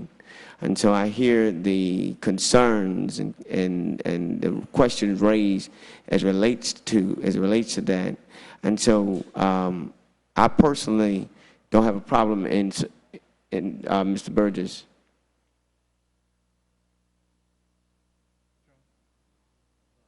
Mr. Burgess, I personally have a problem in supporting that. And if there's no other thing, I call for the question. Oh, so Mr. Evans. Sorry. Mr. Maldonado. Just one question for the Corradino group. If, there's obviously discussion that we're going to review some plans or look at some plans. They were submitted they're in the office right now? Yes, sir. They submitted a site plan and a couple things on Monday. And when will you guys be available for us council members? Or how should we approach this, Mr. Manager? What we can do is, because I wasn't aware that they had submitted any plans, what we can do is have all those plans, copies of them delivered to you, each of them, plus my office, and we'll take a look at them. So we can, Joe, let's get the copies to everybody Yes, sir. tomorrow, and then this way you can start looking at them. Thank you. That's it for me. Mr. Attorney, could you just restate the motion, please, so we're all clear on it? Give a little bit of explanation just to make sure you understand the context. The current contract says that as of October 1st, if they do not have their dealership license from the state of Florida, the city has the right to terminate this contract. What Mr. Burgess, Councilman Burgess has suggested is that it seems apparent that by October 1st, they're not going to meet that. So we have the right to terminate, but his motion basically directs the manager not to terminate at that time, but to wait on the termination decision until after the council has the right to review the plans. And at that time, if you're satisfied with the plans and want to move forward, then the contract amendments would be made to take care of that. If you're not satisfied, then at that time you can direct the manager to terminate the contract. And Mr. Burgess, you did have some time frame in there. You said something about the next. The motion included. Our next meeting is October the 13th, so I made it time certain. Right. There should be a special call, Elizabeth, in front of the CAL meeting so that they can make a final decision on this. Okay, for the record, Madam Clerk, I misspoke. Ms. Faircloth had seconded that motion. Okay, roll call. Councilman Williams? Yes. Councilman Maldonado? Yes. Councilman Burgess? Yes. Councilwoman Faircloth? Yes. Councilwoman Wallman? No. Vice Mayor Shelley? Yes. Mayor Porter? Yes. Motion carries. How long do we have before we have to extend the meeting? Mr. Mayor, can I just have like 5 seconds? Sure. This thing is all submitted to the building department at Homestead on Monday. So we want to meet, your requirement, your busy time. So I would like to request from council to kind of communicate with the building department, keep processing that application process, the basic stuff. So this way, everything's moving pretty fast for everybody, because I feel more than 1,000% confident that what you see is you're going to be ecstatic. So my time is essence, I just want to keep moving. I think everybody's committed to following Okay, sir. through and checking those plans. And Thank you very much. I really appreciate it. okay. Mayor, I asked for a time extension, 3 hours, and also I asked for a 3-minute recess. Okay, there's a motion to extend for 30 minutes? 30 minutes. 30 minutes. And a 3-minute recess. 3-minute recess. Mr. Mayor, before they leave, I'd just like to thank my team that's here. I have Lily's here, Gail Sorota's here, Matt Pearl's here, James is here, as you know, to make sure that the right expertise was available to the council. Okay. Thanks, guys. There was a motion and a second. All in favor of the extension, 30 minutes. I know. Of the meeting. Okay, let's go. All right, tab 22. We lost the manager.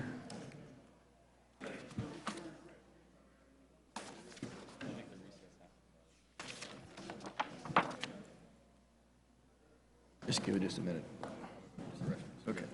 Quasi-judicial. Yes, please be advised the following items on the agenda are quasi-judicial in nature. If you wish to comment upon these items, please indicate the item number you would like to address when the announcement regarding the quasi-judicial items is made. An opportunity for persons to speak on each item will be made available after the applicant and staff have made their presentations on each item. Swearing in, all testimony, including public testimony and evidence, will be made under oath or affirmation. Additionally, each person who gives testimony may be subject to cross-examination. If you do not wish to either be cross-examined or sworn, your testimony will be given its due weight. The general public will not be permitted to cross-examine witnesses, but the public may request the council to ask questions of staff or witnesses on their behalf. The full agenda packet on each item is hereby entered into the record. Persons representing organizations must present evidence of their authority to speak for the organization, and further details of the quasi-judicial procedures may be obtained from the clerk. In accordance with Code Section 2-591, any lobbyist must register before addressing the council on any of the following items. At this time, council members must disclose any ex parte communications they've had concerning the quasi-judicial items. Hearing none at this time, I'll ask the clerk to swear in any persons who wish to testify on any of the following quasi-judicial items this evening. Please stand, raise your right hand, and repeat after me. I, please state your name, hereby swear or affirm that the information I present shall be the truth and nothing but the truth, so help me God. Thank you. You may be seated. Tab 22, first item is final order of the City of Homestead, Florida, granting a certificate of use to allow the sale of beer and wine for off-premises consumption in conjunction with the operation of a convenience store located at 906 Northwest 4th Street as legally described in Exhibit A and providing for an effective date. Staff report. Yes, sir. We are recommending that the mayor and council approve the attached final order granting Mutton Management Quick Mart, or what we call Mutton Management, a certificate of use permitting the sale of beer and wine for off-premises consumption only in conjunction with the operation of a convenience store located at that location, 906 Northwest 4th Street. This application associated with the certificate of use was previously heard by the council and denied in March of 2014. The applicant then challenged the city's denial and filed a petition in circuit court. The court granted the petition in favor of Mutton Management, and so we're here before you today looking for an approval for that. Questions from council? Yeah, Joe, Mr. would Williams? you, I'm sorry, let me use my. No, I got you. Done it, Go ahead, okay. Mr. Williams. But, Joe, would you, this is the, this is not the one that was on Lucy Street. This is a different one, right? This is, on. remember I had one that was I think on Lucy Street? This is a different applicant, right? Yeah, I believe it is. This is Yeah, on okay. 4th Street and 906 Northwest 4th. Now, this is, how far is this away from that school? That, is it, I think, a middle school and Neva King Cooper? Is this within that area? When we reviewed this, it wasn't within the 1,000 feet or the critical distance of a school, so it passed that piece of the criteria. How far is this from the? I don't know how far it is. From the United, how far is this from the United Methodist Church on Chrome? I would have to look that up. I don't have the measurements in front of me. What about, I think there's a Lincoln Marquette Child Care Center. Again, it wasn't within the critical distance of any of the sensitive receptors that would have raised the flag for us during the review. Councilman Williams, if I can. The location restrictions for the sale of alcoholic beverages, according to our code, do not apply to convenience stores that sell alcoholic beverages in-house as an accessory use. So the location requirements that you would normally look at with regards to spatial requirements, those are not applicable in this instance. Since it's a convenience store, Correct. what do they apply to? They apply to other types of uses, restaurants. I got you. Most of the common things that you. Okay, but a convenience store, this will be, okay, thank you. Mr. Burgess? Mr. Mayor. James, since this was given back to us from the courts, we really don't have much of a choice here, do we? Well, what the court did was vacated your previous denial and vacated it and remanded it back to you all for consideration and proceedings consistent with their order. And the order basically stipulated that the application should have been approved, that there was not evidence, competent substantial evidence on the record by the council to hold or withhold or substantiate the denial, that the evidence in the record was such that the approval, that the decision should have been an approval. So the application is before you, technically consistent with that court order, and it's our recommendation that you approve consistent with the order from the court. Thank you. Nothing else, Mayor. Vice Mayor? Mr. Williams? Yes, do we, I was trying to look through the packet. Do we have the last vote on record as to who voted no, yes? Who was absent or something? Yes, we have the minutes. Yes, I'm The looking. minutes are in the packet from That's right. the March 19th, I 2014 but meeting. I'm trying to find it. I remember reading it, I read it digitally, didn't have it in my book here. So if you all could point me to the right page. Yeah, we're looking. I was absent. Okay. But is that, no. You had Mr. Burgess was no, Mr. Maldonado What was page yes. you on, Mayor? I'm sorry, just help me. What page is it? I don't know. I'm sorry, what'd you say, madam? I'm out of turn. Mayor, may I Go right answer? As I recall, the motion was to approve because I they see it met right all here. the criteria and they had already been checked out. And it's on page 4 of the minutes, I believe. Yes, which is Exhibit 7 to the car. It's hard to read, but at the very bottom, it's page 4. At the very bottom of the Well, page, somebody has it, just read it to me. Myself, Councilwoman Faircloth, Vice Mayor Shelley, and Mayor Porter voted no. Councilwoman Waldman and Maldonado voted yes. I was absent. You were not here. Okay. That's what I was trying to figure out, because I don't remember this application. Okay, thank you. Vice Mayor? So, for purposes of our consideration tonight, Why'd y'all vote we're not required to approve it, but whatever decision we make, we have to state on the record what our reason is for our decision, or are we in fact required to essentially accept this application at this time? Is this a rehearing, or are we, as some part of some sort of settlement, are we required to now? this isn't a settlement. The application is back before you. Okay. There was no appeal of the court's decision, so the application is back before you, remanded back to you, ordered by the court for you all to reconsider and hear it. Consistent with the court order, the record is the record. You can't change the record. We can't supplement the record. It is what it is.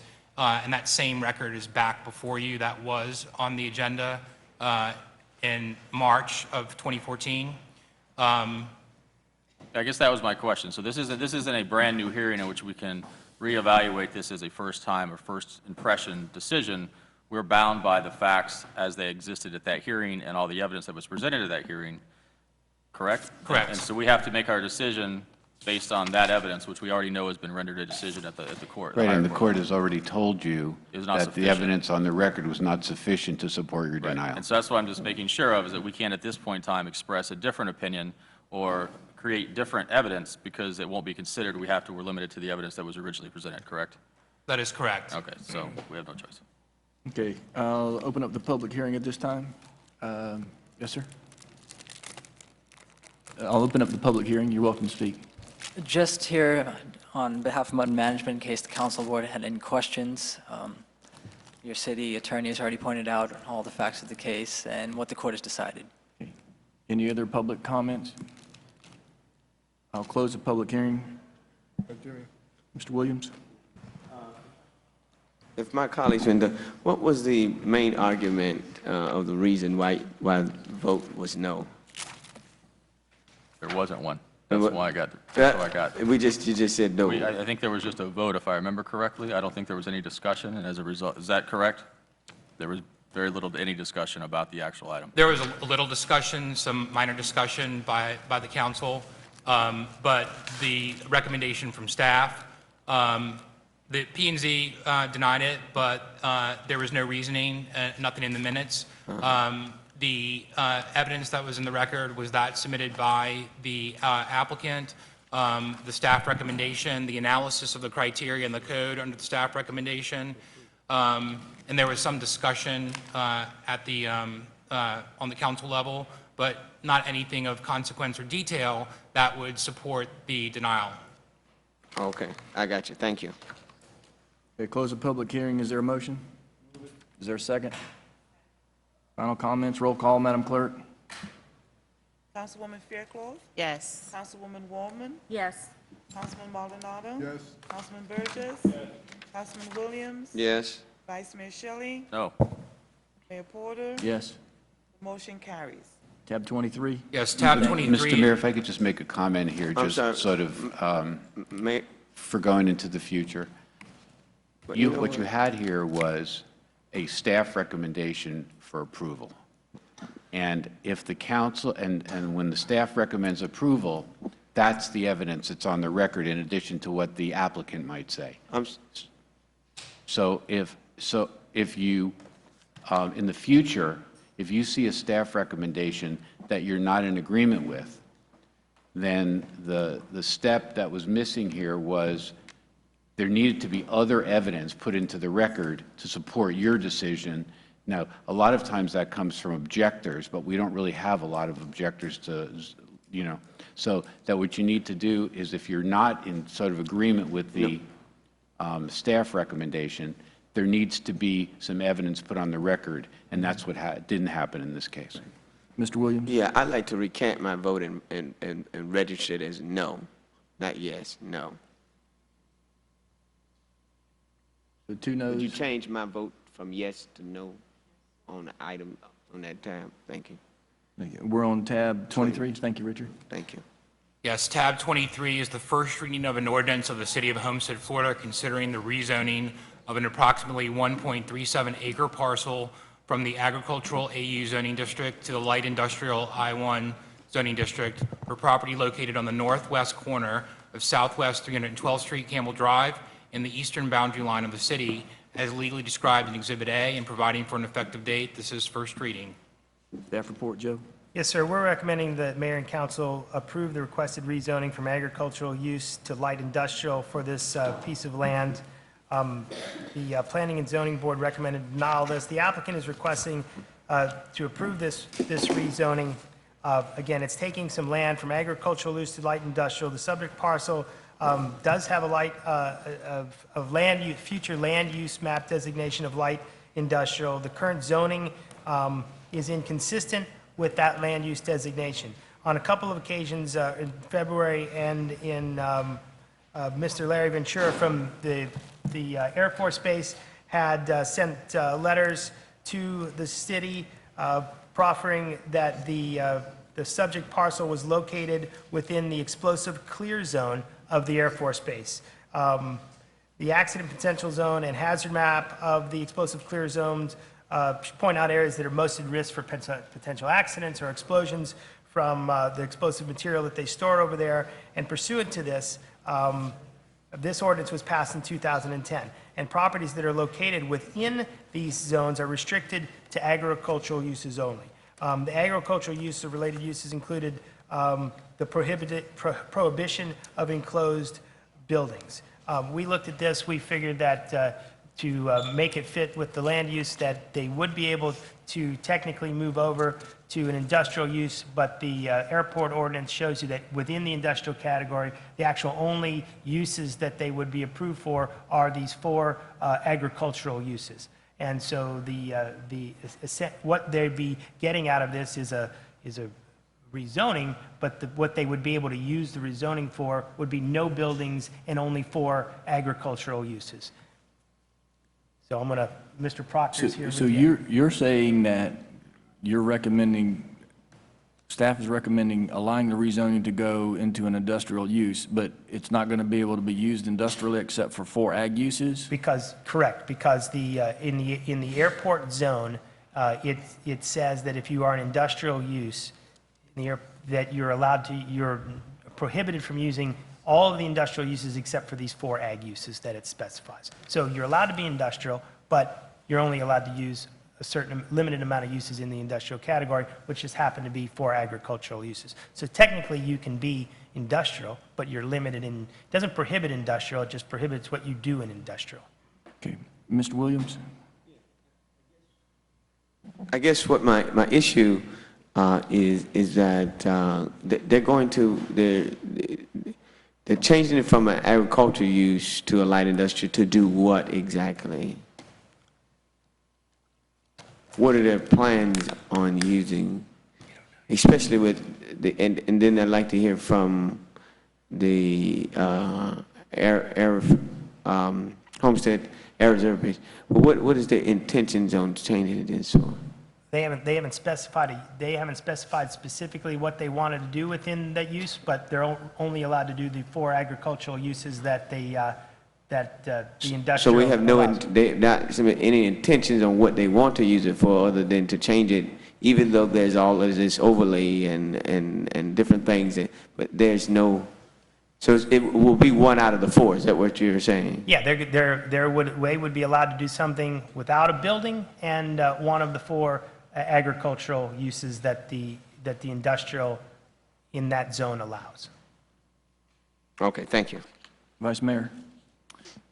But the agricultural uses are currently allowed in the agricultural zoning now, correct? Correct. So the industrial zoning doesn't actually give them any additional rights. Correct. It's the exact same use, whether it be the current zoning or the new zoning, from agricultural to industrial, correct? The proposed zoning on the property is, they're asking industrial. Right now, it's agricultural. It has a future land use map designation of industrial. Correct. Which is inconsistent with the ag zoning. That's the first part. The second part is, currently, right now, the property where it's located is in a whole area that is subject to the military overlay zone of the airport zoning ordinance. More specifically, in that zone, there is a hazard map that identifies the crash zones, noise contours, and this explosive clear zone. And because this property is located in the explosive clear zone, the regulations stipulate that if you happen to be within that zone, if you go down the chart, it only allows for ag or ag-related uses, and further specifies that only no enclosed building. So now the applicant's wanting to seek industrial zoning. We don't review a site plan, or we don't have a site plan at this juncture, and anything can change. We've noted to the applicant, the base has noted to the applicant their concerns, and so staff recommendation is for approval in that when and if they come in for a site plan, you would apply the regulations, the zoning regulations that are on the books at that time to any site plan. You'll hear from the base, their concern is that, that really the future land use map should be changed. It's not consistent with what is currently in place, the structure that you have right now. And I think the applicant has an argument that they'll want to present to you as well, where they've indicated that they don't think they're in the explosive clear zone area. Okay. Because the main reason they're restricted is because of this overlay district that's put on there to essentially protect the base from encroachment, to protect people who might develop on the land from crashes, from explosions related to storage of ordinances and the like. So, you know, it would seem, it doesn't seem like it would be a compatible use, and that's why we've taken the action, I guess, as the city to protect those areas, that land and the base itself, from any type of encroachment activities, which includes, you know, those that would be allowed under that industrial zoning category. And so the fact that they're not able to gain anything from going from agricultural use to industrial use doesn't seem like it makes a whole lot of sense. But I could see where you run the risk that once they get an industrial zoning, that then they start fighting to change the uses that it could be allowed under the protective overlay district or sometime in the future. And so to me, that puts the base at danger from, you know, if this property owner does it, another property owner does it, before you know it, we're putting the base at risk, which is a big economic engine here in the city, not to mention the development and the people who are on that development within those areas who will no longer be protected potentially by the overlay district if it's changed, or the explosive. So I don't really see a benefit in making the change at this time. Mr. Williams? Yeah, thank you so much. I so agree with my colleague. I don't see what the gain is here if there's not going to be much difference within the use of it other than a foresight, and they've not indicated that what they're going to utilize it for. And in looking over the minutes and the paper, I don't see where it is going to be beneficial. And I don't want to bring more encroachment on the Air Force Base, because we've already done that with a school already. We allowed that to happen. And I think that at some point we've got to hold the line on this. And then without having a specific of what they want to do with the light industrial. So what are the four uses? Because I don't get the application. What are the four uses?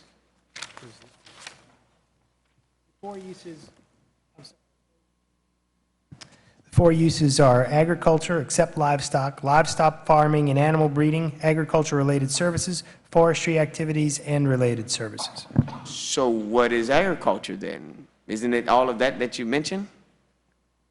With the exception of what, if there's any? Well, they can't do fishing activities and well, there's a extensive list of things they can't do. And these are the four, what I named were the four things they can do. Was mentioned agriculture? Yes, sir, agricultural except for livestock. Livestock farm, well, it's contradictory. Agriculture-related activities and forestry activities and related services. What's related services? What would that consist of? I guess if you were doing forestry, maybe milling of the trees that you cut down. Okay. All right. Mr. Maldonado? Mr. Cordino, you mentioned, I think it was you, that at the same time the base might be coming and asking us to change that, the zoning so that it would match what we currently have in place. I believe the base has some concerns about how to clean up the code and protect itself from encroachment, and Mr. Ventura is here and can speak to that. Let me get the public hearing open. Go ahead. And We'll get both comments. So at this time, we'll open up the public hearing, and we'll have your comments, and then we'll also have comments from the base. Okay. Thank you, Mr. Mayor and members of the council. Jerry Proctor, I'm an attorney with office at 1450 Brickell in Miami. I'm here representing Jerry and Jody Metallo, who are the owners of this property. I'm also joined by my colleague, Wendy Francois. We are here, Mr. Mayor and council, asking you to support staff's recommendation of approval of the rezoning. This property is about 1.3 acres. It is located on the north side of Southwest 312th Street, and it's about 300 feet west of theoretical 132 Avenue. And as you know, it's located at the eastern edge of your city and just to the west of the Air Base facility and the Air Base property. First, to answer Councilman Williams' question, and I think others at the dais, we do not have immediate plans to develop the property. The Metallos would eventually, at least they're thinking right now, is to develop some sort of small marine-related warehouse type of facility, perhaps one story. The property is fairly small, 1.3 acres. That is their thought process at this time. If and when they move forward with that kind of request, they're going to have to come in and obtain site plan approval and deal with the city much in the way that Mr. White and Mr. Corradino have described. So once again, we are in support of the recommendation. We are here in dispute, in respectful dispute with the portion of the recommendation and the comments of the base that indicate that this property is in the explosives clear zone. We don't believe it is. We don't believe that the actions of this council 5 years ago designated this property as such. We don't believe that actions since that time have designated the property as such. And we don't even believe that the current zoning map of the city designates the property as such. And if you'll bear with me, I'll try to move through my points. I've passed forward certain material to you to try to illustrate the point that I just made. Tab 1 in the materials is simply a copy of the city's land use map. There's no disagreement that the property is designated industrial. I would say to you that it's been designated as such for about 20 years. It was designated as such by unincorporated Miami-Dade County. Then the property was annexed by the city, and the city basically readopted the industrial designation. So the property has been designated industrial on the comprehensive plan, both by the county and by the city, for about 20 years.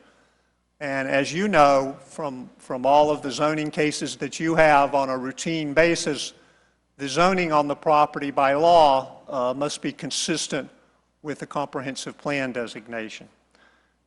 In the material that I have submitted, I've tried to point out the statement that I made earlier in terms of the designation and the history. The property, again, as you know, is on 312th Street at the eastern edge of the city. Excuse me. I have presented to you 2 or 3 things historically going in hopefully some logical, chronological order. In October of 2007, which is tab 2 in your material, there was a citizens brochure presented to the community, really the beginning of the joint air base study that was commissioned by the city to look at airport safety, look at height regulations, noise regulations, and the like, to protect what's happening and what may happen at the airport. That brochure was really the beginning of a long process that took about 3 years to have an ordinance adopted by the city. In that material, which is in tab 2, in the ordinance, which is in tab 3 from 2010, and there's a graphic that shows the property and actually shows on a legend the purported area of the explosive clear zone. In our opinion, this property is not designated or contemplated and eventually designated in 2010 in the explosive clear zone. I would direct your particular attention to tab 3, what's called the accident potential and hazard map. The property is located in an area where there is a crosshatch on it. It's, again, up in the northeast corner of the city. This crosshatch does not match in any way any of the items shown in the legend that accompanies the map, which has, among other uses, explosive clear zone.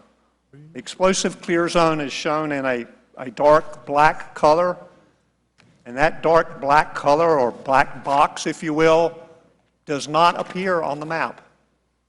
And it therefore, in our opinion, was not adopted as such for this property by the city in 2010. I will tell you that there were other regulations in that ordinance that restricted this property, excuse me, restricted to some extent the noise that could emanate from the property. Those regulations were clearly in the ordinance, and they were clearly adopted. They clearly apply to this property. But we don't believe that the explosive clear zone regulations apply to the property. Fast forward to tab 4. The city, as required by state law, did an evaluation and appraisal report in 2011. The graphic that we have presented came from that report. That report was adopted by the Commission in 2011. That report does not graphically depict this property in an explosive clear zone. Moving ahead to this application. This application was filed about a year ago. When we investigated the property, the zoning on the property, the history on the property, and spoke with staff, there was no indication of an explosive clear zone as it relates to this property. In tab 5 of your material is the initial report presented to the Planning and Zoning Board and presented to us as applicants in December of 2014. There is no mention of this property being in an explosive clear zone. And that, I would tell you, that omission or lack of description was consistent with the city's zoning map at that time, which did not indicate, and has, in our opinion, never indicated, that this property was in an explosive clear zone. I'm going to ask the council, and I'm trying to move through this as quickly as I can, I'm going to ask you to look at one more thing. Mayor, while he's trying to look for that, can... Mr. Williams has one question, I think. Yeah, while he's looking for that, let me just try and gather where we are here. They're asking for a light industrial use. The supporting material that they provide, I don't see an indication in their reference that carves out their property for me to identify what's in the crash zone because it's in the black and white photo. And then I think that I was on council then, all of the research and things, how come this owner could not apply for, we had a window, James, I don't remember when that window was, but it was a 60 or 90-day window. What was the name of that program that we had for those who were going to be immediately affected within that area to come back? Would you, very quickly, and I don't mean to interrupt the gentleman, but... Certainly, Councilman. Yes, you're correct in that when we adopted the airport zoning ordinance, there was a vested rights procedure that was put into place in the ordinance, which specified that anyone who had a claim for a vested right could submit an application to the city to be heard by the city council within a window, a specified time frame, and lay out their case with regards to a vested right, at which the council could choose either to grant the vested right or deny the vested right from any specific portion or certain aspects of the applicability of the ordinance. And the ordinance has many different layers parts, of it, moving parts. Yeah. And if I recall, I think there were 4 applications that were submitted, and those applications were all, well, 3 or 4 of the applications were in the Homestead Park of Commerce and dealt with property around the Homestead Park of Commerce. And then there was one application that was submitted by the Algers, who had a substantial landholding that fell within the APZ accident potential zone. And the council granted a vested rights determination to the Algers. The United States government sued us. We're still in pending litigation over that, as to whether or not the vested right is correct or not correct. And we are currently in litigation concerning that particular application. But yes, that was the structure in which you could apply.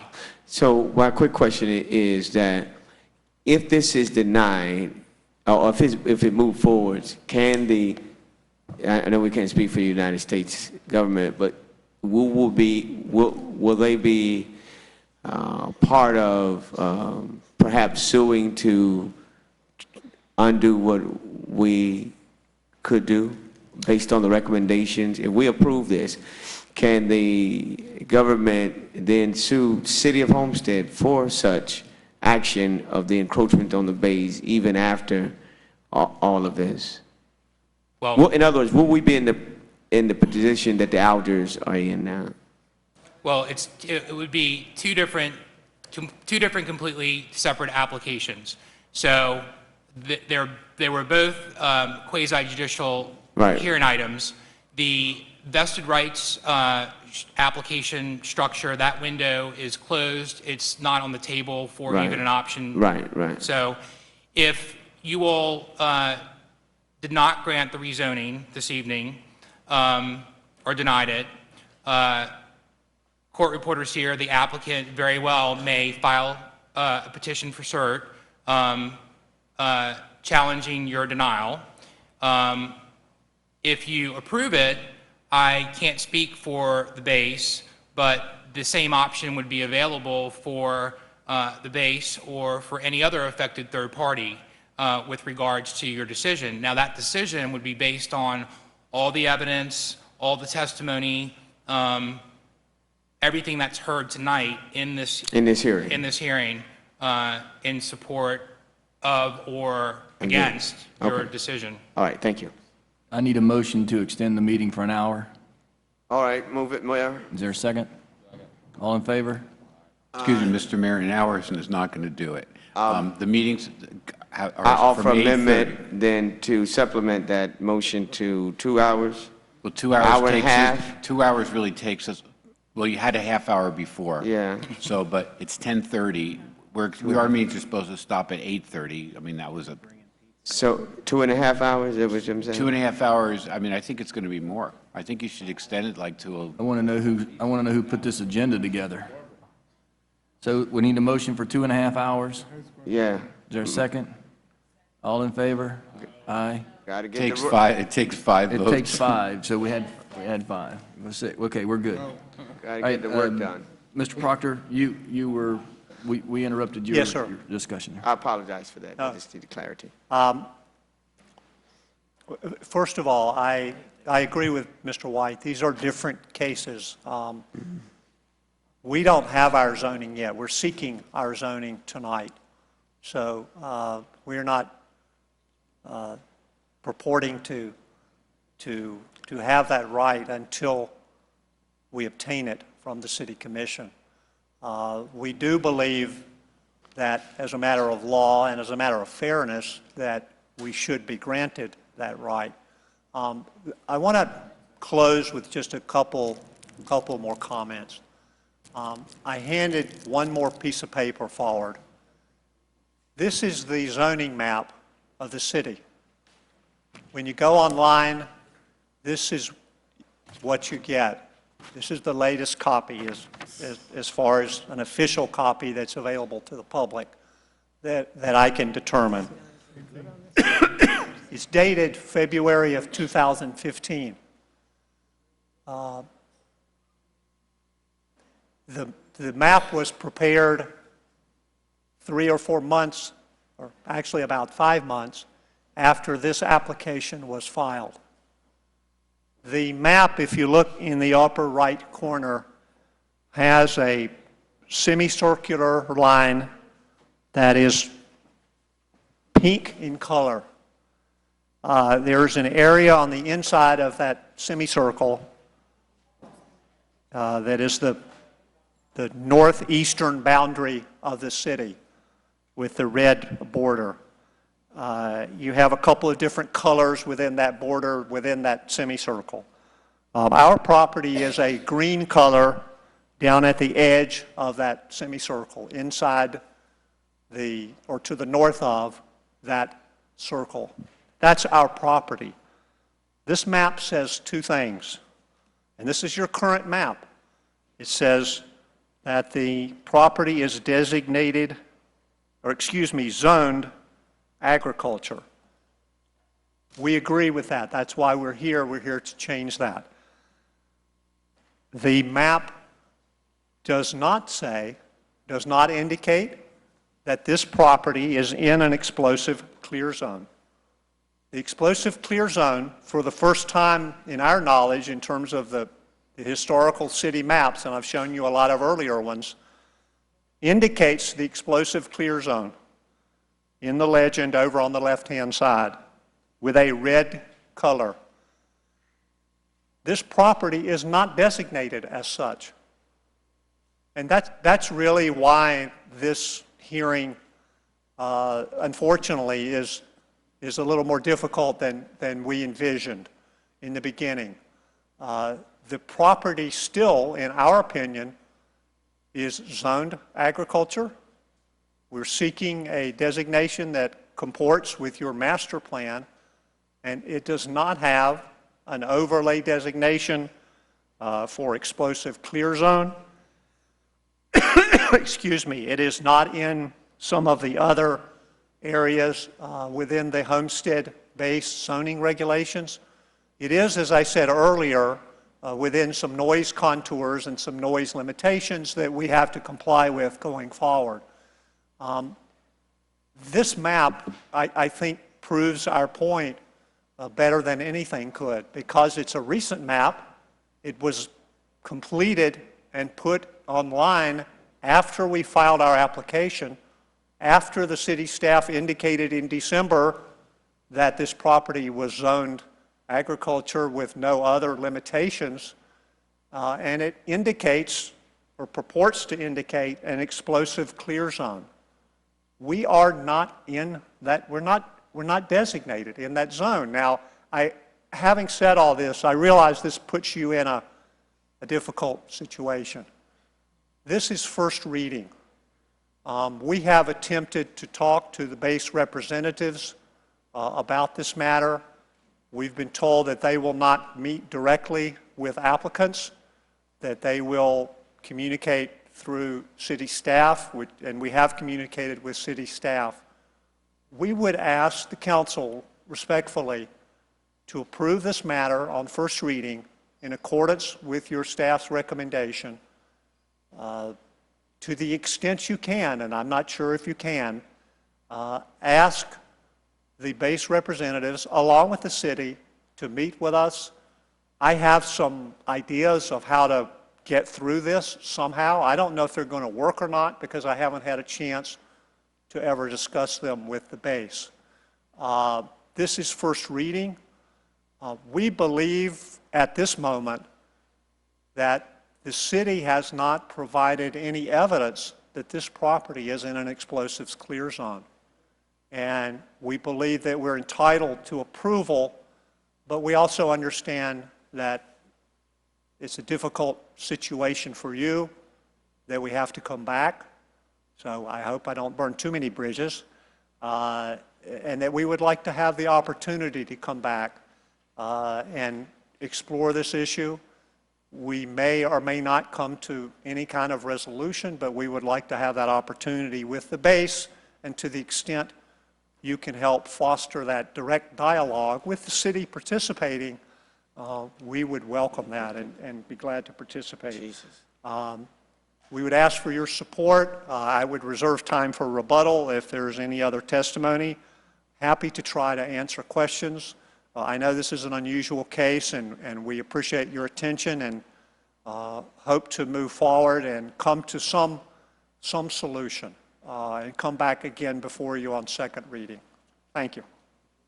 Yes, Mayor, I'm just about to suggest that the applicant somehow gets with the base. I'm really trying to follow you. I'm trying to find it on the map, where is it potentially, but then at the same time, there's a little fine print that says this map are not used for official use. For verification of zoning and land use on a property, please contact developer. So I'm trying to find where your property is in all of the color schemes of this, so that I'm able to make an intelligent decision on this. But I would make, my recommendation is, number one, that we, motion to table this till they get with the base, see if there is any compromise there. They've already objected to their letters. We've noted that. But also that they might have what the applicant is asking for, but not giving it to them on the first reading, because I'm trying to find where is your land on what where you have giving us this map, which is the city map, but it clearly states not to be used for official use. So my recommendation is that we will table this. They will meet with the base to see if there's anything to iron out, and then come back by the next council meeting. There's a motion to table. Is there a second? Second. There's a second by Mr. Maldonado. Question? Go. Mr. Burgess, go ahead. I mean, Mr. Ventura is here from the base. Okay. I know I saw him out there, but Is that something that he's even willing to consider before we? Well, I just said Yeah, I know, if. but I mean, we may have an answer to it here Oh, tonight. So I don't know what the base's position is. I see Mr. Ventura here in the crowd.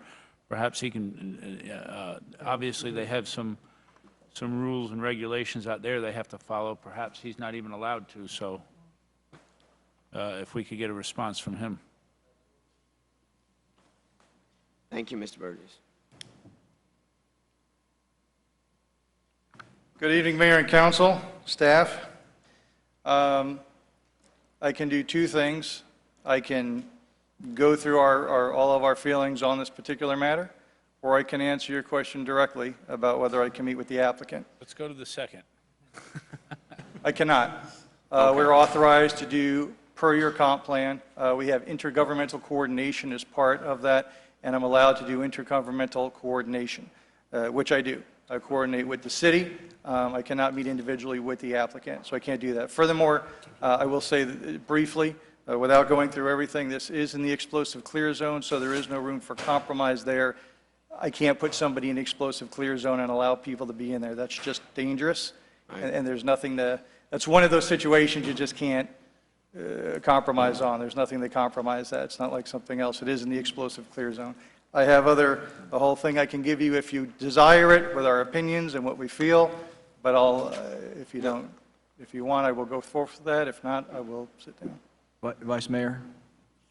Two questions for City Attorney. Number one is, are we sure that this, I mean, staff is concerned or positive this is an explosive clear zone, correct? Yes, sir. We've looked at the maps. The map that we have is dated September 22nd, 2010.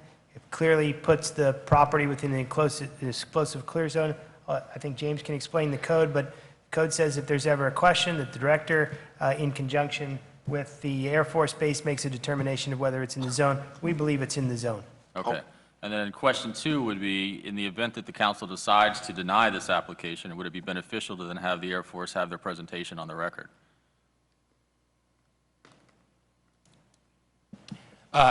Certainly, I do think that that is something that you all want the benefit to hear and consider, as well as the applicant having the opportunity to hear and consider so that they can respond or have any rebuttal to what the base says. And staff certainly wants a chance to comment on and to address the presentation and some of the comments that Mr. Proctor presented to you and the information that was handed out to you this evening that's entered into the record. It's a very long agenda. I know that you all have a lot of business to attend to, but this is important and this is going to take a while, and it's going to, staff's going to have to show you some maps, kind of walk you through the process as well as the base. So we can proceed in that fashion, or you all can defer the item to a date certain so that we preserve the advertising. That will give an opportunity for, I mean, Mr. Ventura has already said that he won't be able to meet with the base, I mean, with the applicant personally, but certainly staff can listen to any further input or ideas that Mr. Proctor or his client may have, can bring it back to you in a whole package where a full presentation, maybe with color maps, with the information that the applicant presented this evening, so you all can fully vet it out and discuss it. You know, this is a situation where it looks like we could easily end up in an appeal process. So the more information's on the record for you to make your decision, the easier time we'll have defending it, because we'll have more competent, substantial evidence in the record. I think you should defer this to a time certain, so that you have. They've paid this guy all night. Pardon? These people have paid for Well, an attorney and a court again, reporter to sit here all night. I know, yeah, it's terrible. I gotta, I never, Yeah, I mean, I'm okay to hear it tonight. I'll defer to the majority of the council, though. Mr. Williams? well, my only question is, because now I'm getting conflicted stuff. Getting conflicted that staff recommends to the mayor and council to approve the request for the rezoning. Then, now that I'm hearing that the Development Services wants to, I don't know if to object to some of the material that we have now, or are you all still recommending approval based on, in light of this new information that we have, that you all have not had opportunity to see? I'm not sure if you all have not. So what is it that now you're asking for? Because I've made a recommendation, a motion, and it was seconded, to not deny, but to defer until the next council meeting. That way, though they cannot talk with the base, certainly they could work out whatever.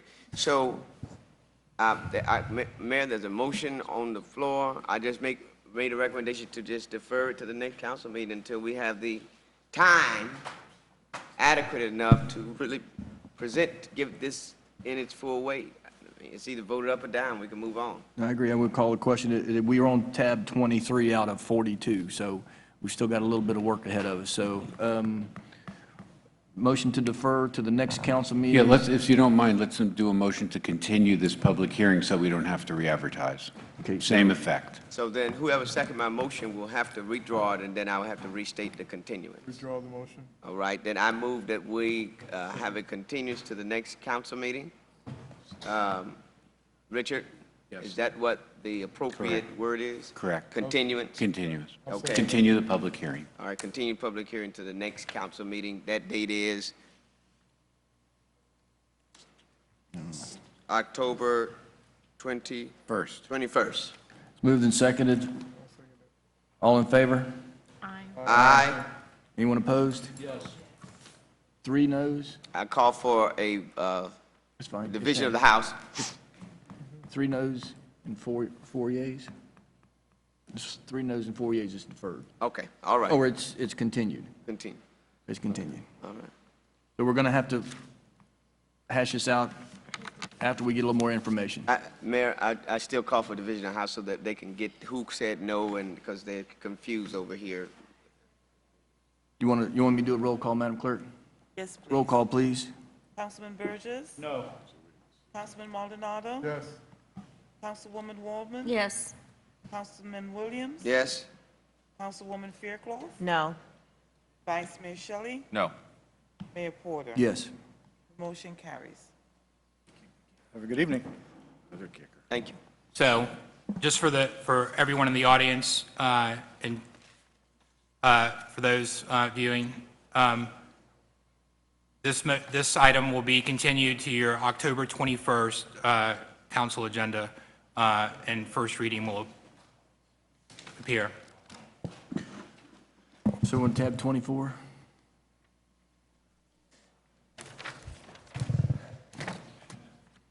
Yes, tab 24 is the first reading of an ordinance of the City of Homestead, Florida, considering the rezoning of an approximately 3.65 acre parcel from the agricultural AU zoning district to the residential single-family R1 zoning district for property located east of Southwest 162nd Avenue, Farm Life Road, and north of Southwest 320th Street, Maury Drive, as legally described in Exhibit A and providing for an effective date.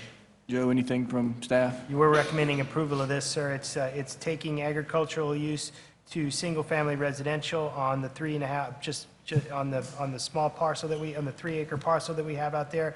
It makes it compatible. Ag's got to be transferred to something so they can be developed fully. This is almost as low of intensive use as you can get. Questions from council? Motion, if there's no No, I was questions. getting questions from council. I'm going to open up a public hearing. Hugo, don't talk too long. I'll limit my, Hugo Arza, office is at 701 Brickell Avenue. I will answer any questions. We thank staff for the recommendation, and I'll show one picture. It's Don't do it. it's basically the continuation of the Tropical Villas project that was approved several months back and is under construction. The owners of the property were able to secure an additional 3.5 acres on which they're going to put 16 more homes. Same models you approved previously, just kind of extending it so that they'll have a total of 42 single-family homes when it's all said and done. Questions from council? Close the public hearing. Is there a motion? Is there a second? Roll call, Madam Clerk. Councilman Maldonado? Yes. Councilman Burgess? Yes. Councilman Williams? Yes. Councilwoman Fairclough? Yes. Councilwoman Waldman? Yes. Vice Mayor Shelley? Yes. Mayor Porter? Yes. Motion carries. Tab 25. Thank you. Yes, tab 25 is the first reading of an ordinance of the City of Homestead, Florida, considering the rezoning of an approximately .06 acre portion of a .72 acre parcel from the general use G zoning district to the residential single-family R1 zoning district for property located east of Southwest 162nd Avenue, Farm Life Road, and north of Southwest 320th Street, Maury Drive, as legally described in Exhibit A and providing for an effective date. Anything, Joe? Staff? Sorry, we're recommending approval. This is bringing general use stuff that needs to be rezoned into the city so it can be developed as. Any questions from council? Motion. Oh, I'm sorry. Let- I didn't hear you. Ms. Williams? Bless you. No, that's all right. I got it. I know. Could you flip to the picture of where this is actually located? This It's the same, with the same application, right? Yes, sir. It's just that this is the G. I got you. The G portion instead of the agricultural portion. That's all. And this is next to what? What's the next preceding business or area with this in? What's the next zoning next to it? No, Well, the area in which it's in now, where is the next, is it all development, all residential? Is there any businesses within? No, sir. There's no businesses. This is, this is the Turnpike here. This is 162nd. I got you. Okay, thank you. Okay, I'll open up the public hearing at this time. Any questions? Close the public hearing. Was there a motion? Is there a second? Roll call, Madam Clerk. Councilman Williams? Yes. Councilman Maldonado? Yes. Councilman Burgess? Yes. Councilwoman Waldman? Yes. Councilwoman Fairclough? Yes. Vice Mayor Shelley? Yes. Mayor Porter? Yes, tab 26. Yes, Mayor, Council, tab 26, 27, and 28 all pertain to the same project, same site. I can read the resolution, introduce the items for 26, 27, and 28. You can have a public hearing, discuss them collectively, but at the conclusion, you'll need to take a vote separately on each one of those items. Okay. Tab 26 is a resolution of the City of Homestead, Florida, considering a request for a front yard setback variance from Section 30-259 setbacks of the City Code of Ordinances for GZM Enterprise located at 42 Northeast 3rd Road and 54 Northeast 3rd Road as legally described in Exhibit A and providing for an effective date.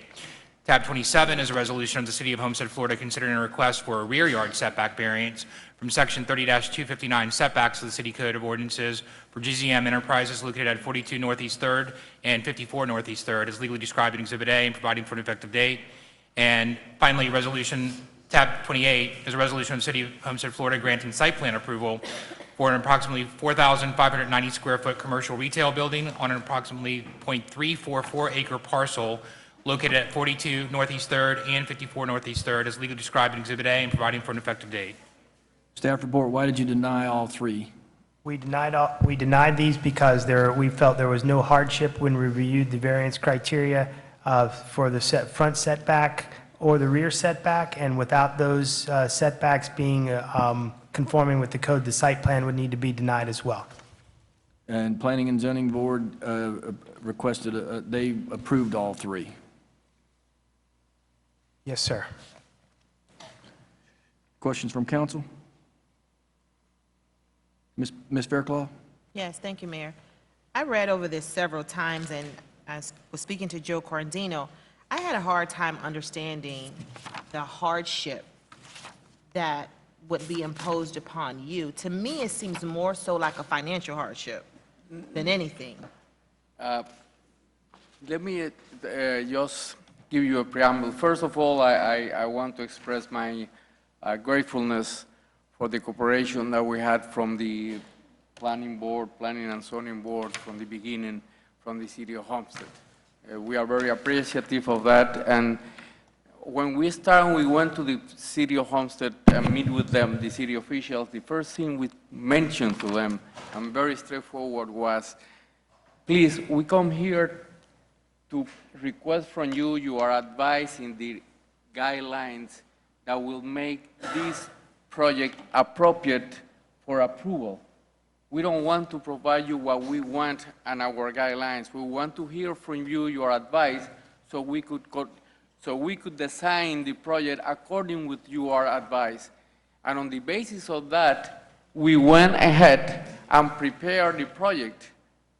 And basis also, we received some kind of advice that we don't have to worry and go ahead with what transpired on those first meetings, in which Mr. J. Morgan was part of it. And one of the things was that since this was 5 acres, then we will not need to have something at this stage for the setbacks because the land portion was less than 5 acres. But besides that, one of the things that was transpired on those first meetings with the city officials was that since this was in complete harmony with the overall factual composition of the immediate properties in terms of setbacks, it was completely in harmony and in compliance with the reality of the immediate adjacent. And I have here some photos that you could look at.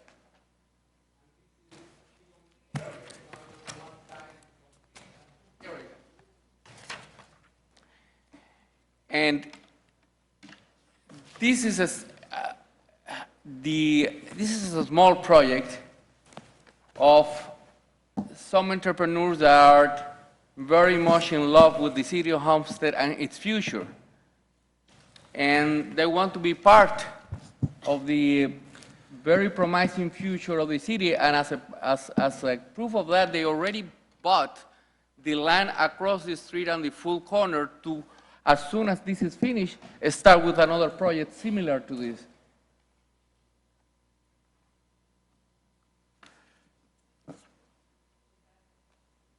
If I may continue, Mayor. This is another strip mall. Excuse me? This is essentially another strip mall, am I correct? Right, yes, that's correct. And Let me finish, Yes. You mentioned that you come to us and you ask for our advice. My advice would to. We went to the. May I finish? Yes, I'm Thank sorry. you. My advice would be to bring it into compliance. And as council, we have the autonomy to offer variances.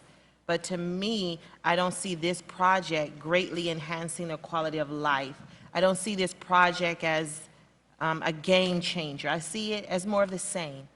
So I don't feel comfortable offering the variance because it's another strip mall and it's essentially not adding additional value to the community. So I reserve supporting this agenda item and offering the variance.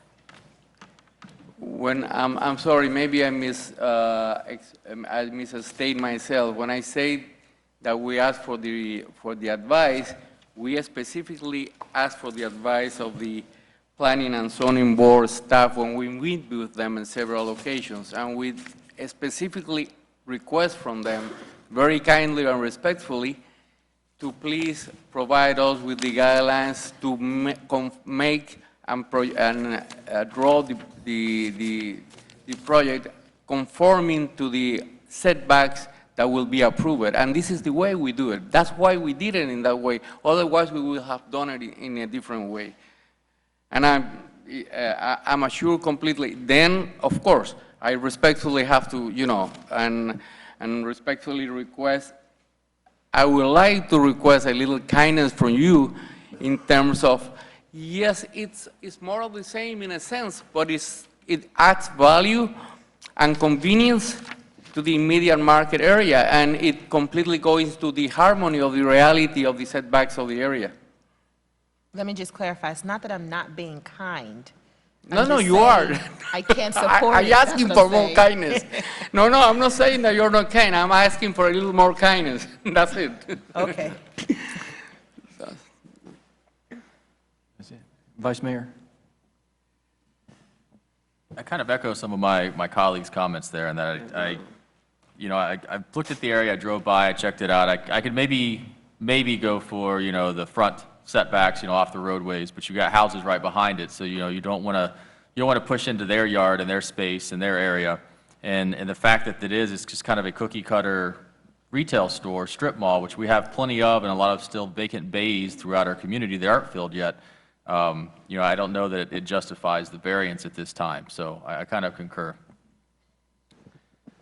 Mr. Williams? Yes, listen, I don't think speaking, I'm sorry, gentlemen, what is your name again? I didn't get it. What's your name? Mike Sickes. Okay. Yeah. I don't think this is going to happen for you tonight because the sentiments are of the same opinion. Looks like you're within a residential community, putting this business there, and it's not going to, I agree, it's not going to add any value, any quality of life that's going to be enhanced for the residents. And I don't see the conformality of your building to create variances for that to be encroached on maybe some other residential properties. So I'm not going to be in support of this application tonight. Mr. Williams, Joe, the residential component that's in that district now, in that technology misused district, is really like future, it's a non-conforming use, correct? Or incorrect? The residential component, well, anything that is exceeding the setbacks that we have in our code wouldn't be allowed to be put back like that. So we would want anything that was there that has a 10-foot setback, for instance, if it were to be rebuilt, would have to be rebuilt at a 20-foot setback. So in that sense, yes, it's non-conforming. Okay. Richard, we need to take these one at a time, or, sorry. Yes.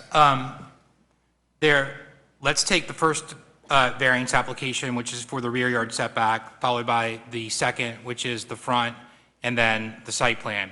Because if you say no to or deny either one of the front or the rear, by definition, by plan, the site plan has to be denied because that site plan is based upon the front yard setback or the rear yard setback variance. Is there a motion on tab 26, rear setback? Approval? Denial. I moved. A denial, a motion for denial, and Mr. Williams is second? Yeah, motion? that you said denial? Yeah, I'm on that agenda. Okay. This is a public hearing. I've opened up the public hearing. Anyone would like to speak to this issue? I close the public hearing. Any final comments? Roll call, Madam Clerk. I'm sorry, Mayor, just really quick, because I've heard several comments from you all on the dais, and I just want to reiterate that in staff's review of the variance, the analysis of those applicable criteria, or in 30-42C, of which in order to avail yourself of the variance, you have to meet all of those criteria. And staff has identified for you all, and I think you all have agreed with staff, that the criteria have not been satisfied in a number of ways. Compatibility issues, but most importantly, this is a self-created hardship that is only because the applicant wants this particular site plan. The fact that it's a strip mall or a type of retail should not be and is not really relevant with regards to the granting or denial of the variance. It's those criteria, which I just wanted to put on the record. Vice Mayor. Yeah, just a quick question. If we were to support one variance but not the other variance, what would happen there? Still, the site plan. Right, the site plan would still die, but would it cause some crazy problems in the future for future applicants or future projects, or if one passed and the other didn't, or would it go to a blank slate if they came back with a different concept? Well, I think it would certainly pose some problems for the applicant because they would have to go back and redesign the site or figure out what would work with one variance and not the other variance. Right. But would those variances be locked in for this applicant in a future application process, or would it start from scratch if they came back in for another site plan, but assuming one passed and one didn't pass? I'm just trying to get clarification on whether it's better to go all or nothing or partial. Certainly, those variances are based upon the site plan that you're looking at, because a future plan may very well warrant or not warrant or be completely different, compatible or not compatible with the configuration or the Understood. All right, thank you. Distance. Thank you. Okay, it was moved and seconded. Roll call, Madam Clerk. Councilman Williams? Denial, right? Yes, sir, for denial. Yes. Councilwoman Fairclough? Yes, for denial. Councilman Burgess? Yes. Councilman Maldonado? Councilwoman Wallman? Yes. Vice Mayor Shelley? Yes. Mayor Porter? Yes. Motion carries. Motion on tab 27. Okay, so James, do we need to do these other ones, or do the other ones go away? So we should take a vote on the Rear. the front yards, the rear yard setback, and We'll do them both together on the site plan. It looks like they're going to be denied. Yeah, you can- So just do them both together. So 27 and 28 Certain, put yes. together. So read them both. Is there, you already read them, or have you? I've already read them. Oh, I moved for denial. I moved it for denial. On On 27 and 27 28. and 28? Yeah. Yes. Is there a second? Roll call, Madam Clerk. Councilwoman Fairclough? Yes, for denial. Councilman Burgess? Yes. Councilman Maldonado? Yes. Councilwoman Wallman? Yes. Councilman Williams? Yes. Vice Mayor Shelley? Yes. Mayor Porter? Yes. Motion carries. 28, Councilman Burgess? Councilwoman Wallman? You got too much Councilwoman stuff. Fairclough? Yes. Councilman Williams? Yes. Councilman Maldonado? Yes. Vice Mayor Shelley? Yes. Mayor Porter? Yes. Motion carries. Tab 29. Yes, tab 29 is a resolution of the City of Homestead, Florida, granting site plan approval for a 32,950 square foot warehouse building on approximately 1.91 acre parcel within the Homestead Park of Commerce, located on the northeast corner of the Park of Commerce Boulevard, southwest 336th Street and southwest 147th Avenue, as legally described in Exhibit A and providing for an effective date. Anything from you, Joe? Recommend approval, fits all the zoning code categories. Questions from council? I'll open up the public hearing. Yes, Good ma'am. evening, Tracy Slavens of Holland and Knight, address at 701 Brickell Avenue, on behalf of GBX Homestead LLC. I'm here to answer any questions you may have, and Mr. Ventura is also here in case you have any questions about the Air Force Base regulations. In a nutshell, this is the first warehouse site plan for the development of the Homestead Park of Commerce parcels that were subject to foreclosure during the downturn. There's a new owner. You saw the plat last month. This is the application for the site plan. We've worked diligently with staff to address all code compliance issues, all compliance with Air Force Base regulations, and we are hoping for your approval this evening. Mr. Burgess? I would like to hear from Mr. Ventura and what the air base has to say. Larry Ventura, Homestead Air Reserve Base, it's good. All right. I took a look at it, measured it, looked at the occupancy, density, and this is exactly the type of development that is good for us in the Park of Commerce. It is compatible development with the air base. We have no issues. Thank you. Thank you, Mr. Ventura. Thank you, Mayor. Ms. Waldman? Yes. Just for the record, Mr. Ventura, you did not meet with this attorney or client, right? No, ma'am, I met with the city. Okay, thank you. This public hearing, anybody's welcome to speak. Close the public hearing. Final comments, is there a motion? Is there a second? Second. Roll call, Madam Clerk. Councilman Maldonado? Councilman Burgess? Yes. Councilwoman Wallman? Yes. Councilwoman Fairclough? Yes. Councilman Williams? Yes. Vice Mayor Shelley? Yes. Mayor Porter? Yes. The motion carries. Tab 30. Tab 30 is a resolution of the City of Homestead, Florida, granting final replat approval of a 198-unit residential single-family townhouse subdivision for Cedar at Keysgate, located between Southwest 336th Street and Southwest 340th Street, Southwest 69th Avenue, and Southwest 170th Avenue, as legally described in Exhibit A, consisting of approximately 20.95 acres and providing for an effective date. Staff report, Joe. We recommend approval ministerial, just a name change on the plat with a change of owner.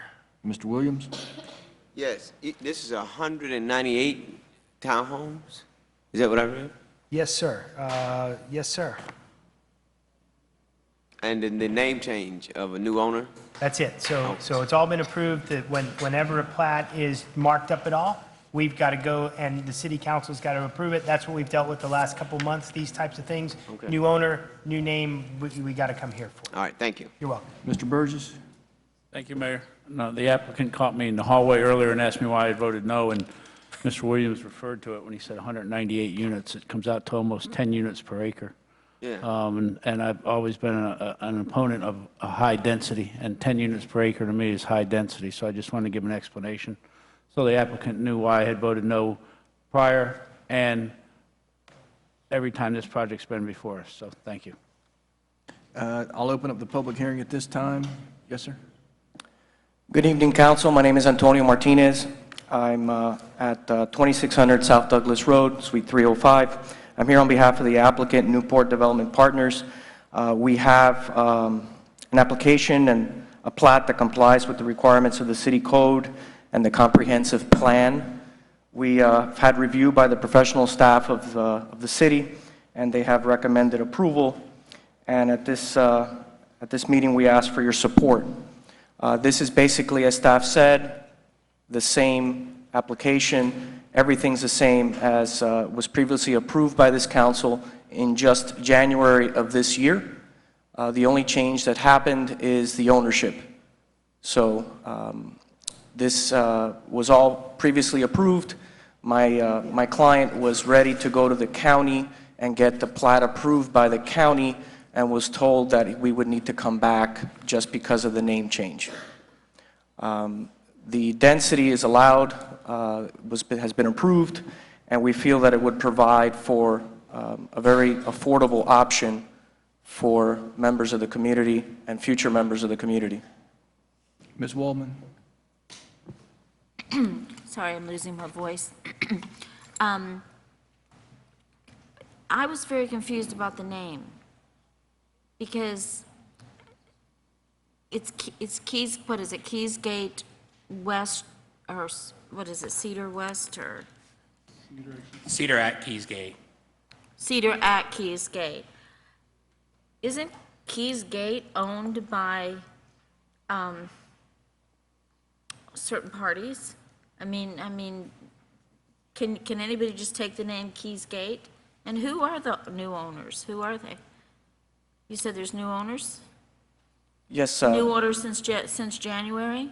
we closed, I believe, in June or July of this year. The client closed on it. My understanding is that the previous owner was overcommitted in other projects. Who was the previous owner? A company by the name of Cedar at Keys Gate LLC, which is why the name of the plat was Cedar at Keys Gate. And we kept everything the same, the name of the plat, the entire site plan. The only thing that changed was the name of the owner. So that contract was assignable, and they assigned the contract? I mean, they were able to assign their, James, help me out here. We voted on this in January, so they were able to assign their rights over with a contract to sell the property, correct? Right, I'm not sure what the ownership, Yeah, I know. the structure of the subsequent owner. Yeah. We don't look at that. I mean, we do review all the corresponding documents to make sure that it reflects the current owners, the title owner, on all the documents. I just don't know who the owners are, because, and I can't, at this point in the evening, I can't remember what we did in January. But, you know, I'm sure there was a reason that they were approved in January, and I don't know who these people are. I don't know if they're going to, you know, live up to the same recommendations, or, I mean, I'm really confused here, and I saw this in the book, and I still don't know who the new owners are. You can give me a LLC, or you can give me whatever, but that doesn't tell me who they are. Sure. But Joe, it was, the name is the only reason why it's back in front of us. Yes, sir. The only, like the applicant mentioned, they kept everything on the plat the same, but were required to, because they were new owners, to change the name. I believe, you know, I mean, it is simply a name change. They are not, they're committed to all the entitlements that they were given at approval. So all the site planning, all of the measurements, the heights, the setbacks, everything like that is going to be exactly the same as they were approved with. Mr. Williams? Did I hit that button? Yeah. The sentiments of my fellow colleague, Councilwoman Waldman, is the new owner here? Are the owners here? If I may, the new owner is a company, Newport Development. So they're the title holder of the property now. And so, just to refresh your memory, because I know it gets confusing with a lot of these applications. May I ask a question, Mayor, with permission from Mr. Wentz? Oh, absolutely. I just wanted to know what the old name was. What was the old name? What are you changing it to and from? Yeah, And then that's what I was trying to get at. I'm sorry. It's remaining Cedar at Keys Gate, the same name of the plat that you previously approved earlier this year. So the only thing that's changing is the name of the property owner. When this originally was approved at by the city back in 2007, when it came in for tentative plat and site plan approval, it was development still at the same density called Royal Home Villas. And the applicant started doing construction work and had been laying infrastructure, doing all of those things throughout this downturn, but never completed the final plat process at the county until earlier this year. So they came to you all for final plat approval consistent with the previous tentative plat and site plan approval. That went to the county, and then the Newport Ritchie, the subsequent title owner, is now standing in the shoes of the previous owner by the county, and the county is requiring that modification on the plat. and you all have a stipulation in your code that says any change, any notation, no matter how minor it is, requires authorization by the council for that. So that's simply why the matter's back before you. Oh, Mayor, can I complete? So basically, somebody else bought the property, and that's it, really? That's what we, that's basically, the new owners of the property, because it's a new owner, different name of the owner, then we have to, then it comes back to us. Yes, sir. I got it. I'm ready to move. Move it. Is there a second? Second. Yeah, I'll open up the public hearing. Did I do that already? I'm lost already. We done had a lot of public hearings. If I didn't, I open up the public hearing. Seeing none, I'll close the public hearing. Any final comments? Roll call, Madam Clerk. Councilman Williams? Yes. Councilman Maldonado? Yes. Councilman Burgess? No. Councilwoman Wallman? Yes. Councilwoman Fairclough? Yes. Vice Mayor Shelley? Yes. Mayor Porter? Yes. Motion carries. Tab 31. An ordinance of the City of Homestead, Florida, amending the city code by amending Chapter 30 zoning, Article 2 administration, Division 2 procedure for zoning amendments, special exceptions, permits, planned use development, submittals, and variances. Section 3048, unified advertising requirement in order to modify regulations related to notice, providing for severability, inclusion of the code and for conflicts and effective date. This is the second reading and public hearing. Anything from staff? We recommend approval, second reading. Questions from council? I'll open up the public hearing. Close the public hearing. Is there a motion? Yeah, Mayor, I'm sorry, before you vote on this, just to let you know that there is an amended ordinance that's on your, in front of you that replaces the ordinance that is in the agenda packet. It simply reflects the three items that you all voted on first reading, the HOA, the distance notice, and the posting. Okay. Was there a motion? Is there a second? Roll call, Madam Clerk. Councilwoman Fairclough? Yes. Councilman Williams? Yes. Councilman Maldonado? Councilman Burgess? Yes. Councilwoman Wallman? Yes. Vice Mayor Shelley? Yes. Mayor Porter? Yes. Carries. Tab 32. An ordinance of the City of Homestead, Florida, amending the City of Homestead Code of Ordinances by amending Division 2 competitiveness of Chapter 2 administration, providing for electronic bidding and providing for amendments to bidding requirements, providing for related conforming and clerical amendments, providing for inclusion of the code severability, and providing for an effective date. Anything? Second reading and public hearing. Anything from staff? Staff recommends Mayor and Council amend Division 2 competitive bids of Chapter 2 administration, providing for electronic bidding. I'll open up a public hearing. Seeing none, close the public hearing. Questions from council? Is there a motion? Second. Mr. Williams? Roll call, Madam Clerk. Councilman Burgess? Yes. Councilman Williams? Yes. Councilwoman Fairclough? Yes. Councilwoman Wallman? Yes. Vice Mayor Shelley? Yes. Mayor Porter? Yes. Motion carries. Tab 33. Unless it's, either one is controversial, there are two uses fee waivers, one for FICO Williams and one for Dickinson. I'll read them together unless anybody'd like them separated. Anybody want to separate or do them one at a time? Yes. Okay. Okay, tab 33 then. Request for waiver of uses fees for the use of FICO Williams Community Center. Is there?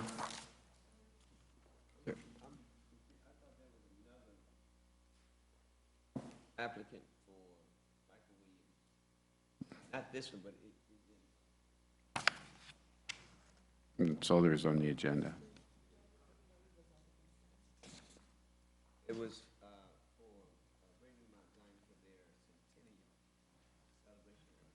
I think it happened already. Okay, so the requesting, Homestead Hospital is requesting $800 waiver of fee. Questions from council? You made a motion, Judy? Was there a second? And there was a second? I'll open up a public hearing. Anyone like to speak? Close the public hearing. Roll call, Madam Clerk. Mr. Mayor, if I could suggest that on motions and resolutions, the roll call's not necessarily all in favor is fine, and I think it'll save you a lot of time. Okay. All in favor, let's go. Aye. Tab 30. 34, request for waiver of uses fees for the use of William F. Bill Dickinson Community Center. Questions from council, staff report? Rotary Club wants $1,000 waiver. for using this facility for a political debate. Is there a motion? Second. Moved and seconded. I'll open up the public hearing at this time. Close the public hearing. All in favor? Sir? Yes, sir. I'm sorry, I'm not paying attention. It's okay. Ms. Fairclough, I'm sorry. I just had a question. I know political debates have been held here before, facilitated by the Rotary. Did the council approve a waiver of usage fees? I just want to know if this has been done before. Dennis, do you know? Last year, I'm sorry, last election, I think they paid for it.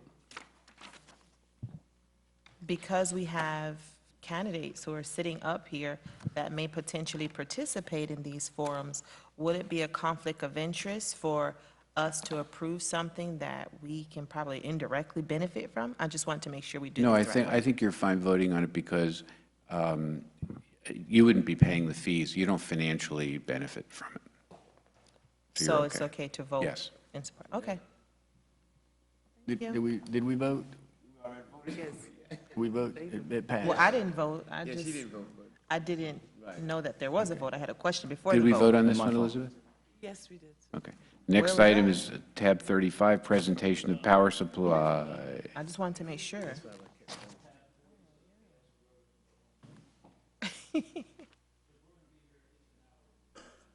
And On also, which, can we do furniture as well, just because we, Okay, look, we're going to move 40 up, and what was the furniture up? the Which one? furniture item is 39. Okay, let's go to tab 40. Tab 40 is, tab 40, Tab 40. We got Gail Sirota in the audience, and we've got an hour's worth of discussion on.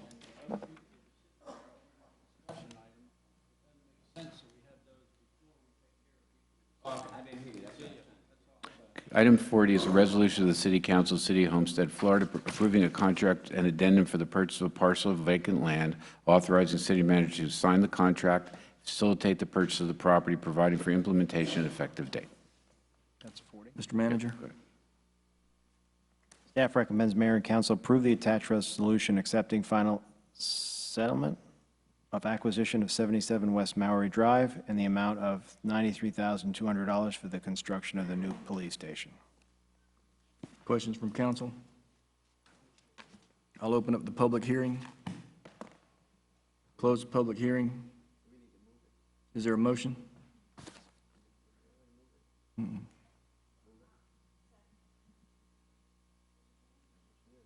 Motion and a second, yeah. Any final comments? Roll call, Madam Clerk. No. You just do all in favor. There's a roll call. Okay. All in favor? Aye. Going to And 39. Mayor, if I can interrupt, also, we have lawyers here for the 41, which is the Seminole Theater contract, so if we wanted to get rid of the lawyers, we could do it. All right, so what do you need? What do you need? Tab 41. Tab 41, is that all right, Mr. Mayor? Yes, sir. Great. Resolution of the City Council of the City of Homestead, Florida, approving an agreement between the city and Pinnacle Venue Services, LLC, for the management of the Seminole Theater, providing for implementation and an effective date. Staff report. Mayor, did you want to hear from the selector, or did you? Mr. Williams? George, I thought we had already talked about this or done this. You approved the bidder. What you didn't approve was the contract, so we had to go through the negotiations process, and we said we'd come back to you with a contract. So this would formalize the agreement between us and the vendor.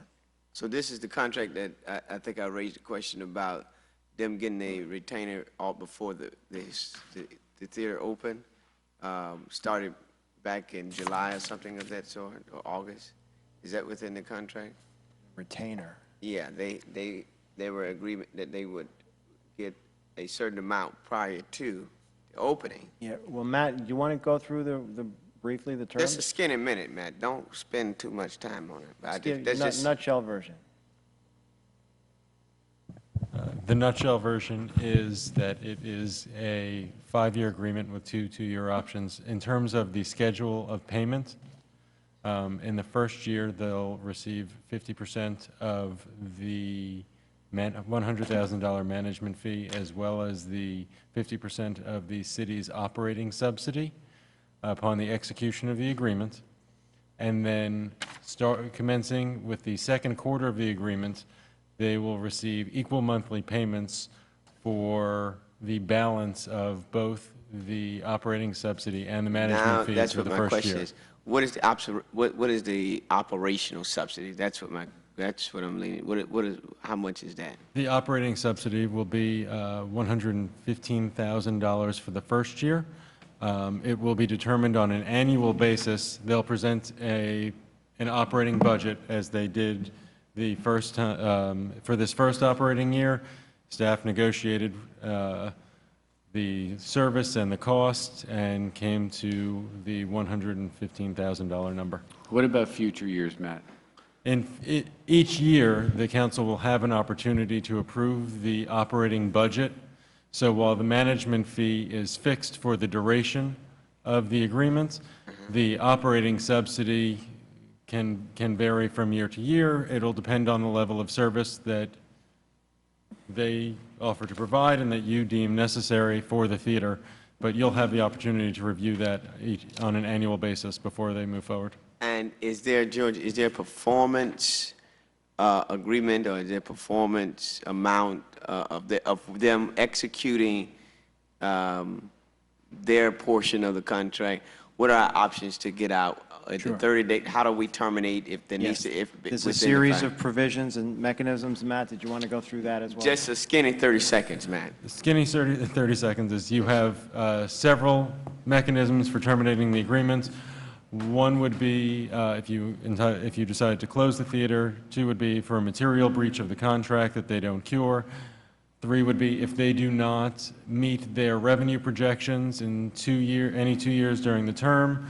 Another would be if they do not put on at least 75% of the events promised in the operating budget for during any 1 year. Right. And then in any year, if you cannot come to an agreement on an operating budget for the forthcoming year, right, you have the right to terminate the agreement. Okay, so there are clauses in the contract that stipulates their performance based, if it's a performance-driven contract, if they don't, have that many shows or whatever, then we can terminate the contract. Yes. So it's a performance-based contract? Yes. Okay, that's what I wanted to make sure of. And we just wasn't giving them operating dollars, and then we had no measures in place to determine if they're meeting our expectation. The only thing is I can't promise that you're going to like the shows. That's up to everybody. Culture diversity. Any other questions from council? I'll open up the public hearing. Close the public hearing. Is there a motion for approval? Move it. Is there a second? All in favor? Aye. Mayor, the 39 of the 39. furniture. 39, tab 39. Thank you, Matt. 39 is a resolution of the City Council of the City of Homestead, Florida, authorizing the purchase of furniture for offices, emergency operations center, conference rooms, staff rooms, public areas for various city departments, for the Empire Office, Inc., and authorized distributor one uninterrupted power supply unit from CDWG, window blinds for various departments from HD Supply pursuant to City Code Section 2-411.1A5, exemptions from competitive bidding, providing for an effective date. Mr. Manager? Mayor, this is the the final pieces to the City Hall project. There was a projection of $1.2 million to furnish the new City Hall. We tried to get that under by looking at our existing furniture inventory and figuring out how much of the stuff still had useful life, and to bring that over to the new City Hall. So it's going to be a hybrid of the old existing furniture plus some fill-in new furniture, plus there's an uninterrupted power supply that's necessary, and there's also some blinds. And so what we're asking for is the approval of the attached resolution authorizing the city manager to purchase furniture, fixtures, and equipment for the new city hall for a total amount not to exceed $470,000. And this is the recommendation. Mr. Williams, did you have a question? No. Mr. Manager, the gentleman that was up in their public comments made a comment about a local business not being afforded, and I know earlier today the question was the quality of the furniture was I think a lot of why that the city chose with this supplier. Right, the difference between the cheapest one and the second cheapest one was slight, and what you're getting with the second cheapest one is better quality, and Office Depot felt like they're the cheapest, so that they should be picked. But we had a group of staff that went through and looked at both companies, and they went and visited locations with the furniture, and they felt for the extra, the small amount of difference that you were getting better quality furniture, and that's why they selected what's in the car for approval. Office Depot also understands, and I think initially they lobbied up and they had all kinds of people coming, but then when they realized we buy furniture from them all the time, I think we bought maybe, I don't know, $500,000, $600,000 worth of stuff from them over the last 5 years.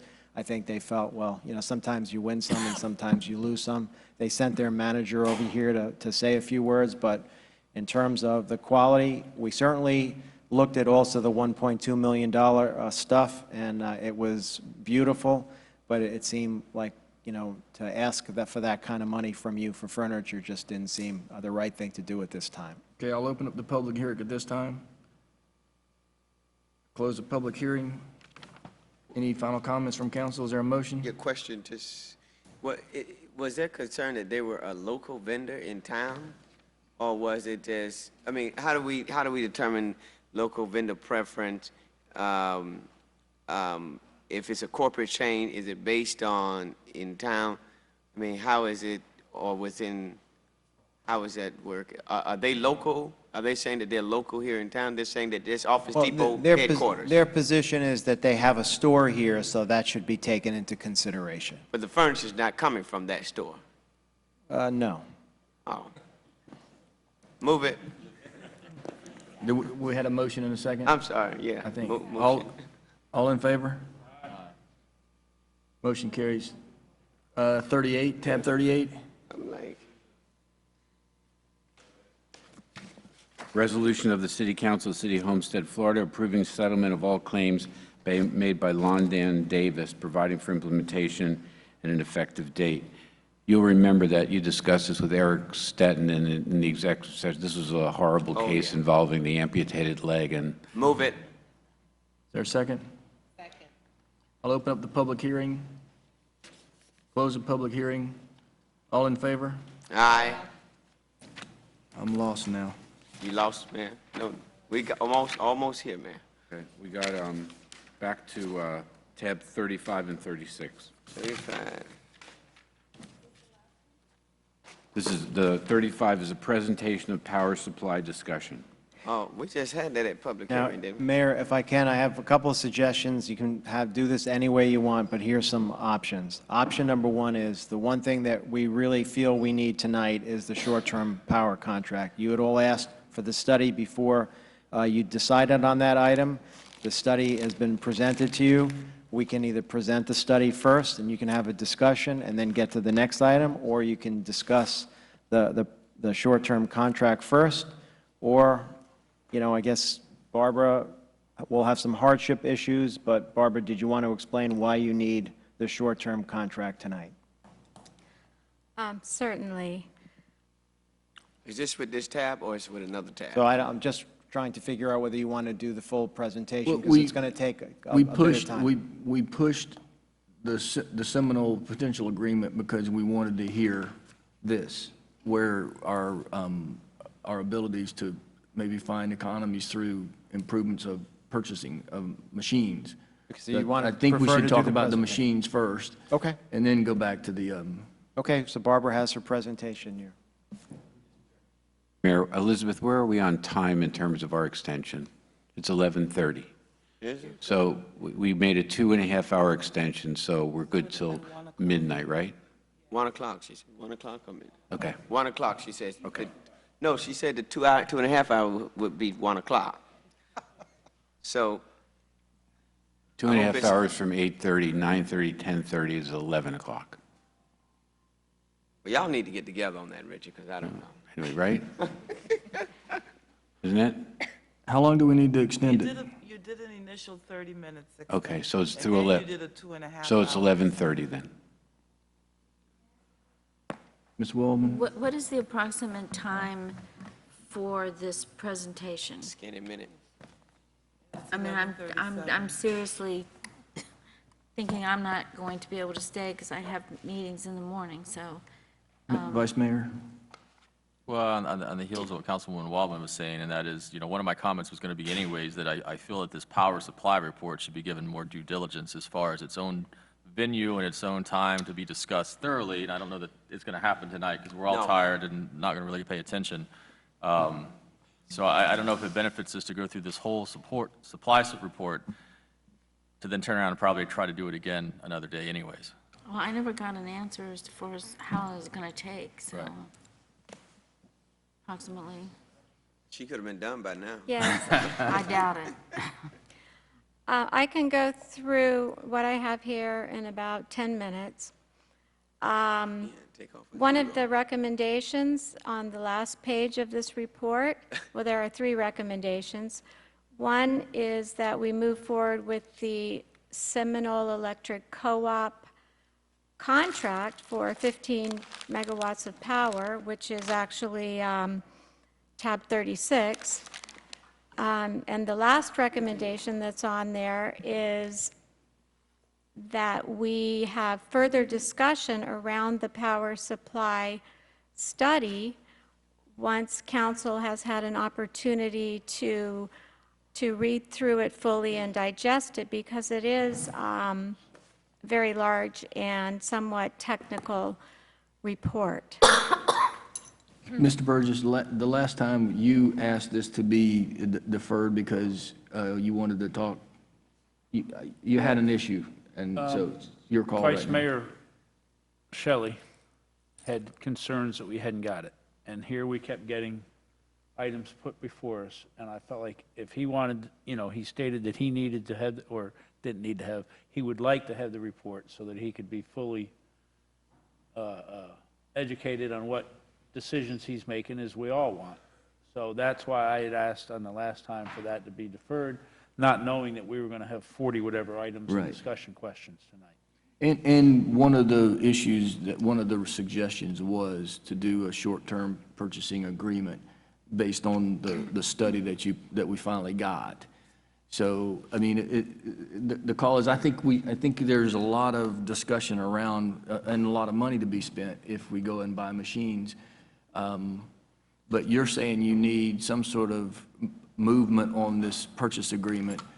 So, I mean, does anybody have a problem moving forward? You were the ones that had concerns about the purchase agreement before, so. Correct, yeah, I had concerns about not having the study and being required to make the decision. So we've gotten the study, although I haven't had a chance to read it all because it was incomplete in my packet as of last night, but I've had significant discussions since then with the city manager and others, and so I think I'd be comfortable moving forward with a short-term purchase issue and then dealing with the heavy lift when it, on a more. And the Seminole agreement is 5 years and 8 months. Correct, for Nice. 15 megawatts. And we have an immediate need, and that will make us whole and meet that need, that immediate need of basically 2015 through 2020.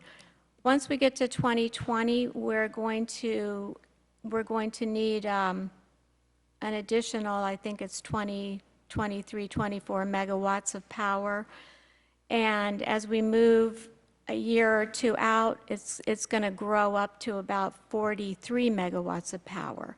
So we've got a long-term problem that we really need to discuss, I think, fully and carefully consider all the options. And there's time to do that. Okay. But we also have a short-term problem where we don't really have enough power to meet the needs of our city right now. And that's what we would get with the Seminole contract. Ms. Wallman and Mr. Williams. Yes, Mayor, I'm ready to move forward with the short-term contract with Seminole.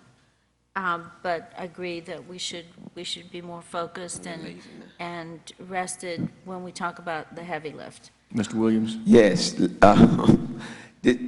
Short term, when you say short term, how many, are you talking about just 5.5 years? That's, Yes. Through 2020. and Mr. Shelley, your issue is that the study, I mean, if I know it's an immediate need. I mean, if we have to execute the contract by a certain time, is this time specific, like next month, are we in trouble? Tomorrow, are we in trouble? We have the potential for being in a sticky situation where we would have to do what we did last year, which is rent generators, and they cost us about $80,000 a month last year. And that's not what you put in your budget this year going on the base. Would it affect the rate going down if we don't use this company tonight? I mean, if we don't give you the answer you need tonight? Would this affect the October 1st drop rate We will still be dropping the rate October 1st. regardless? Yes. But the problem is this power supply. We need to have resources, these resources in place to serve our customers with certainty. All right, well then I think I'll second it because I wouldn't want to be, I don't want my power interrupted. It's moved by Ms. Wallman, second by Mr. Williams. My power. Vice Mayor? Yeah, I was going to say, just to answer Councilman Williams' question, my concern was that we were going to spend money on a purchase power agreement that we could better put to use potentially on buying machines. Right. And then after talking to staff and looking at the study, the amount of power that we're going to need will include machines plus purchasing of power anyways. So purchasing power short-term won't affect our ability, at least that's what's been promised to me, won't affect our ability to make decisions about purchasing machines should we choose to do so. So I'm okay with the fact that this is something that needs to be done anyways. I'm confident that we can move forward. But the only last comment I would say is that, I think the issue needs to be discussed, and I think that you see that there's some passion in our community about our electric rates and those types of things. I think that we need to have that discussion, again, at an appropriate time when we can dedicate the time to it and have a full, disclosure of all our issues. So that's why I think that the heavy lift of the power supply, I can't even think now. Anyways, the power supply study, I'm tired, should be put off for another day, so. Okay. I'll open up the public hearing on tab 36. Close the public hearing. There's a motion and a second. All in favor? Aye. And we're going to take tab 35 and This the last one? Move it to a subsequent meeting, the discussion on the power supply, right? So what did we miss, Richard? That's it? Okay, so report from the manager, report from the attorney, reports from council. No. Yeah, unfortunately, I have one I have to give. I got one quick thing. Okay. Okay, Well, Mr. then I got one Mr. quick thing Burgess? too then. Thank you, Mayor. Yeah. Many of our customers in the city may have received a bill, as I did today, that said that I had an outstanding balance. And what happened was there was a miscalculation of taxes. So it's not that there's an outstanding balance overdue to the city, but I just want to let people be aware that the city's aware that there was a mistake made, and that, in my eyes, it wasn't handled properly by allowing that to go out as an overdue bill without some sort of note in there. And I spoke to the manager about it, so if citizens see it on their bill, they'll know that it's been taken, it's minimal, but still, when people see something like that, they take offense to it without some sort of explanation as to what it is. I went back and verified. I called customer service today without them knowing who I was, and the explanation I got wasn't very good, so I would suggest to the customer service people that they write up something for them, a paragraph for them to read with a little bit of an explanation in case somebody else does call into the phone bank. Thank you. Ms. Wallman? Mayor. Just SOS gala Saturday night Okay. for the domestic violence, please. I wanted to ask Mr. Burgess got a question. But I'm sorry, I didn't get that. What happened? One of the taxes on the electric and, you know, all of our power bills and our water and sewer and solid waste, one of the taxes, I guess, there was some kind of formula or something that didn't get used correctly in one of the taxes, so there was a minimal amount. But if you were had to pay $200 last month, a minimal amount, and then on this month's bill, it shows up as an overdue amount, and you go back and look at your receipts and you say, well, I paid the $200, how do I owe whatever the amount is now? Okay. So, but it's not, there's no explanation or anything in the bill to explain that there was some sort of problem or anything like that. It's just sent out. I guess it's a question for staff then. Do we do our own billing or is it outsourced? Is it something on our end that we have done or is it something on the... This was a software issue. Calvin is here just to give you a brief explanation. Calvin? Hey, hello, Mayor, Council, and staff. What basically occurred was in August, July, we did a system update, and all the bills that were generated in August did not include this tax. So what we had to do was cancel all the August bills and redo them, because we found out about it early around Labor Day. So we had to cancel all those bills and then rebill all the bills. And then what happened after that, what we had scheduled to put the message out on the bills was the scams that's going on. So we will notify all the customers. We are in works on putting something on the bill, a message to inform the customers that they'll be given until October to pay that tax fee. It's a very minimal amount. Perhaps our PIO can put something on it. It averaged around probably $2. Right, but this is what I'm talking about, is that on my bill I got the other day at my home and my utility bills are automatically deducted. But when I got my bill, it said that I had a previous balance of $1.05. That's the tax right there. That's because I know I pay my bill on time. Yeah, because what happened was 504 Northwest 3rd Street. Avenue. Yeah, that's right. But it's...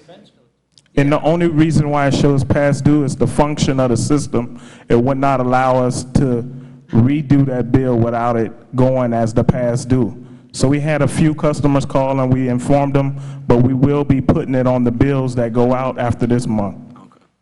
So I don't owe... No, you do owe it, but it's not past due. You can pay it with your September bill They didn't charge date. you the previous month, so they have to charge because it's a tax. All right, okay. So you were undercharged last month, and now you're making up for it this month. I just don't want my power cut off. For $1. Mr. Williams, do you have any reports? Yeah, I'm sorry, Mayor. Yeah, I'm ready to go home.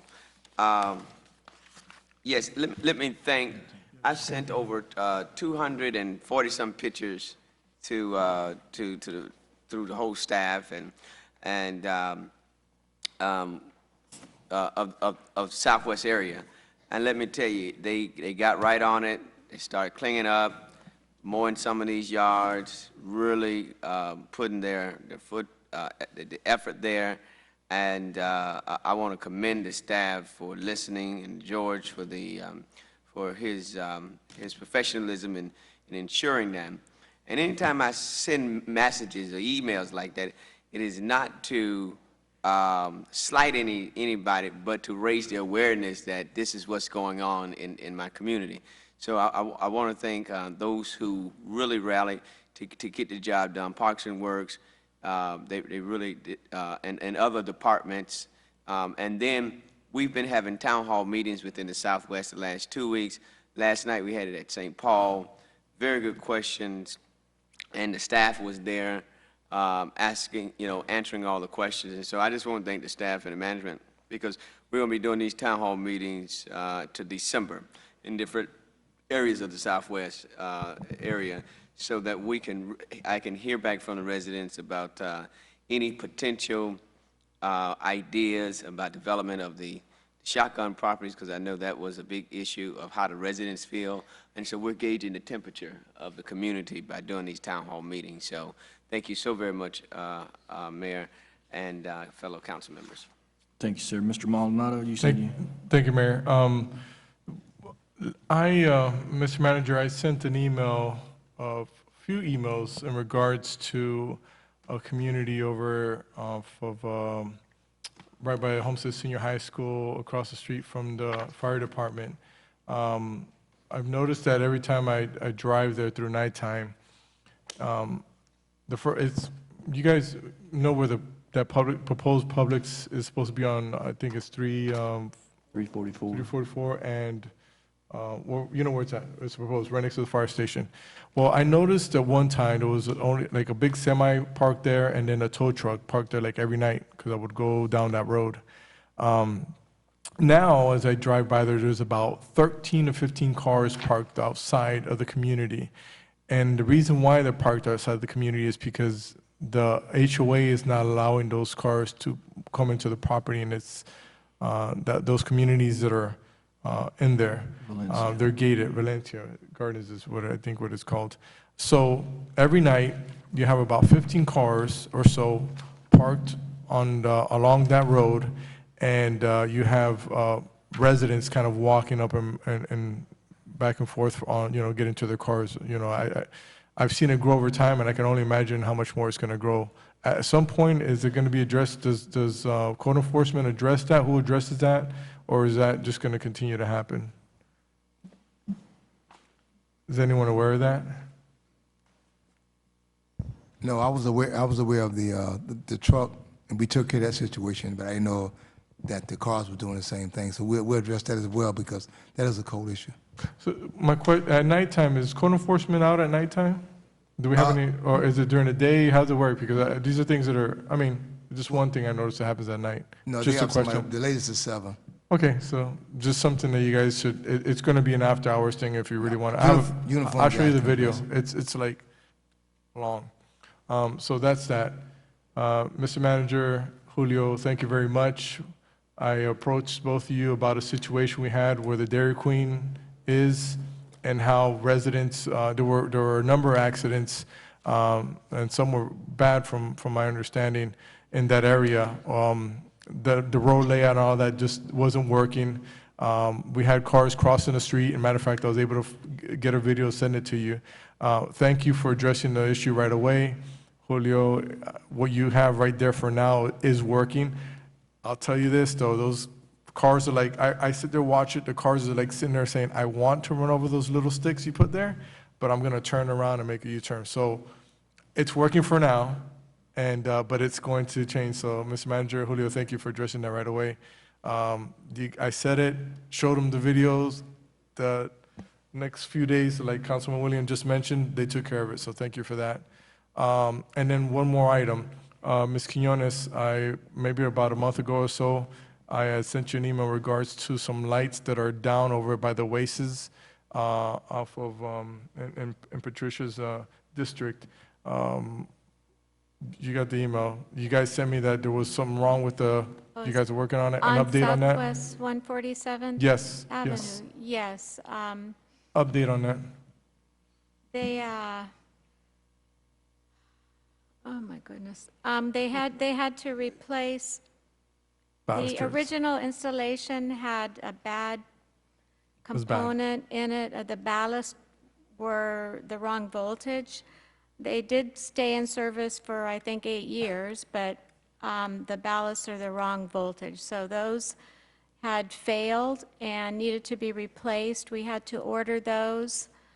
My understanding, though, is that they had replaced those, so. Okay, I usually drive down there, and I maybe in the last 2 weeks, I didn't see, I have not gone through this, I don't know if it's Okay. been done, but I was kind of just following up with that. My understanding is that the ballast did come in and they were replaced, so if there's still a concern there, please let me know. And just one more question in regards to lights. How many times does your staff, or how do you figure out when lights are off? Do you wait for the residents to call you, or do you guys have some type of plan in place and where you're driving down at nighttime and making sure they're working?